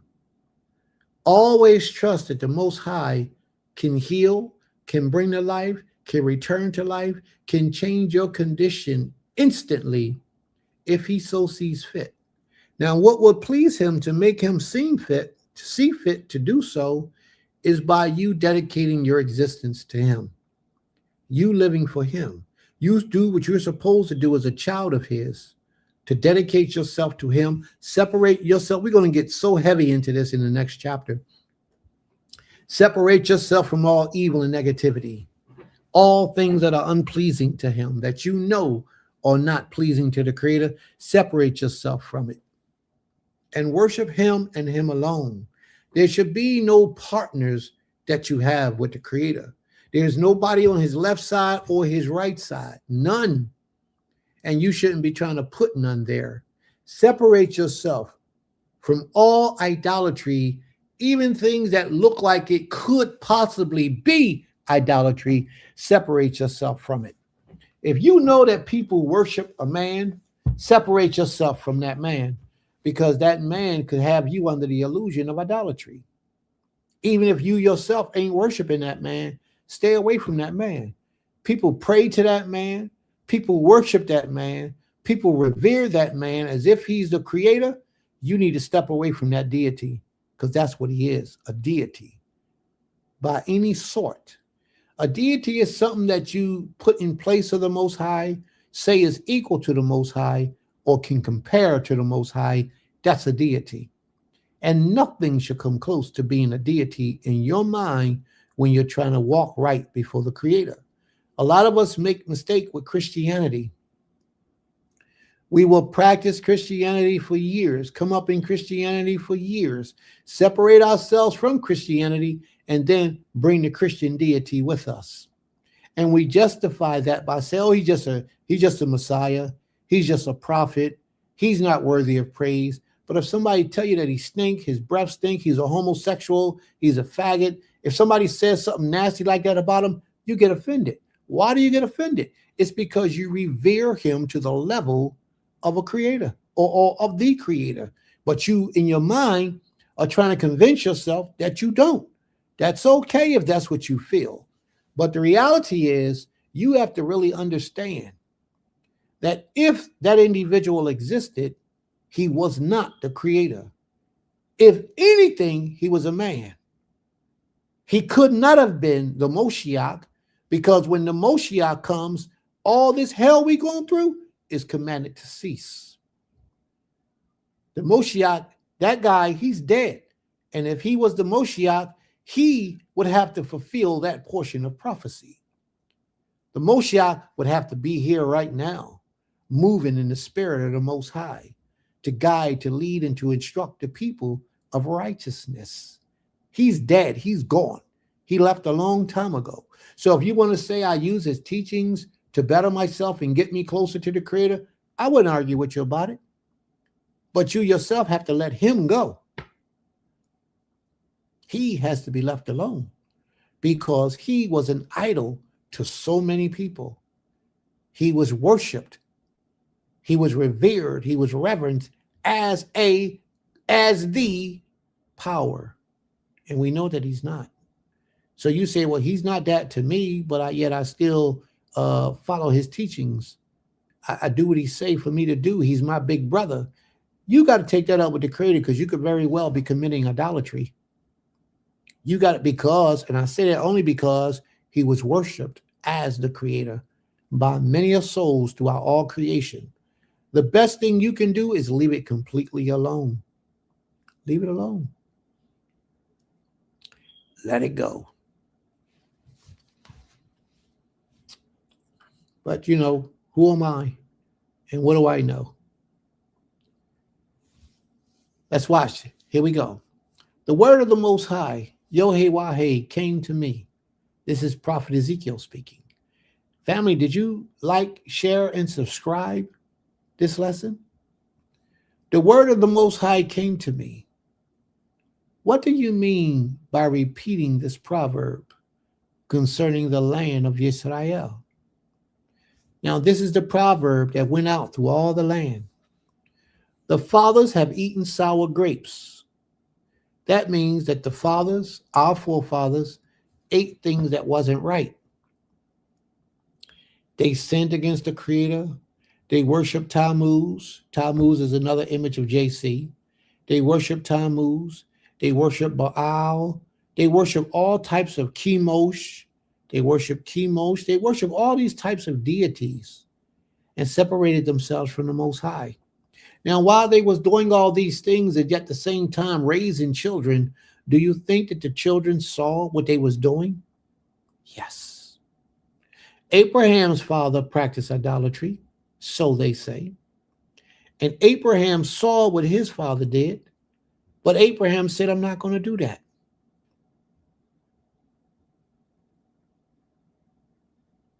Watch this, family. Your children are watching you today. And little do you know, your children are going to imitate your behavior and what they see in you.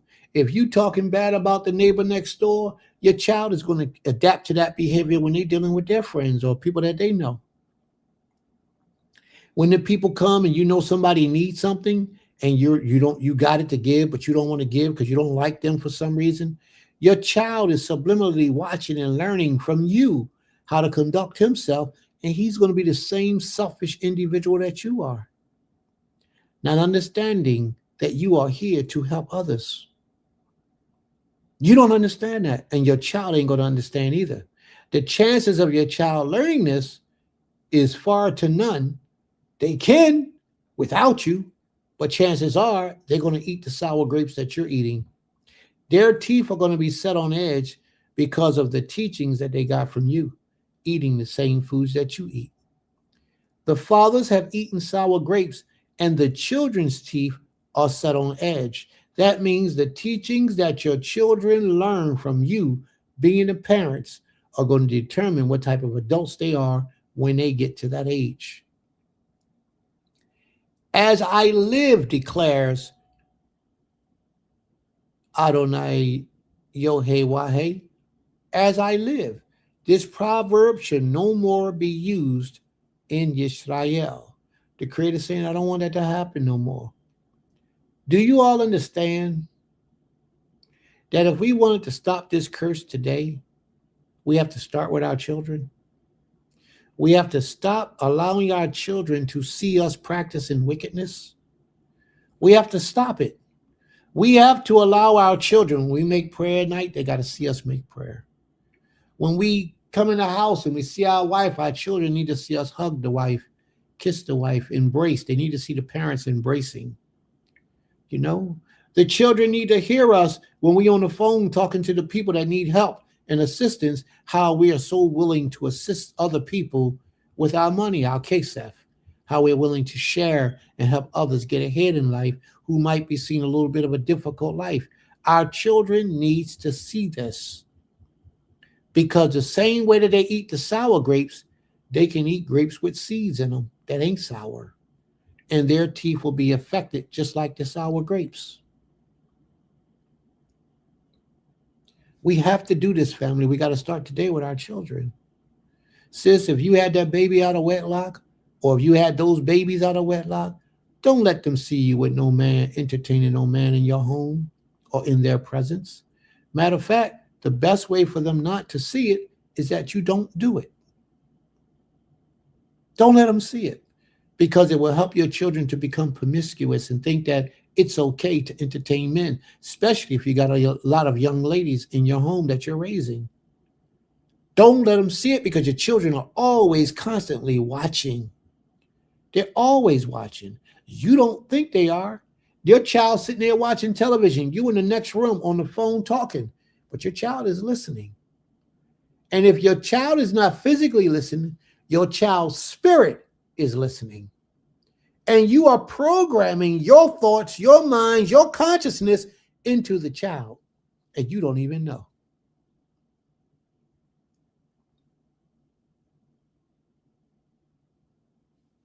No, don't go to his house.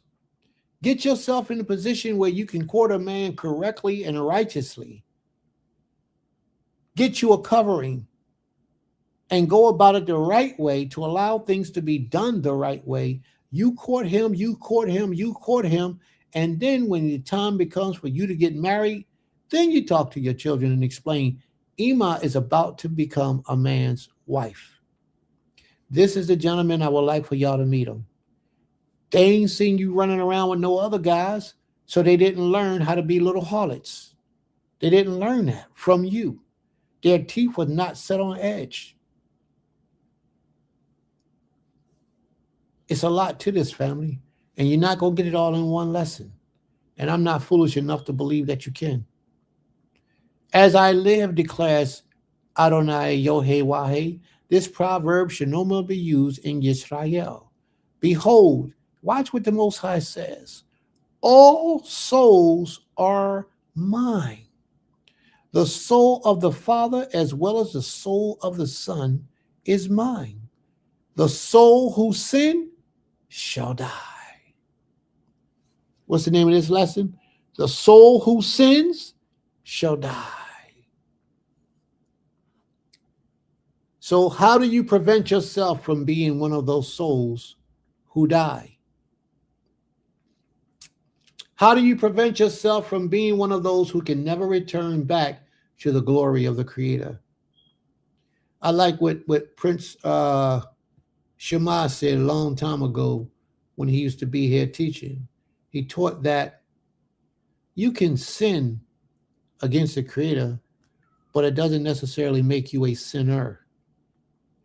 A sinner is somebody who lives in constant sin. Someone who lives in constant sin. But you can sin, meaning that you're not perfect and you will make mistakes and errors, but let it be just that. Let it not be a repeated behavior that you constantly live in. Because if you constantly live in sin, you are what the scripture classifies as a sinner. Watch this, because what the Creator is about to describe are people who are sinners. If a man is righteous and does what is just and right, if he does not eat up upon the mountains or lift up his eyes to the idols of the house of Israel, does not defile his neighbor's wife or approach a woman in her time of menstruation impurity. Whoa. That just disqualified so many of our people. Let me read it again. If a man is righteous, or should I say, this is what qualifies a man to be considered righteous. First, he has to do what is just and right. How does a man do what is just and right except he walks in his integrity? Do y'all understand what I'm saying? A man has to walk in his integrity in order for him to do what is just and right. When you live a sinful life and you know you're not doing what is righteous, a spirit takes hold of you.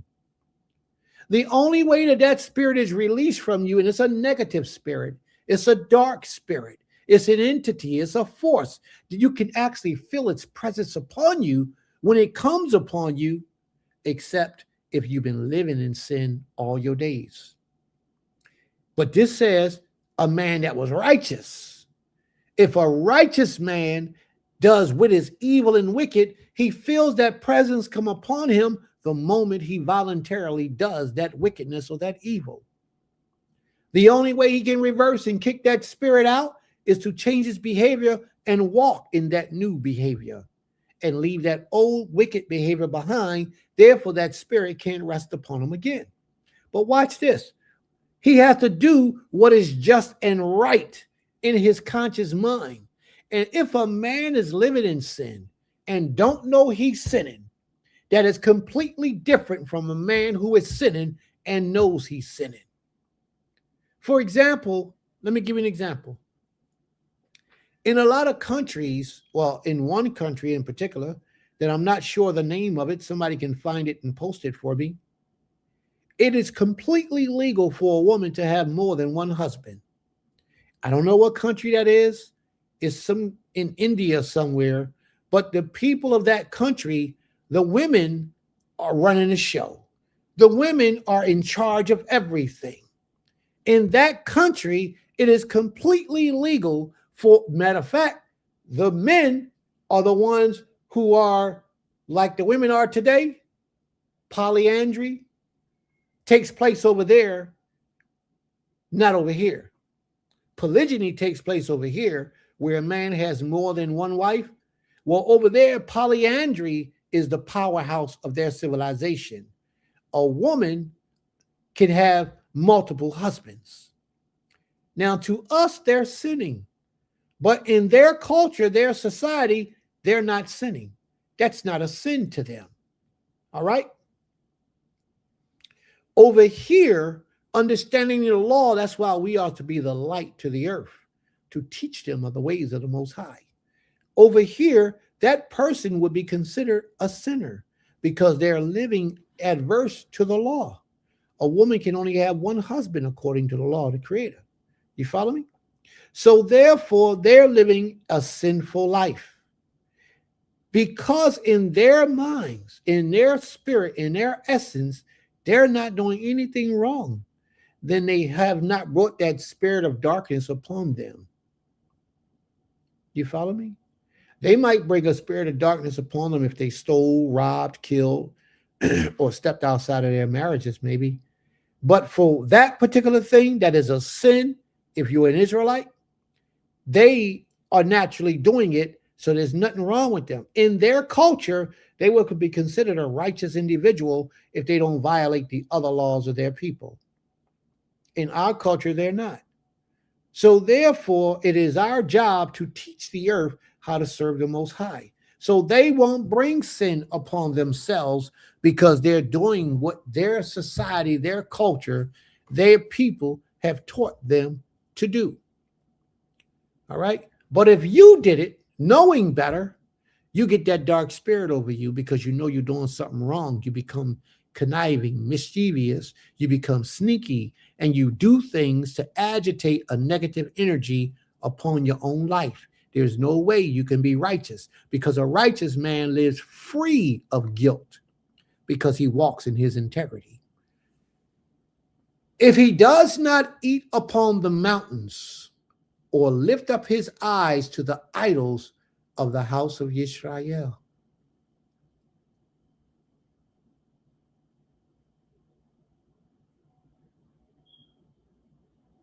Who are the idols of the house of Israel? Who are the idols of the house of Israel? A lot of Israelites today come around and they talk that they believe in the writings from both books. Well, they say there's the whole book. I believe in the whole book. Well, my question is, when your forefathers got kicked out of the land, what did they get kicked out of the land for? What was the reason why the Most High kicked us out of the land of Israel? The answer why the Most High kicked us out of the land of Israel is because we were practicing exactly what we read earlier, how he had did all this for us and we gave his glory to another. We gave his praise to another and we didn't give it to him. Today, we got Israelites wrapped up in church, in Christianity, worshiping the Greek deity severely. And then a lot of our brothers and sisters who stop worshiping the Greek deity, they come out of the Greek idolatrous house and they bring the Greek deity with them tied to their hip. And they give up all these excuses. They give up all these names. They give up all these reasons why it's okay to bring that Greek deity with them. What I surrender to you is this. How about if you worship the Most High and make a clean break from Christianity and give the Christians back their deity? See how good that does for you in your journey toward this king. There's a lot of us who practice, a lot of our people today who practice Islam, and we worship a deity that we do not. There's a lot of us who do this. And we make the best of all the religions under the sun, except worshiping the Creator, who we are supposed to worship. We will outdo the Muslims in Islam. We will outdo the Christians in Christianity. We will outdo everybody under the sun in their religions, but we can't worship the Most High as we were made to do. But we'll go hard on their deities. Man, listen, I know some Christians, man, that will pray. I remember one time I went to my daughter's grandfather's house, and he was a Christian of the Christians. And this man we was downstairs talking. He said, I'll be right back. I got to go make prayer. I don't know what time it was. He got up, he went, made prayer, came back an hour later because he was upstairs making prayer all that time. Israelites, if you make prayer for 15 minutes, they're upset with you. You took too long. Matter of fact, if you make prayer for 5 minutes, that prayer was long, man. Man, you got a whole lot to say, don't you? They don't understand that. But they dedicate their time to their deities. We don't dedicate our time to the Most High. There's a lot of us who haven't picked up the book in years. They'd rather hit the button and look at us as we read the book. But there's a lot of us who don't read the Tanakh on our own time. Matter of fact, we don't read no book on our own time. But you should read the Tanakh just so you have a better understanding. Every week, you know what we're going to read next week before we read it. You should already be ahead of the game by already reading. You should already put it in and did the reading and then ask the questions and formulate all the questions that you might have that you didn't understand. So when we go over that book the next week, you already know what your questions are before Prince get to it. Now, some of your questions might be answered as I'm teaching, but if they're not, then you have the opportunity to ask those questions. But what is that doing? That is showing you that you're dedicating yourself to learning and understanding the Most High. What better of a gift can you get than to dedicate yourself to the Most High? But that's too much for us to read this book because we got other things to do, other things that's more important. The devout Christian, they don't operate like that. They will tell their job, their boss, you got to hold up. I'm reading my Bible right now. Their phone ring, they don't even ask, they don't even look at their phone while they're in prayer. You making prayer to the Most High, your phone ring next to you, you put the Most High on hold. You look at your phone to see who it is because you're so busy. Or you hear that ding with somebody like one of your posts, you put the Most High on hold in the middle of your prayer so you can answer your phone to see who liked your page on Facebook or Instagram on a social media platform. These are the types of things that the Most High hates, but yet we do it so often to this king. We do it. We put him second and not first in our lives. We don't really dedicate our existence to the Creator like we should. We don't, but we should. There are people who will walk miles to go to a house of worship to serve the Creator. You can't even walk around the block. Then when a feast day come up and they're having an event, people flood. Man, I remember Easter was the most packed in the church when we were young. Easter, Christmas, Thanksgiving, those holidays, pagan holidays, people would run to their house of worship. What do? How do you show the Most High how pleasing you want to be in his sight? We tell you Passover is April the 4th this year. How many of you made reservations that you're coming? How many of you have made plans, bought your tickets and got your cab fare, your money together or your ride? How many of you have set up your accommodations for your housing because you coming when the Most High put out a call, the holy days come up, you're going to be in the house of the Most High. How many of you have made those arrangements? That don't happen with Easter. That don't happen with Christmas with the Christians and the pagans. They're outdoing us in their service to worship their deities than we are to worship the Most High, who we claim is the true source of all life. Isn't that what we say?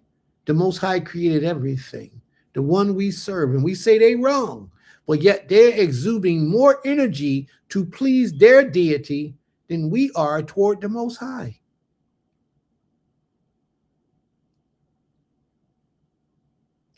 Now, we'll save up for a trip. We'll save up for a vacation, but we don't save up for the holy days. Oh, my sister getting married in Jamaica.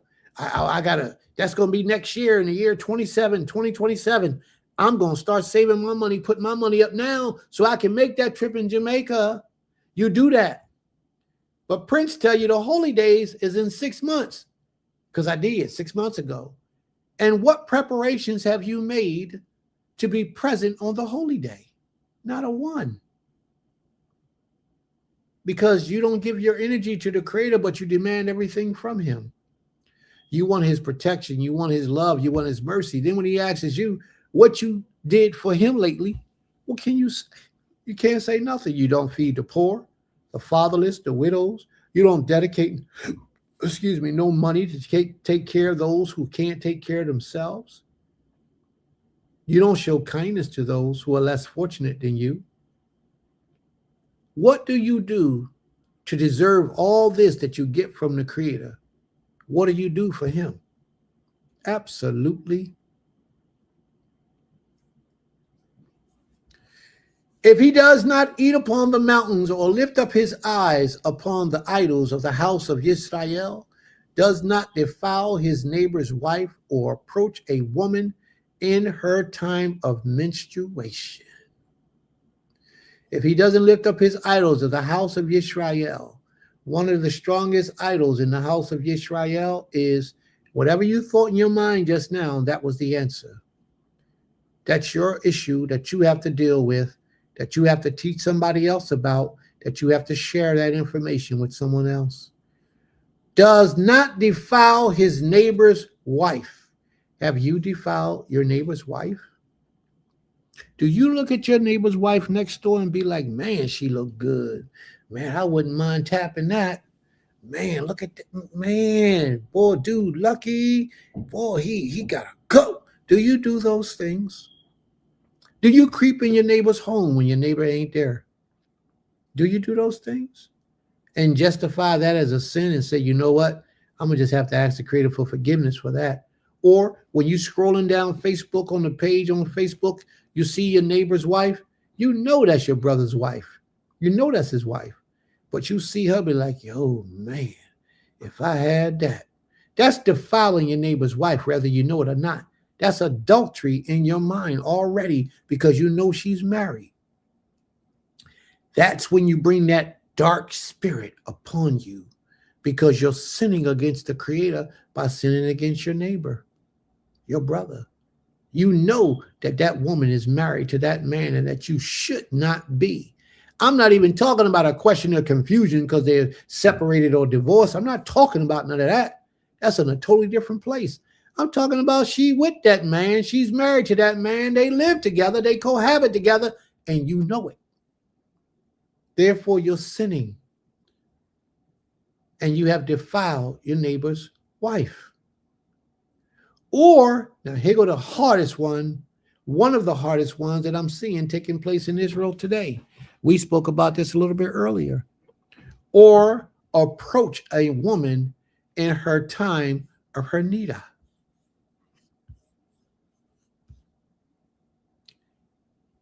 Are you one of those who touch, approach, sit around a woman in her time of her nida, let alone cohabit with her when she's in that condition?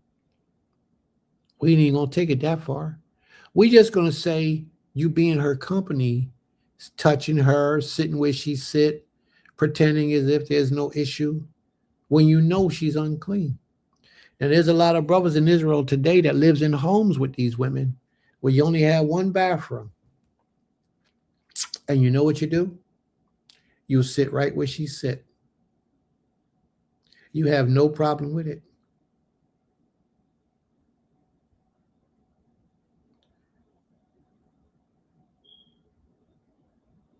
You have no problem with it, no issue with it.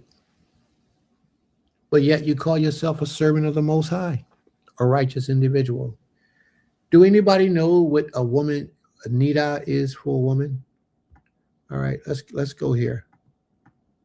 Let's go to the book of Leviticus. The 15th chapter. Let's see if that's where we at. Verse 19.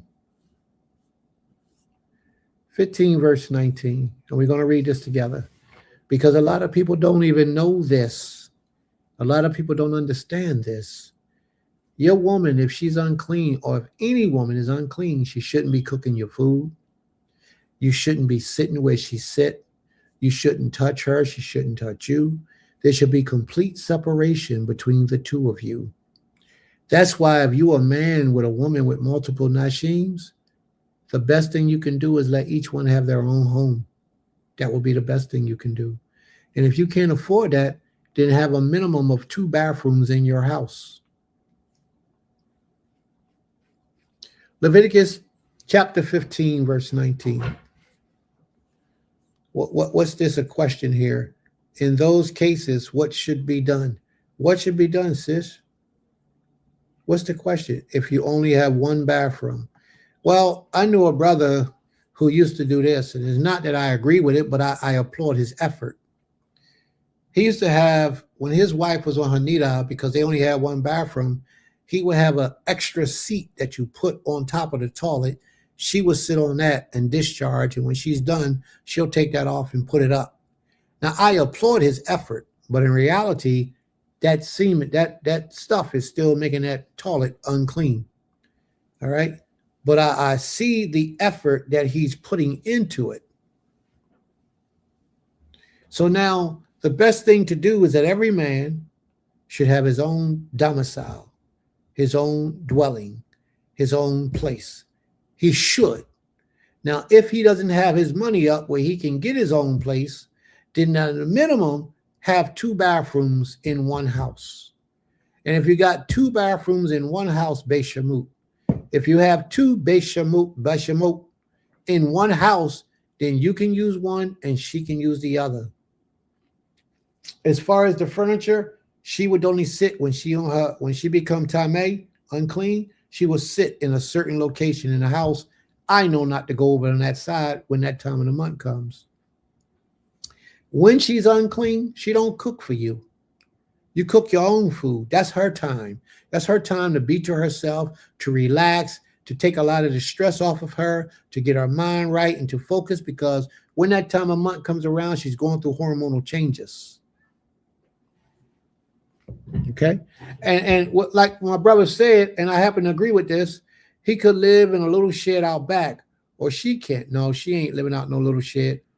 But not living together day and night with not privacy. Yeah, you should never see, you don't want to inconvenience her. You don't want to inconvenience her because she's going through that time already. She's going to already feel isolated and somebody's making, putting her in punishment. You don't want her to think that her mistress is a punishment. All right. You don't want to do that.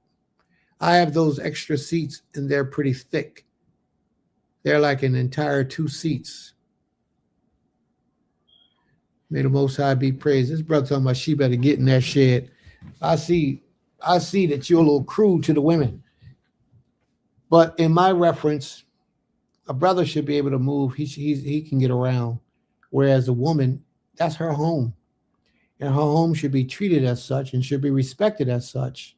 And you should take the back seat on a lot of things to give her comfort and to bring her comfort. That's my opinion. It's hard enough being a wife married to a real man that's really about it. And then when that time of the month come around, you got to be isolated like you, I hate to say it, but like a puppy or something. That's just how I see it. And if it's a nice shed, that's even better for him. She should be in the house. Well, anyway, y'all see it the way y'all see it, but that's how I see it. And I thank the Creator that we have 2 bathrooms, 1, 2, 3 bathrooms here. But I'm grateful. I'm very grateful that we don't have to do that. But anyway, let's move on. Let's move on. Now, Sister Ornette put up something that I have to jump on for a minute. She said, if it's a nice bathroom, if it's a nice shed, she ain't got no problem with it if it's a nice shed. Now, why I want to jump on that? This is why I want to jump on that. I applaud her humility. I do. She's willing to do whatever her husband needs her to do because he requests it of her, even if she has to go sleep in a shed. I respect that. Those are the type of women that's worthy of a husband. But the simple fact that he asked her to do that, to me, is disrespectful on the behalf of the man to the woman. That's just my opinion.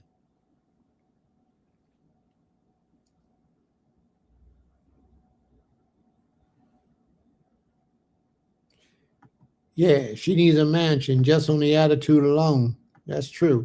That humility, and that's wonderful. And I respect that. Okay? I respect that. But to me, the man should be the one to move, to operate, to get mobile, to move around and get things done. The man should do that and not the woman. And that's just my opinion of the matter. That's just how I see it. That's how I think it should be. Not that anybody has to do what it is that I say that they got to do. But to me, that makes more sense. And that's the way it should be done. And that's just my opinion of the matter. Okay?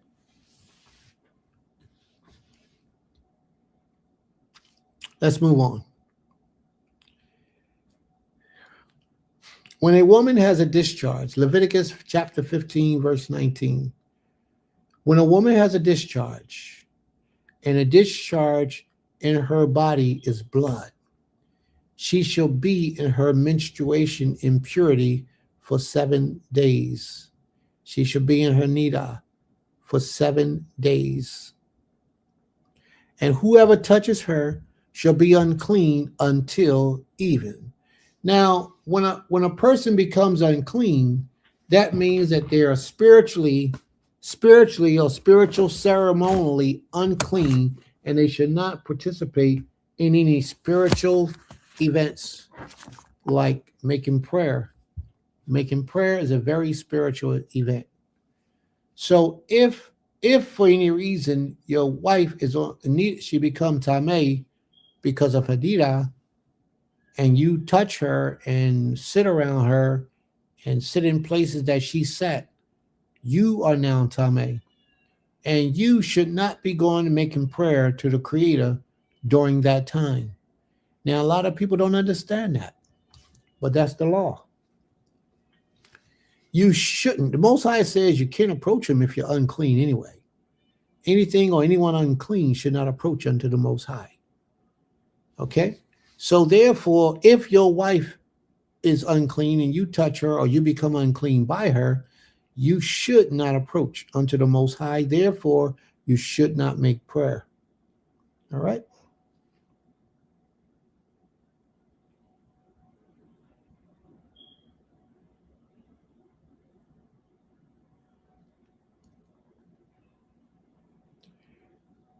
Whoever touches her shall be unclean until Erev, until the evening, because the evening brings on a new day.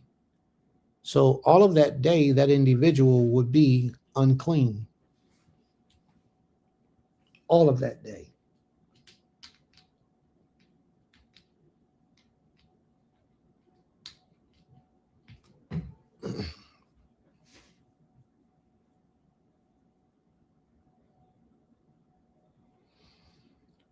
And everything on which she lies during her menstruation, her menstrual impurity, shall become tameh, unclean. Everything also on which she sits shall become tameh. Whatever she lies on, whatever she sits on, should become unclean. There's a lot of sisters today that don't know these laws, and this is why we're teaching, so that they can learn. There's a lot of Israelites today who don't enforce these laws.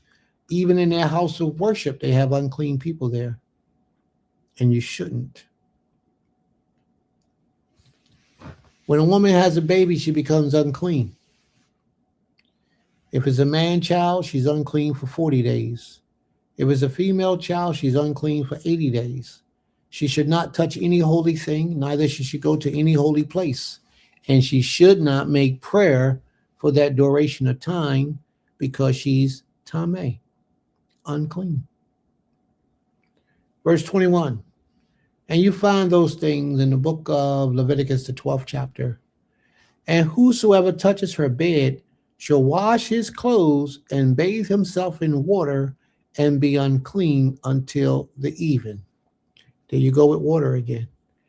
Not just did he have to bathe himself and take a shower, but he also had to wash his clothes. Y'all see this? He also had to wash his clothes and bathe himself in water and be unclean until Erev, until the evening. Whoever touches anything on which she sits shall wash his clothes and bathe himself in water and be unclean until the even. Wherever whether it is the bed or anything on which she sits, anything that she sits upon, when he touches it, he shall be unclean until even. And if any man lies with her, if he has sexual intercourse with her, shakab, if he have sexual intercourse with her, and her menstruation impurities come upon him, he shall be unclean 7 days, just like her. And every bed on which he lies shall be unclean. She transferred her life on him. He became her, and now he's unclean, just like her, for 7 days. If a woman has a discharge of blood for many days, not at the time of her menstruation impurity, or if she has a discharge beyond the time of her impurities, all the days of her discharge, she should be continued in her uncleanness. Let me explain that to you. Sometimes a woman will come on outside of her cycle. You know, a woman's menstrual cycle, some is 21 days, every 21 days, some is 30 days. It's different for each woman. But let's say her cycle just goes off, and then 10 days later, she has an issue of blood again, as if it's her cycle. Not because of something that she did, but just that it happened. As long as that blood comes upon her, she's unclean. The day that it comes on, she's unclean. And she has to count 8 days. And on the 8th day, then she's clean. And she's supposed to bring an offering to the house of the Most High and make a prayer and be clean.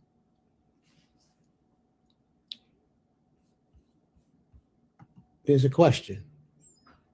During a woman's menstrual, does she have to bathe the clothes she wears each day she wears them? So washing every day? No, she doesn't have to do that. She only have to do that on the last day when she's about to become clean. She has to make sure she washed all her unclean clothes.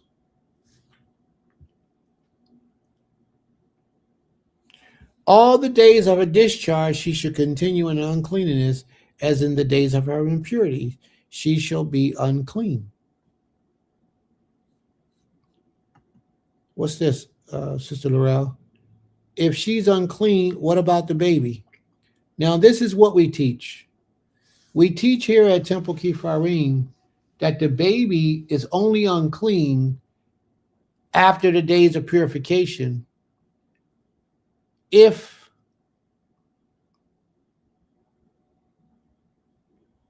the mother's breastfeeding. If the mother's not breastfeeding, then the baby is cool after the days of purification, the 40 days or the 80 days. Then the baby's clean. But if the mother's breastfeeding, that would make the baby unclean anyway, because her blood is going into the baby through her milk. Yes, he's circumcised on the 8th day. Yes, her bidding as well. Every bed on which she lies, all the days of her discharge, shall be to her as the bed of her impurities. Everything on which she sits shall be unclean, as in the uncleanness of her menstrual cycle.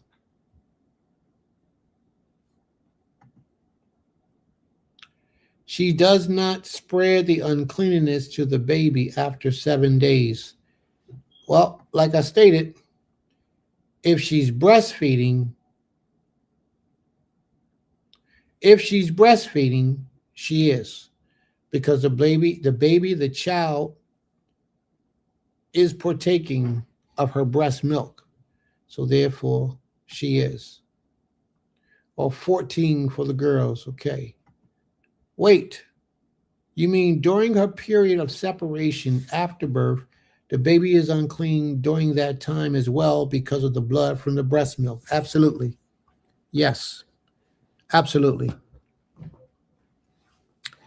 Just like the man If the woman's blood got on him, that made him unclean just like her. Same thing for the baby. If the woman's blood gets on that baby should remain unclean just like her. All right. Every bed on which she lies all the days of her discharge shall be to her as the bed of her impurities, and everything on which she sits shall be unclean, as in the uncleanness of her menstruation impurity. And whosoever touches these things shall be unclean, and shall wash his clothes and bathe himself in water, and be unclean until evening. All blood is not unclean, but if she's unclean for her nida or bringing a birth, that blood is unclean. Okay? So therefore, if she's touching that baby and she's unclean, she's making that baby unclean physically. Even if she ain't breastfeeding him, she touching him, she's making him unclean. And if she's breastfeeding him, that's just reinforcing the uncleanness that is upon that baby. The only thing is, if she breastfeed them, then every 7 days you have to cleanse them and do whatever you're going to do, if that's what you're going to do. But if not, she's unclean. So that child might as well just stay in a state of uncleanness as long as the mother's unclean. Yes, once she's clean, the breastfeeding is clean. Absolutely. All right.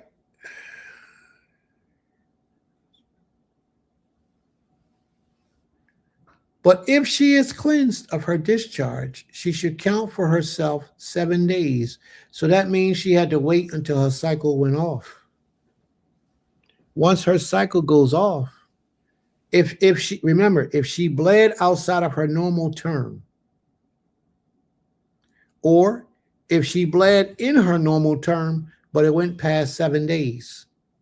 If it even went to the 8th day, once the 8th day is over and the blood is all going, then she has to start counting 7 days. Y'all follow me? If she came on outside of the time of her normal cycle, then once the flow stops and she's clean of her blood, then she has to count 7 days. And even with her counting that 7 days, she's not clean until the 8th day. Once the 7th day ends, the 8th day begins is when she's clean. Okay? And on the 8th day, she shall take 2 turtle doves and 2 pigeons and bring them to the priest to the entrance of the tent of meeting. And the priest shall use one for a sin offering and the other for a burnt offering. And the priest shall make atonement for her before the Most High for her unclean discharge. May the Most High be praised. And that's a fact. And that's how it's supposed to be. But many of us don't keep this law, although we call ourselves by the name of Yisrael. So the Most High is letting us know, if this man is a righteous man, a woman's menstruation or impurities, he can't come near. He don't do these things intentionally. All right, let's clear this up because I see there's a question on the floor. Wait, Prince, are you suggesting that the remaining 33 days are also like the separation of a regular nida? If she's breastfeeding the child, then the answer is yes. If she's not breastfeeding the child, no blood is given to the child, then the answer is no. Once the sun goes down on that next day, daddy can pick the baby up and daddy won't become unclean because the baby's not unclean. But if, let's say, that 7 day cycle is up and the woman is still breastfeeding the child during her 33 day span, yes, that child is unclean just like the mother. Or the girl, child, for her 80 day, she's unclean just like the mother. Yes, as long as there's blood in the breast milk. And as long as that blood is getting put into that child, then that child is unclean, just like the mother. Just like when the man had intercourse with the woman and her blood got on him. It's the same instance. It's the same instance. That made him unclean just like her. Same thing with that child. So that child will go through the duration of that time just like the woman if that blood got on that child. If not, then the child is cool at the end of that week.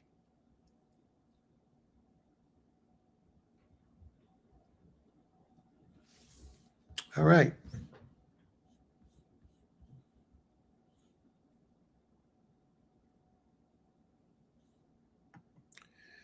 All right, let's go to Leviticus, the 12th chapter, please. Let's go to Leviticus, the 12th chapter. We're going to read it.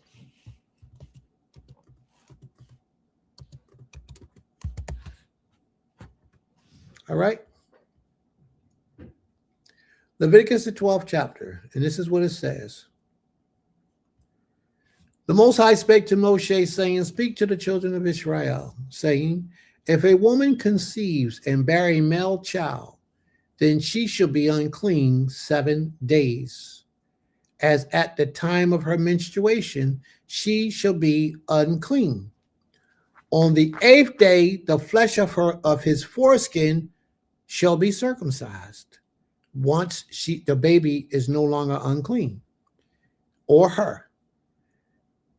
Then she shall continue for 33 days in the blood of her purification. That means that she is unclean because of her nida. What they call it, the blood of her purification, tahora. And that's funny because a tahora is a funeral ceremony. Wow, that's deep. I'm going to have to look into that. A tahara is a funeral ceremony. Tahar. It's a funeral ceremony. I'm going to look into that because I could see how that could be applying because she's having blood shedding off the other eggs and all that stuff through that whole cycle. Let me see. All right. Then she shall continue for 33 days in the blood of her purification. She shall not touch any holy thing, nor come into the sanctuary until the days of her purification are complete. She can't touch anything holy.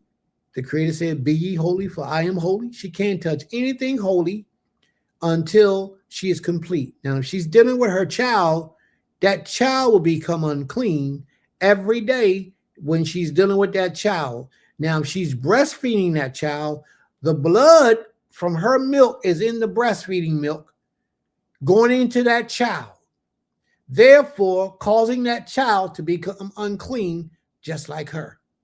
So that child will be unclean for the duration of time, just like she's unclean because she's breastfeeding. That blood is what does that to that child. Okay. Now, if she's not breastfeeding, after that child is circumcised on that 8th day, he's cool. As long as his mother, if she touches him but don't breastfeed him, he becomes unclean when she touch him. But after going down to the sun, she just need to bathe him before the sun go down. And then after the sun go down, he's clean if you want to do that every day. But the chances of her picking him up again the next day is going to be the same cycle over and over and over because usually the woman is the one who primarily takes care of the child during that time. But if she's breastfeeding that child, there's blood in the breast milk. Therefore, the blood in the breast milk will also be going into the child, thereby making that child unclean for that period of time.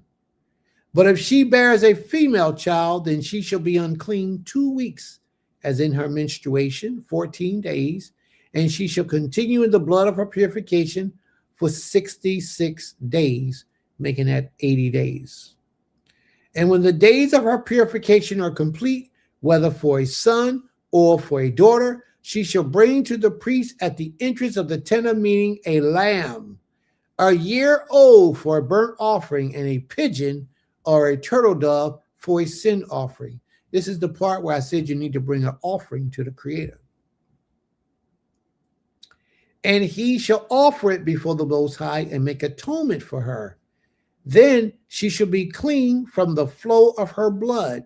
This is the law of her who bears a child, either a male or a female. And if she cannot afford a lamb, then she to take 2 turtle doves or 2 pigeons, one for a burnt offering, the other for a sin offering. And the priest shall make atonement for her, and she shall be clean. There you go.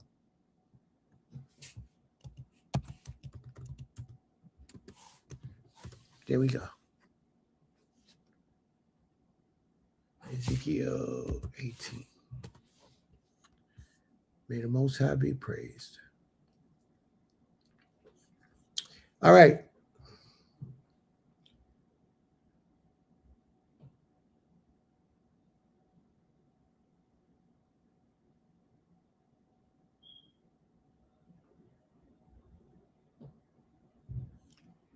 All right, let's see what sister's talking about. Let me walk down this list with her. Everybody's point of view is important and must be investigated. And the rest of days, wait. This is because only the 7 days is where she spread the uncleanness. Well, when did she spread the uncleanness in the 7 days? Scriptures don't say that. And scriptures don't say that the baby is unclean in those 7 days either. We understand that the baby is unclean. We know this. It's just that simple. All right. Spread the uncleanness. Do you see the distinction made? She is not spreading it to the baby on day 8. The baby should be getting circumcised on day 8. Cain, but she does not spread it to the other people to make them unclean. She could. If she touched them, they will become unclean. This is why the Most High says for her to be separated. She to remain in her tameh, just like in the days of her nida. That's what the law says. Blood and pus will always be in breast milk. So there it is. If you're admitting that the blood and the pus, I ain't talking about the pus, but if you're admitting that the blood is in the breast milk, then that by default lets you know that if she's breastfeeding the baby during that highly spiritual time, the baby's unclean. Okay, I think I fully understand what's your stance. However, I disagree the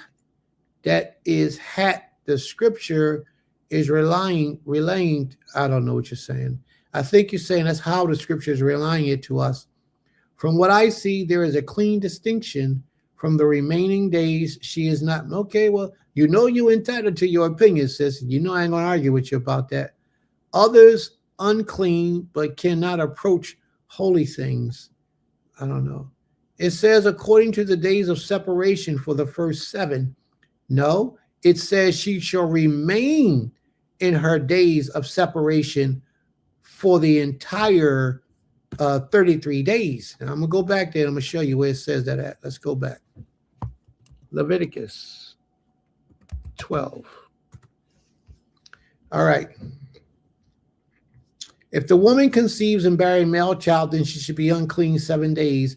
At the time of her menstruation, she should be unclean. And on the 8th day, the flesh of his foreskin should be circumcised. Then she shall continue for 33 days in the blood of her purification. She shall continue for 33 days in the blood of her nida. It's just that simple. She shall not touch any holy thing nor come into the sanctuary until the day of her purifications are complete. All right? So that's the answer to that question, sis. And I know how easy sometimes it is to overlook things, but that's my job. That's what I'm here for. I'm supposed to do that. All right?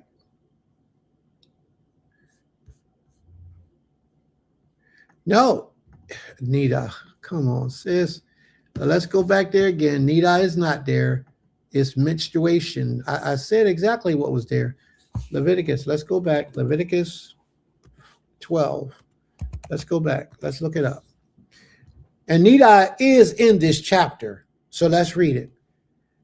The Most High said unto Moses, speaking to the people, as said, if a woman conceives and bear a child, then she shall be unclean, Talmeh, 7 days, as in the time of her nida, da'a, she shall be Talmeh. Okay, I thought in her menstruation, they actually give it by its correct name, menstruation, her cycle. Okay, she shall be unclean. And on the 8th day, the flesh of her foreskin shall be circumcised. Then she shall continue 3 days in the blood of her purification. Tahora, as I explained earlier. And I do not see nida at this point. But the menstruation is the nida, so that's one and the same. She shall not touch anything holy, nor come into the sanctuary until the days of her purification, tahor, are complete. I thought, if I'm not, there you go, I knew I was right. But if she bears a female child, then she shall be unclean 2 days week, as in her menstruation. Her menstruation here is nida. So yes, nida is mentioned.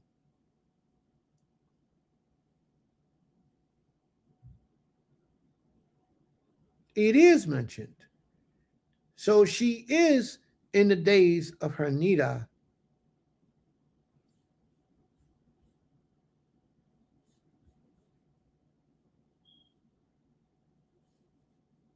But in his menstruation in the 2nd chapter that you pointed out, it doesn't say nida. It says da'u, or dawa.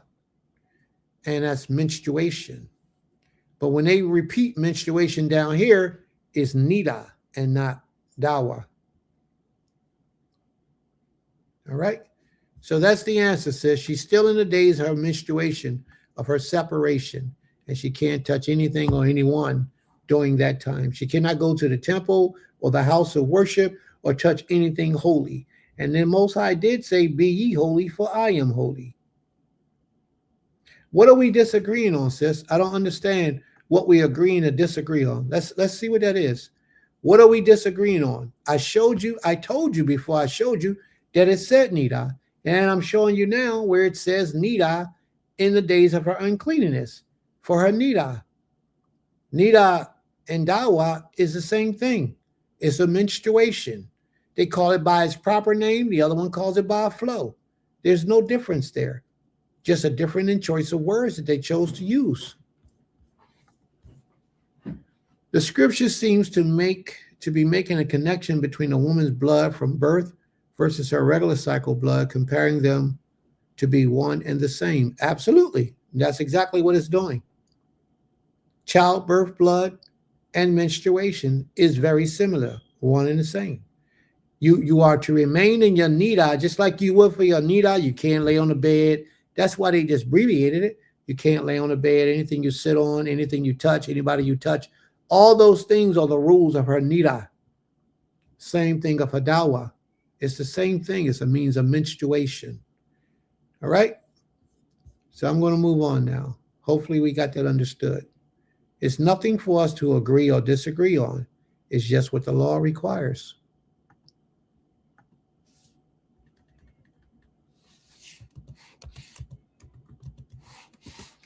We're going down to Ezekiel 18. And I'm going to slide back up and continue on where we left off. Where was he at? In verse 6. And if this person does not oppress anyone, but restores to the debtor his pledge, commits no robbery, gives his bread to the hungry, and covers the naked with a garment. This is the Creator trying to explain to us what a righteous man looks like. How many of us fit this description today? We don't oppress anybody. We restore the debtor his pledge, which means that if somebody says, I want to borrow something, if somebody says, I want to borrow something, and you take a pledge and you say, all right, I'll let you loan it, borrow it, but you got to give me this until you pay me back, right? When they pay you back, you give them back what they gave you, as opposed to you using that as interest and keeping it. and saying, yeah, but you loaned this, I loaned you this, so I'm going to keep this as accruing interest. No, give the debtor back his pledge. It says commit no robbery right after that, because that's what that will be considered. Gives his bread to the hungry and covers the naked with a garment. When you see somebody in need, are you the one to help them to get covered? Are you the one to help to protect them and shelter them? Do you do these type of things? Do you give your bread to those who are hungry, trusting the Most High to restore more bread to you? Do you give away what you have? These things are extremely important, so important a lot of people don't understand it. You are supposed to be a servant of the Most High. You trust the Most High for your survival, everything in your life, everything you have, everything you do, everything comes from the Creator. Therefore, if you see somebody that's less fortunate than you, you don't look at the person and look at the color of their skin and say, I ain't helping that person because that person Chinese, that person white, that person African. You don't look at the color of their skin or the nationality of the individual. Your job is to be a light to the nations.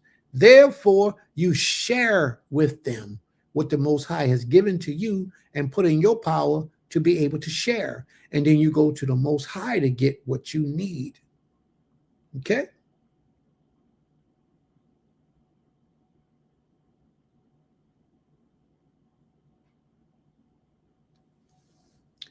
You go to the Most High to get what you need.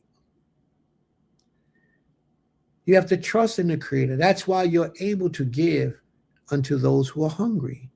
Somebody who have a need and you're able to meet that need, you are commanded to meet that need. That's what makes you a righteous individual. These things here that we're reading should be our natural characteristics and our natural traits. To commit no robbery, give his bread to the hungry, and covers the naked with his garments. I teach this all the time. When you got somebody live next door to you and you know they got multiple children and they're less fortunate than you, do you help them? Do you help them? Do you help their children get what they need by going through the parents to supply the needs? Or are you one of those people who just laugh and keep it moving? He does not lend at interest or take any profit, withhold his hands from injustice. Now, let me explain that part right there. Let me explain this part right here. He does not lend at interest or take any profit, withhold his hand from injustice. He does not lend at interest or take any profit. I had a brother that called me up one day. He says, Prince, I want you to loan me some money and I'm going to pay you back with interest. He says, he didn't put it in that term. He says, I need to borrow, I think he said like $2,000 and I'll give you back $2,100 in 4 months, something like that. So I got in my hustle mode and I said, yo, bro, you going to give me back? He said, yeah, that's like 20%, 10%, 20% or something. I ain't bothered to argue with the brother. I said, I don't want that. You got to give me this. He said, well, I had a whole different parameter of rules for him that if he wanted to borrow the money, I ain't got no problem taking that, what you want to give me that extra. I ain't got no problem taking that, but it's something else that I wanted him to do, and I wanted everything done in a shorter period of time. 4 months was just too long for me. So me and the brother go back and forth, negotiating the deal, trying to work out the deal. My hand be to the Creator. That interest I would have took because he said he offered it, and he's not poor. He offered it. Had that same brother called me up, and he probably here listening because he'd be listening all the time, but this is the truth. That's how I move. Had this same brother called me up and said, Prince, I need to borrow X amount of dollars and I'll give it back to you in 2 to 4 months, then that completely takes it out of a business deal. And I wouldn't have denied him if I had it to give. That would have took it completely out of a business deal, and then that would have took it into your brother looking out for your brother. And that's what it's supposed to be. Once he introduced the ideal that I'll give you back more than what you give me, then we entered into a business deal, and businesses just have to be fair and good. You have to honor your word. That's how you do business. Had he not made it a business deal, then he wouldn't have to give me back no interest, and I wouldn't have been asking for nothing back but what I gave him. But he made it a business deal. Just like if somebody moves into a building that I may own, I might be renting out an apartment, and Israelite rent that apartment, he gonna pay me my rent. He ain't gonna come to me at the end of the month and say, hey, this I ain't give me, you gotta do something else, babe. You need some milk. It's been hours. You need some milk. I can just get. I'll get it. Just relax. I'll get the milk. So it's just not once it gets into the realm of business, then different laws and rules apply. What I mean by that is, if this is what I do, and you know this is what I do, then you can't interrupt that by saying, yo, this is the brotherhood. I need your help. Unless you really need my help, then I got to do what I got to do to help my brother. But if you enter into a business deal as a business deal, then you have to respect that as business. That's the part of you keeping your word, keeping that covenant. And if a brother is ever in need, sure, you're supposed to help a brother if he's ever in need. But if a brother is just trying to increase his business and he comes to you with a business deal, then you have every right to increase your business, because that's what he's going to do. Hey, give me 1 second, please. Give me 1 second.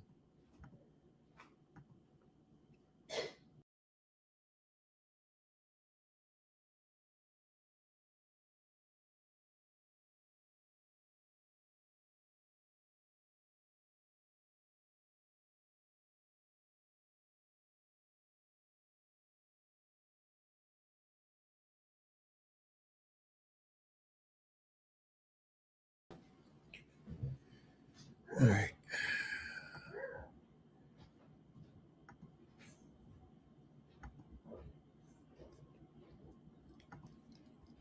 Please forgive me, please.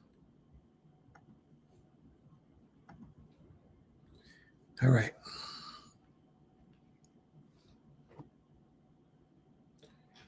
He does not lend interest or take any profit, withhold his hand from injustice. He execute true justice between man and man. He walks in my statutes and keep my rules by acting faithfully. He is righteous. He shall surely live, declares the Most High. So what I was speaking out, all of these things is what constitutes a righteous man. And the Most High made it clear what a righteous man looks like to him.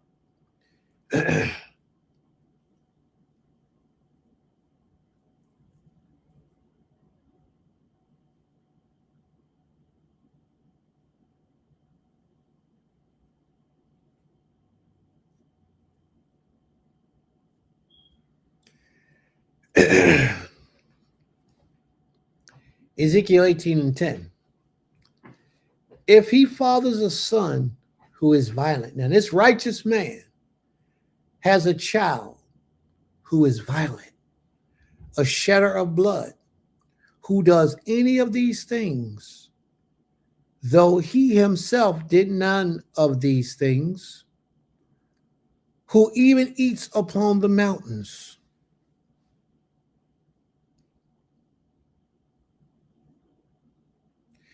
this son defiles his neighbor's wife.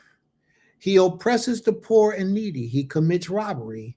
He does not restore the pledge. He lifts up his eyes to the idols. He commits abominations.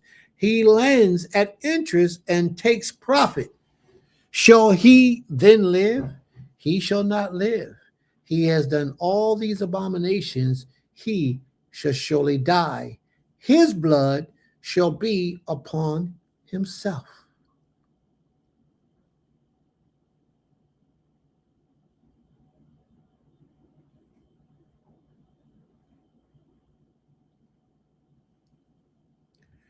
Now, suppose this man, this wicked man, fathers a son.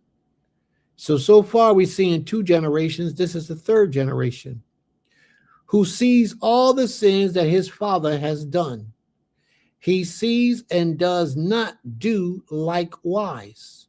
He does not eat upon the mountains or lift up his eyes to the idols of the house of Israel. He does not defile his neighbor's wife. He does not oppress anyone, exact no pledge, commit no robbery, but gives his bread to the hungry and cover the naked with a garment. He withholds his hands from iniquity, takes no interest or profit. He obeys my rules and walks in my statutes. But remember, he didn't have any deities either. He didn't practice idolatry at all. He obeyed the laws of the Most High and walked in my statutes. He shall not die for his father's iniquities. He shall surely live.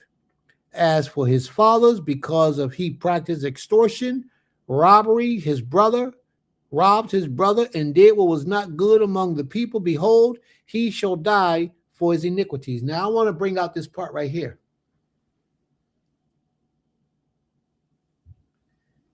As for his father, the man who did wickedly. Now, watch this part. The Creator going to bring to mind all the things that this man did that caused him to die for his iniquity. Watch this.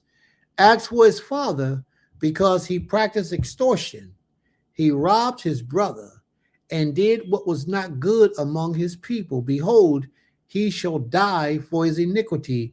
Did you notice the Most High didn't mention anything about obeying his law? He didn't have to, because all these things are violations of the laws of the Creator. So therefore, that man couldn't have possibly been keeping the laws of the Most High, living the way that he was living.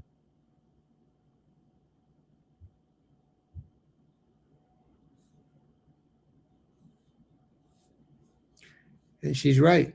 There's hope that they can be returned. Then they say, yet you say, why should not the son suffer for the iniquity of the fathers, when the son has done which is just and right, and has been careful to observe all my statutes? He shall surely live. The soul who sins shall die. The soul who sins shall die. The soul who sins shall die. The father should not be put to death for the children, neither shall their children be put to death for the fathers. Every man shall be put to death. Every man should be put to death. Every man should be put to death for his own sins. Thus saith Yod-Heh-Wah-Heh. So why do we believe that somebody died on the cross for our sins?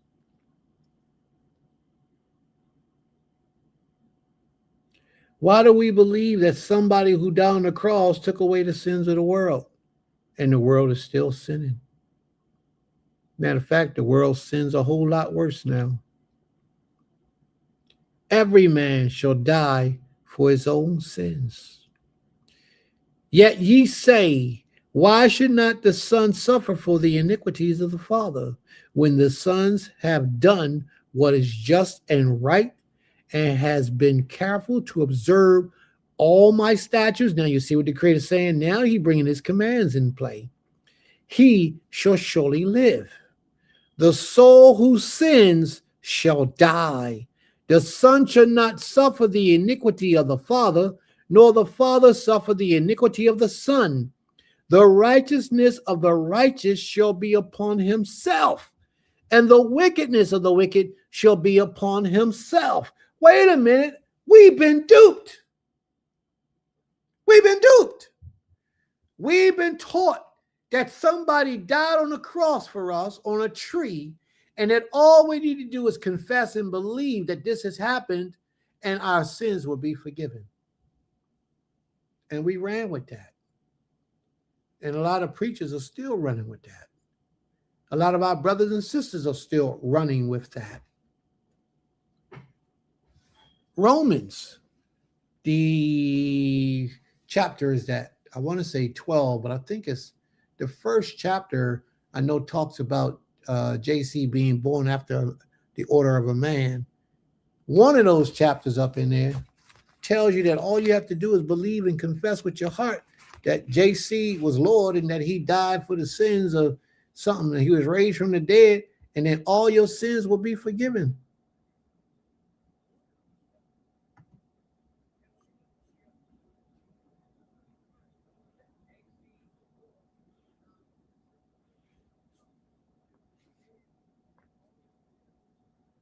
And that all your sins will be forgiven.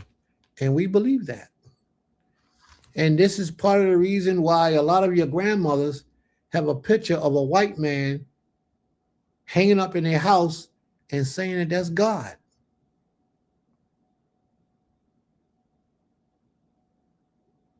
Now that you know better, you have to go back to them and talk with them as patient as you are and explain to them that that is an abomination. As kindly as you can and as respectfully as you can. Explain to them that that is an abomination before the Most High. To believe that a man could be the creator. The soul who sins, it shall die. But they believe that a man died for your sins. But if a wicked person, now if you're wicked and you out here doing all this stuff before you heard these lessons today, and you live in your life as a foul individual, and then you hear these teachings, and now since you heard these teachings, you have an opportunity to be that wicked man who now turns to the light and begin to serve the Creator to the best of his ability. Ezekiel 18:21. See, this is why we don't need to believe that a man died for us, because all we need to do is go to the Most High and turn from our wicked ways and keep his commandments, and we shall receive salvation. But if a wicked person turns away from all his sins that he has committed and keep all my statutes and does what is just and right, he shall surely live. He shall not die. None of the transgressions that he has committed shall be remembered against him. For the righteousness that he has done, he shall live. Have I any pleasure in the death of the wicked, declares the Most High, and not rather that he should turn from his ways and live. Therefore, no matter who you are, no matter what you've done in this life, if you surrender yourself to the will of the Father, begin to live your life in accordance to his commands, then you can live. What he means is that you can have that curse lifted up off of you, and you can be found acceptable in his sight.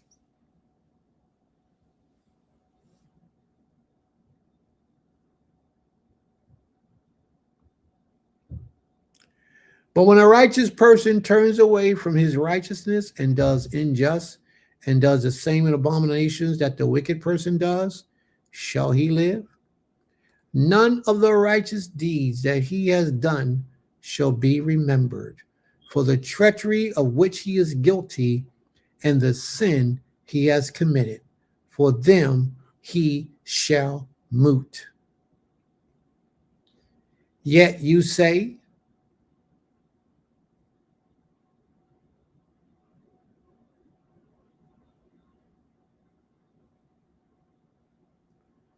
the way of the Most High is not just. Hear now, O house of Israel, is my ways not just?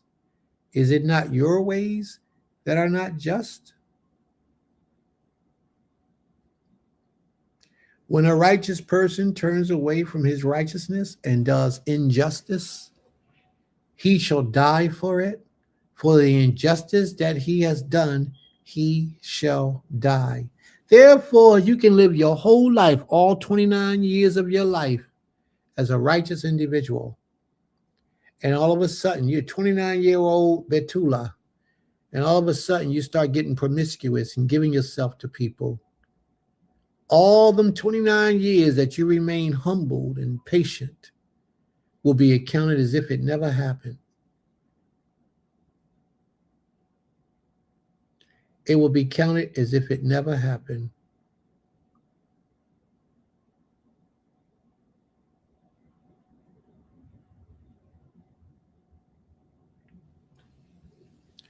Again, when a wicked person turns from his wickedness, he has committed and does what is just and right, he shall save his life, because he considereth and turned away from all the transgressions that he had committed.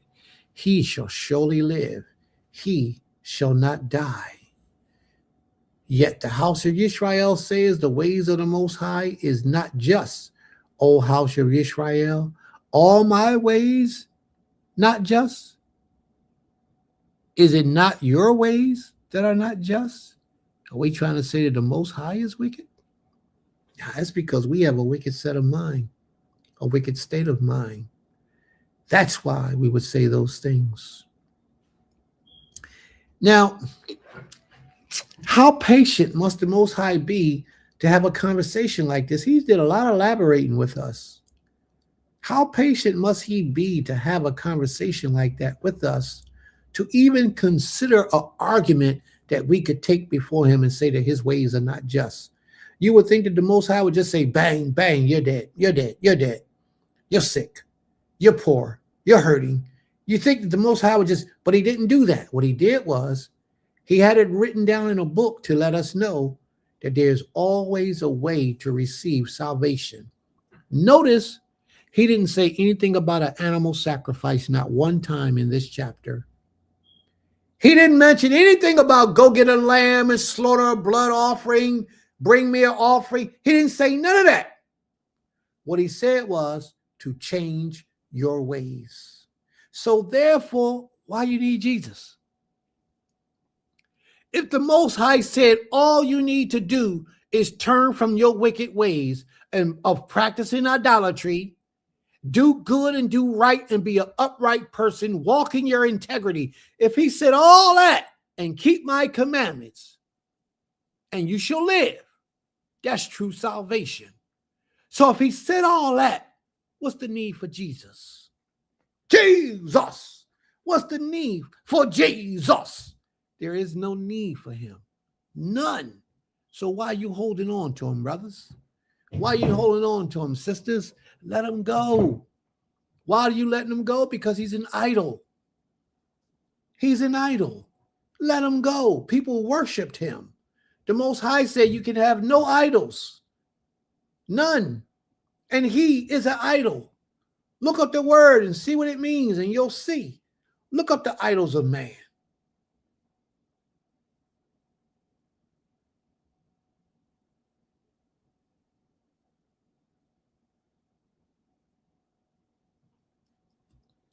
And you'll see that he's an idol. Look up the idols of the world. Although this world supports Christianity on a high level, look it up and see what the Most High says. There's a lot of people just going to tune out the room and say that dude don't know what he's talking about. Don't listen to him. Listen, I serve the Creator and not the creation. So who do you serve? Because if you serve creation, then you got a problem. You wrong before the Almighty, and you need to get it right. The only way you can get it right, as the Most High said, is separate yourself from these idols and begin to do my commandment. The very first of his commandments is what? Thou shalt have no other power before me, before my face, ever. Thou shalt make no images of anything in the heavens above, nor the earth beneath, neither in the waters underneath of the earth. That means that anything that exists in the heavens or the earth, thou shalt not bow down thyself to them. For I, the Most High, thy power, am a jealous Elohim, visiting the iniquities upon the children of the fathers to the third and fourth generations of them that love me and keep my commandments. And the same thing vice versa for them that hate me and don't do my commandments. The Most High is real with this, family. We got to let it go. We got to let it go. If we don't, it's going to be a hindrance to us. We wondering why right now we can't come together. We can't work together. We can't build. And a lot of that is because a lot of us are practicing idolatry by holding on to JC. And then a lot of us that ain't practicing idolatry, we can't get it together because there's so many other things that we want to do, or people that we think we are, and what we want others to bow down to, a knee to. This is foolishness, family. While all the nations around us are building and growing and getting strong, you got Chinatown, you got Germantown, you got Jewish, got their own town in Brooklyn, all over the place. Wherever Jewish people live, they got their own community. Where's our communities that's flourishing, that's righteous, that's building, that's growing? Where are they? Where are they? We got Torah-centered Israelites who can't even work together, can't even live together, won't even build anything together. Why? What is wrong with us as a people while we can't get it together? Why? Idolatry is very dangerous for an Israelite man. If you saw your way out of the church, get a church back their deity and walk in the trueness and the fullness of the Most High and the Most High alone. A lot of people convince themselves and say, well, I keep the Torah. I'm a Torah observant Hebrew. The commandment says, thou shalt have no other power before me. No idols. And we read it today. There should be no idols. Well, that's something for you and the Most High to deal with. That's something y'all got to figure out. Because I can't get into that. All I can do is deliver the message. The rest of it is up to you. Therefore, I will judge you, O house of Yisrael, everyone according to his ways, declares the Most High, Yotzer Zivaot. Repent and return from all your transgressions. Repent and turn from all your transgressions, lest iniquity be your ruin. Cast away from you all the transgressions that you have committed, and make yourself a new mind, a new heart. Lav is the same word in Hebrew for mind and heart, and lot mind and heart, and a new Kodesh Ruach, a new spirit. Because once you turn yourself in the direction of the Most High fully, the Most High will bless you with a new spirit. But you have to mean what you say when you say it. That I give my all to you, Most High, to serve, to obey your every command, to walk in your ways with an upright, contrite spirit. I give you the best of me. You say those words to the Most High as you prostrate to the Most High at 12 o'clock at night, and you mean what you say. Ask him to forgive you of your sins and promise him that you won't turn back again. You feel that presence on you once you get up off that floor. I promise you. You got to mean it. He says, why will you die, O house of Yisrael? Why would you die? After you heard this message all day, we've been talking the same spirit all day. Why would you die? Why would you not simply give up and begin to get that new spirit, that new love that the Most High is talking about? Why not? For I have no pleasure in the death of anyone, declares the Most High. He doesn't want those who are committing idolatry to die. He doesn't. He would rather you walk away from your idolatry and serve him and him alone. Declares Adonai Yohei. So turn and live. Then he gives you a hint. So turn and live. Chaya. Turn and live. Brother Free in the house. Shabbat shalom, bro.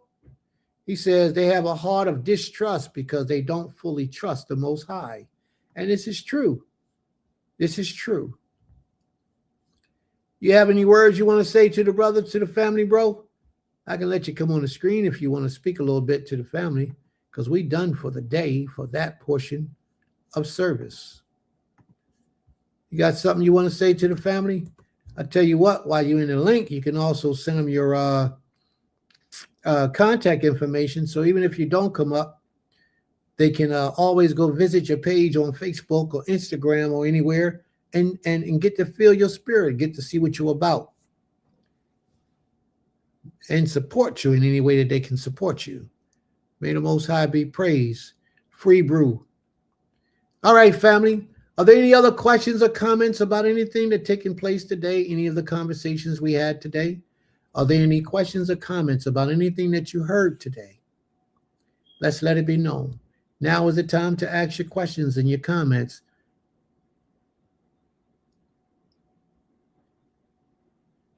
You had 6 hours of teaching today, 6 hours, 14 minutes, and 42 seconds. And I know we did a lot of questions and answers earlier, but we're having a little portion right now. All right. All right. All right. May the Most High be praised. Toda Rabbah. Are there any questions, family, about anything that you may have, anything you may heard that you're still not fully aware of and you're not certain about? Next week, we're going to read the book of Ezekiel, the 19th chapter, verse 1.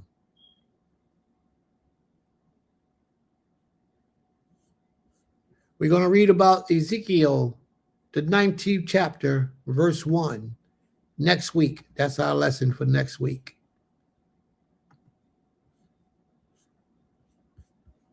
All right. So are there any questions or comments, family, before we close out? Passover, family, for those who need to know, will be April the 4th this year. Comes in April the 3rd at sunset. At sunset begins the holy day. All right. Ima, are you present? Can. Okay. You want to come back up?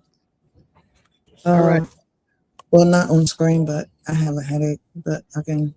Okay. Don't worry about it. I can handle it. Don't worry about it. Go in and relax. All right. Good lesson. Kimelo Boo. Kimelo Boo. Okay. Kimelo Tibu. Okay. Kimelo Tibu. May the Most High be praised. All right. Class was so enlightening as usual. You really got deep into the uncleanness laws, and it was so needed. Toda to the Most High for your spirit. May the Most High be praised. Toda Rabbah. All right. Any other questions or comments, family?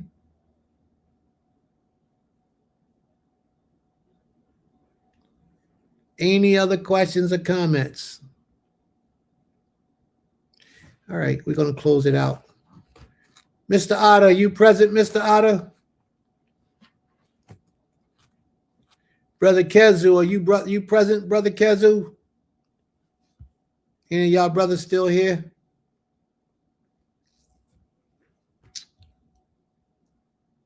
Any of y'all brothers want to close us out with prayer? All right, I have to assume that they're not here.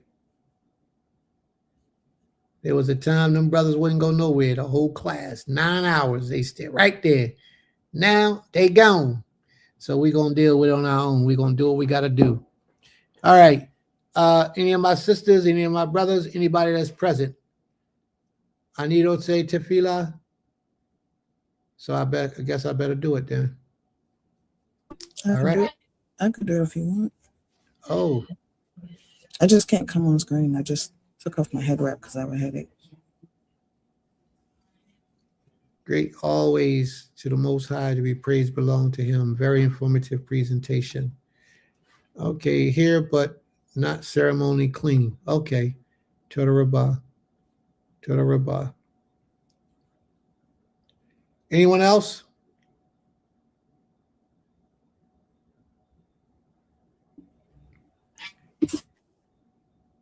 And nobody here want to close us out in prayer. All right. I guess I got to close us out. Oh, Ima, you said you'll do it, right? But I just can't come on screen. Where Ezzy at? Let Ezzy do it. Ezzy, Tomei? You can't do it. Yeah. Okay. Oh, well, then you might not be cool then. Don't worry about it. Okay. Go ahead. Yeah, I don't want to take that chance. Toda Rabbah. All right, I'll do it. I'll close us out again. Do we have any prayer requests? Somebody did ask us earlier to keep them in our prayers, right? Who was that? Sister, Who? Sister Opal. Yes, Sister Opal. Anybody else have any prayer requests? Anyone? And I thought I saw that Maury Kezu asked about for his family, for his uncle passing. Okay, Brother Kezu. All right, anybody else? Brother Kezu, I'll leave it at your uncle. I don't know his name, but I'll leave it at your uncle. Do my best. All right, everyone. Let's face the east. Let's rise and face the east.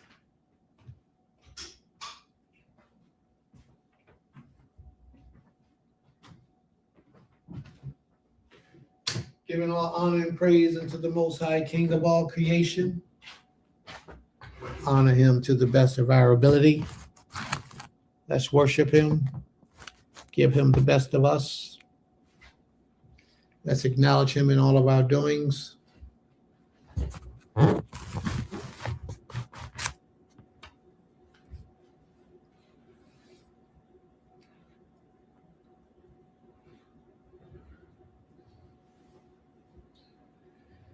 Abi, Wabatenu, Salak lanu kol Yisrael, ki chatot anaknu osim lifneata, Abi.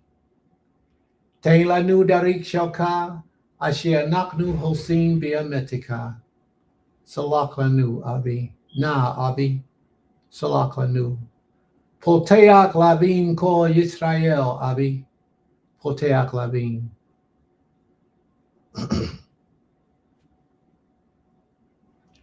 Great and mighty King, Master, ruling of all things, we humble ourselves before you, and we pray for permission to approach unto your throne.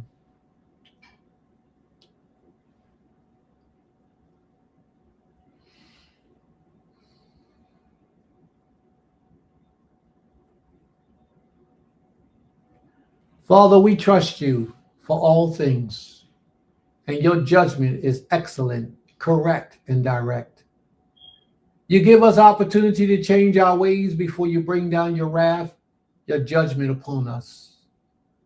It is up to us to hear and to obey your voice when you speak to us.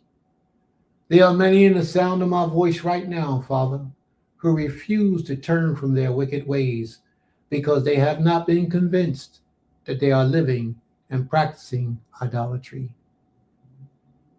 Please have mercy upon them, Father, and extend to them extra patience and courtesy, that they too may gather the information of their abominations and their abominable practices that they are doing before you.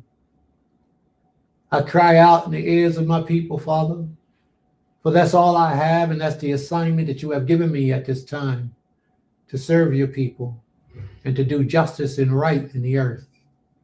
I uphold these laws to the best of my ability, but when I share information to certain individuals, it goes ignored. I pray that these lessons today will not be ignored. And those who are guilty of not living their lives to be the best they can before you, that you have mercy upon them and extend to them opportunity, grace, and mercy to change their ways and their behavior so that they too may become the best version of themselves every day of the week, so that they can present themselves unto you with a pure mind, a pure spirit, walking in their integrity as they approach unto your throne. Heal them, Father. Bless them and strengthen them. Guide us, O great King. Protect us, O great King. Heal us, O great King, from all the things that holds us back from drawing closer to you. We ask, O great King, that you will look after our sister Opal, for she have requested that we have her in our prayers today. Only you, Father, knows where her shortcomings are. Only you, Father, knows how to best supply the needs of her life, her mind, her spirit. Bless her with the longevity of days in the right mind, that she may fulfill your purpose for her in this earth. Help her and heal her, O great King. Bless her and strengthen her, O great King. Help us to be a greater servant of yours than ever before.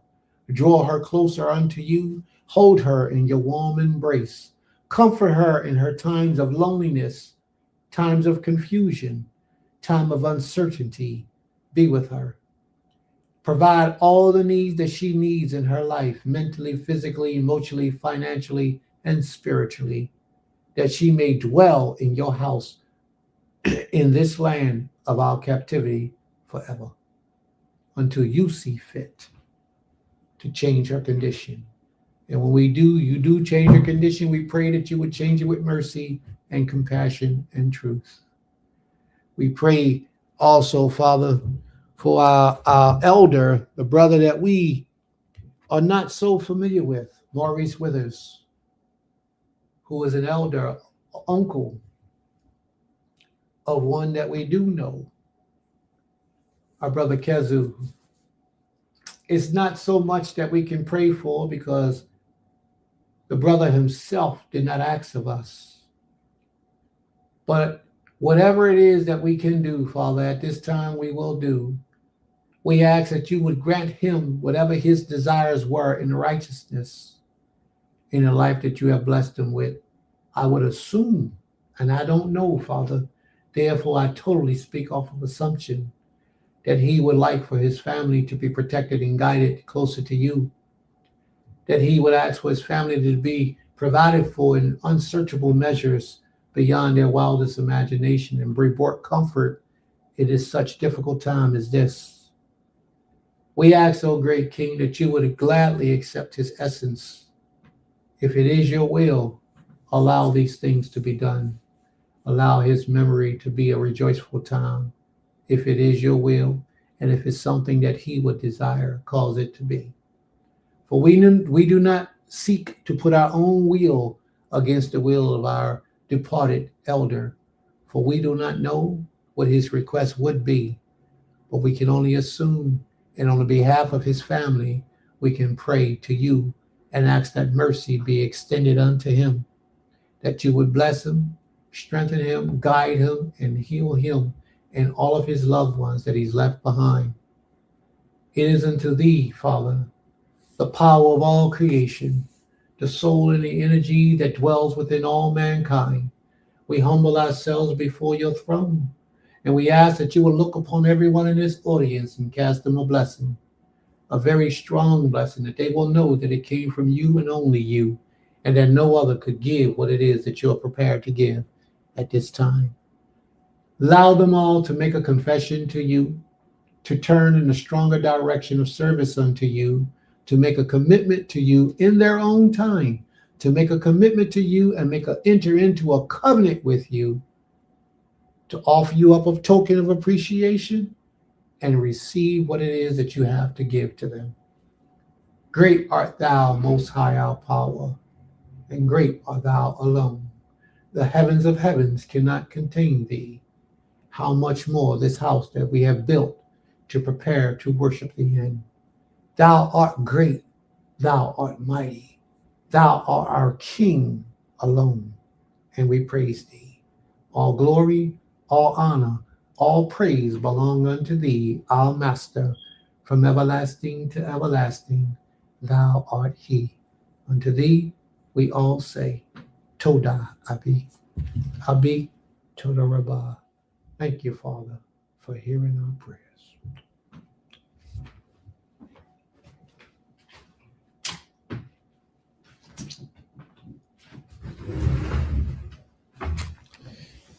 All right, family.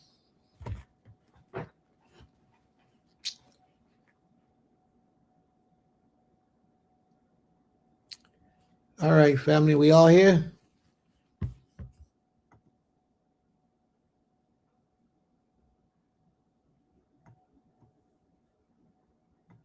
Absolutely. May the Most High be praised. All right, are there any questions or concerns, family, before we close it out for tonight? Are there any comments for tonight? How'd you enjoy class today? Is there anything you learned today during today's lesson? Anything you want to share with the family before we close out?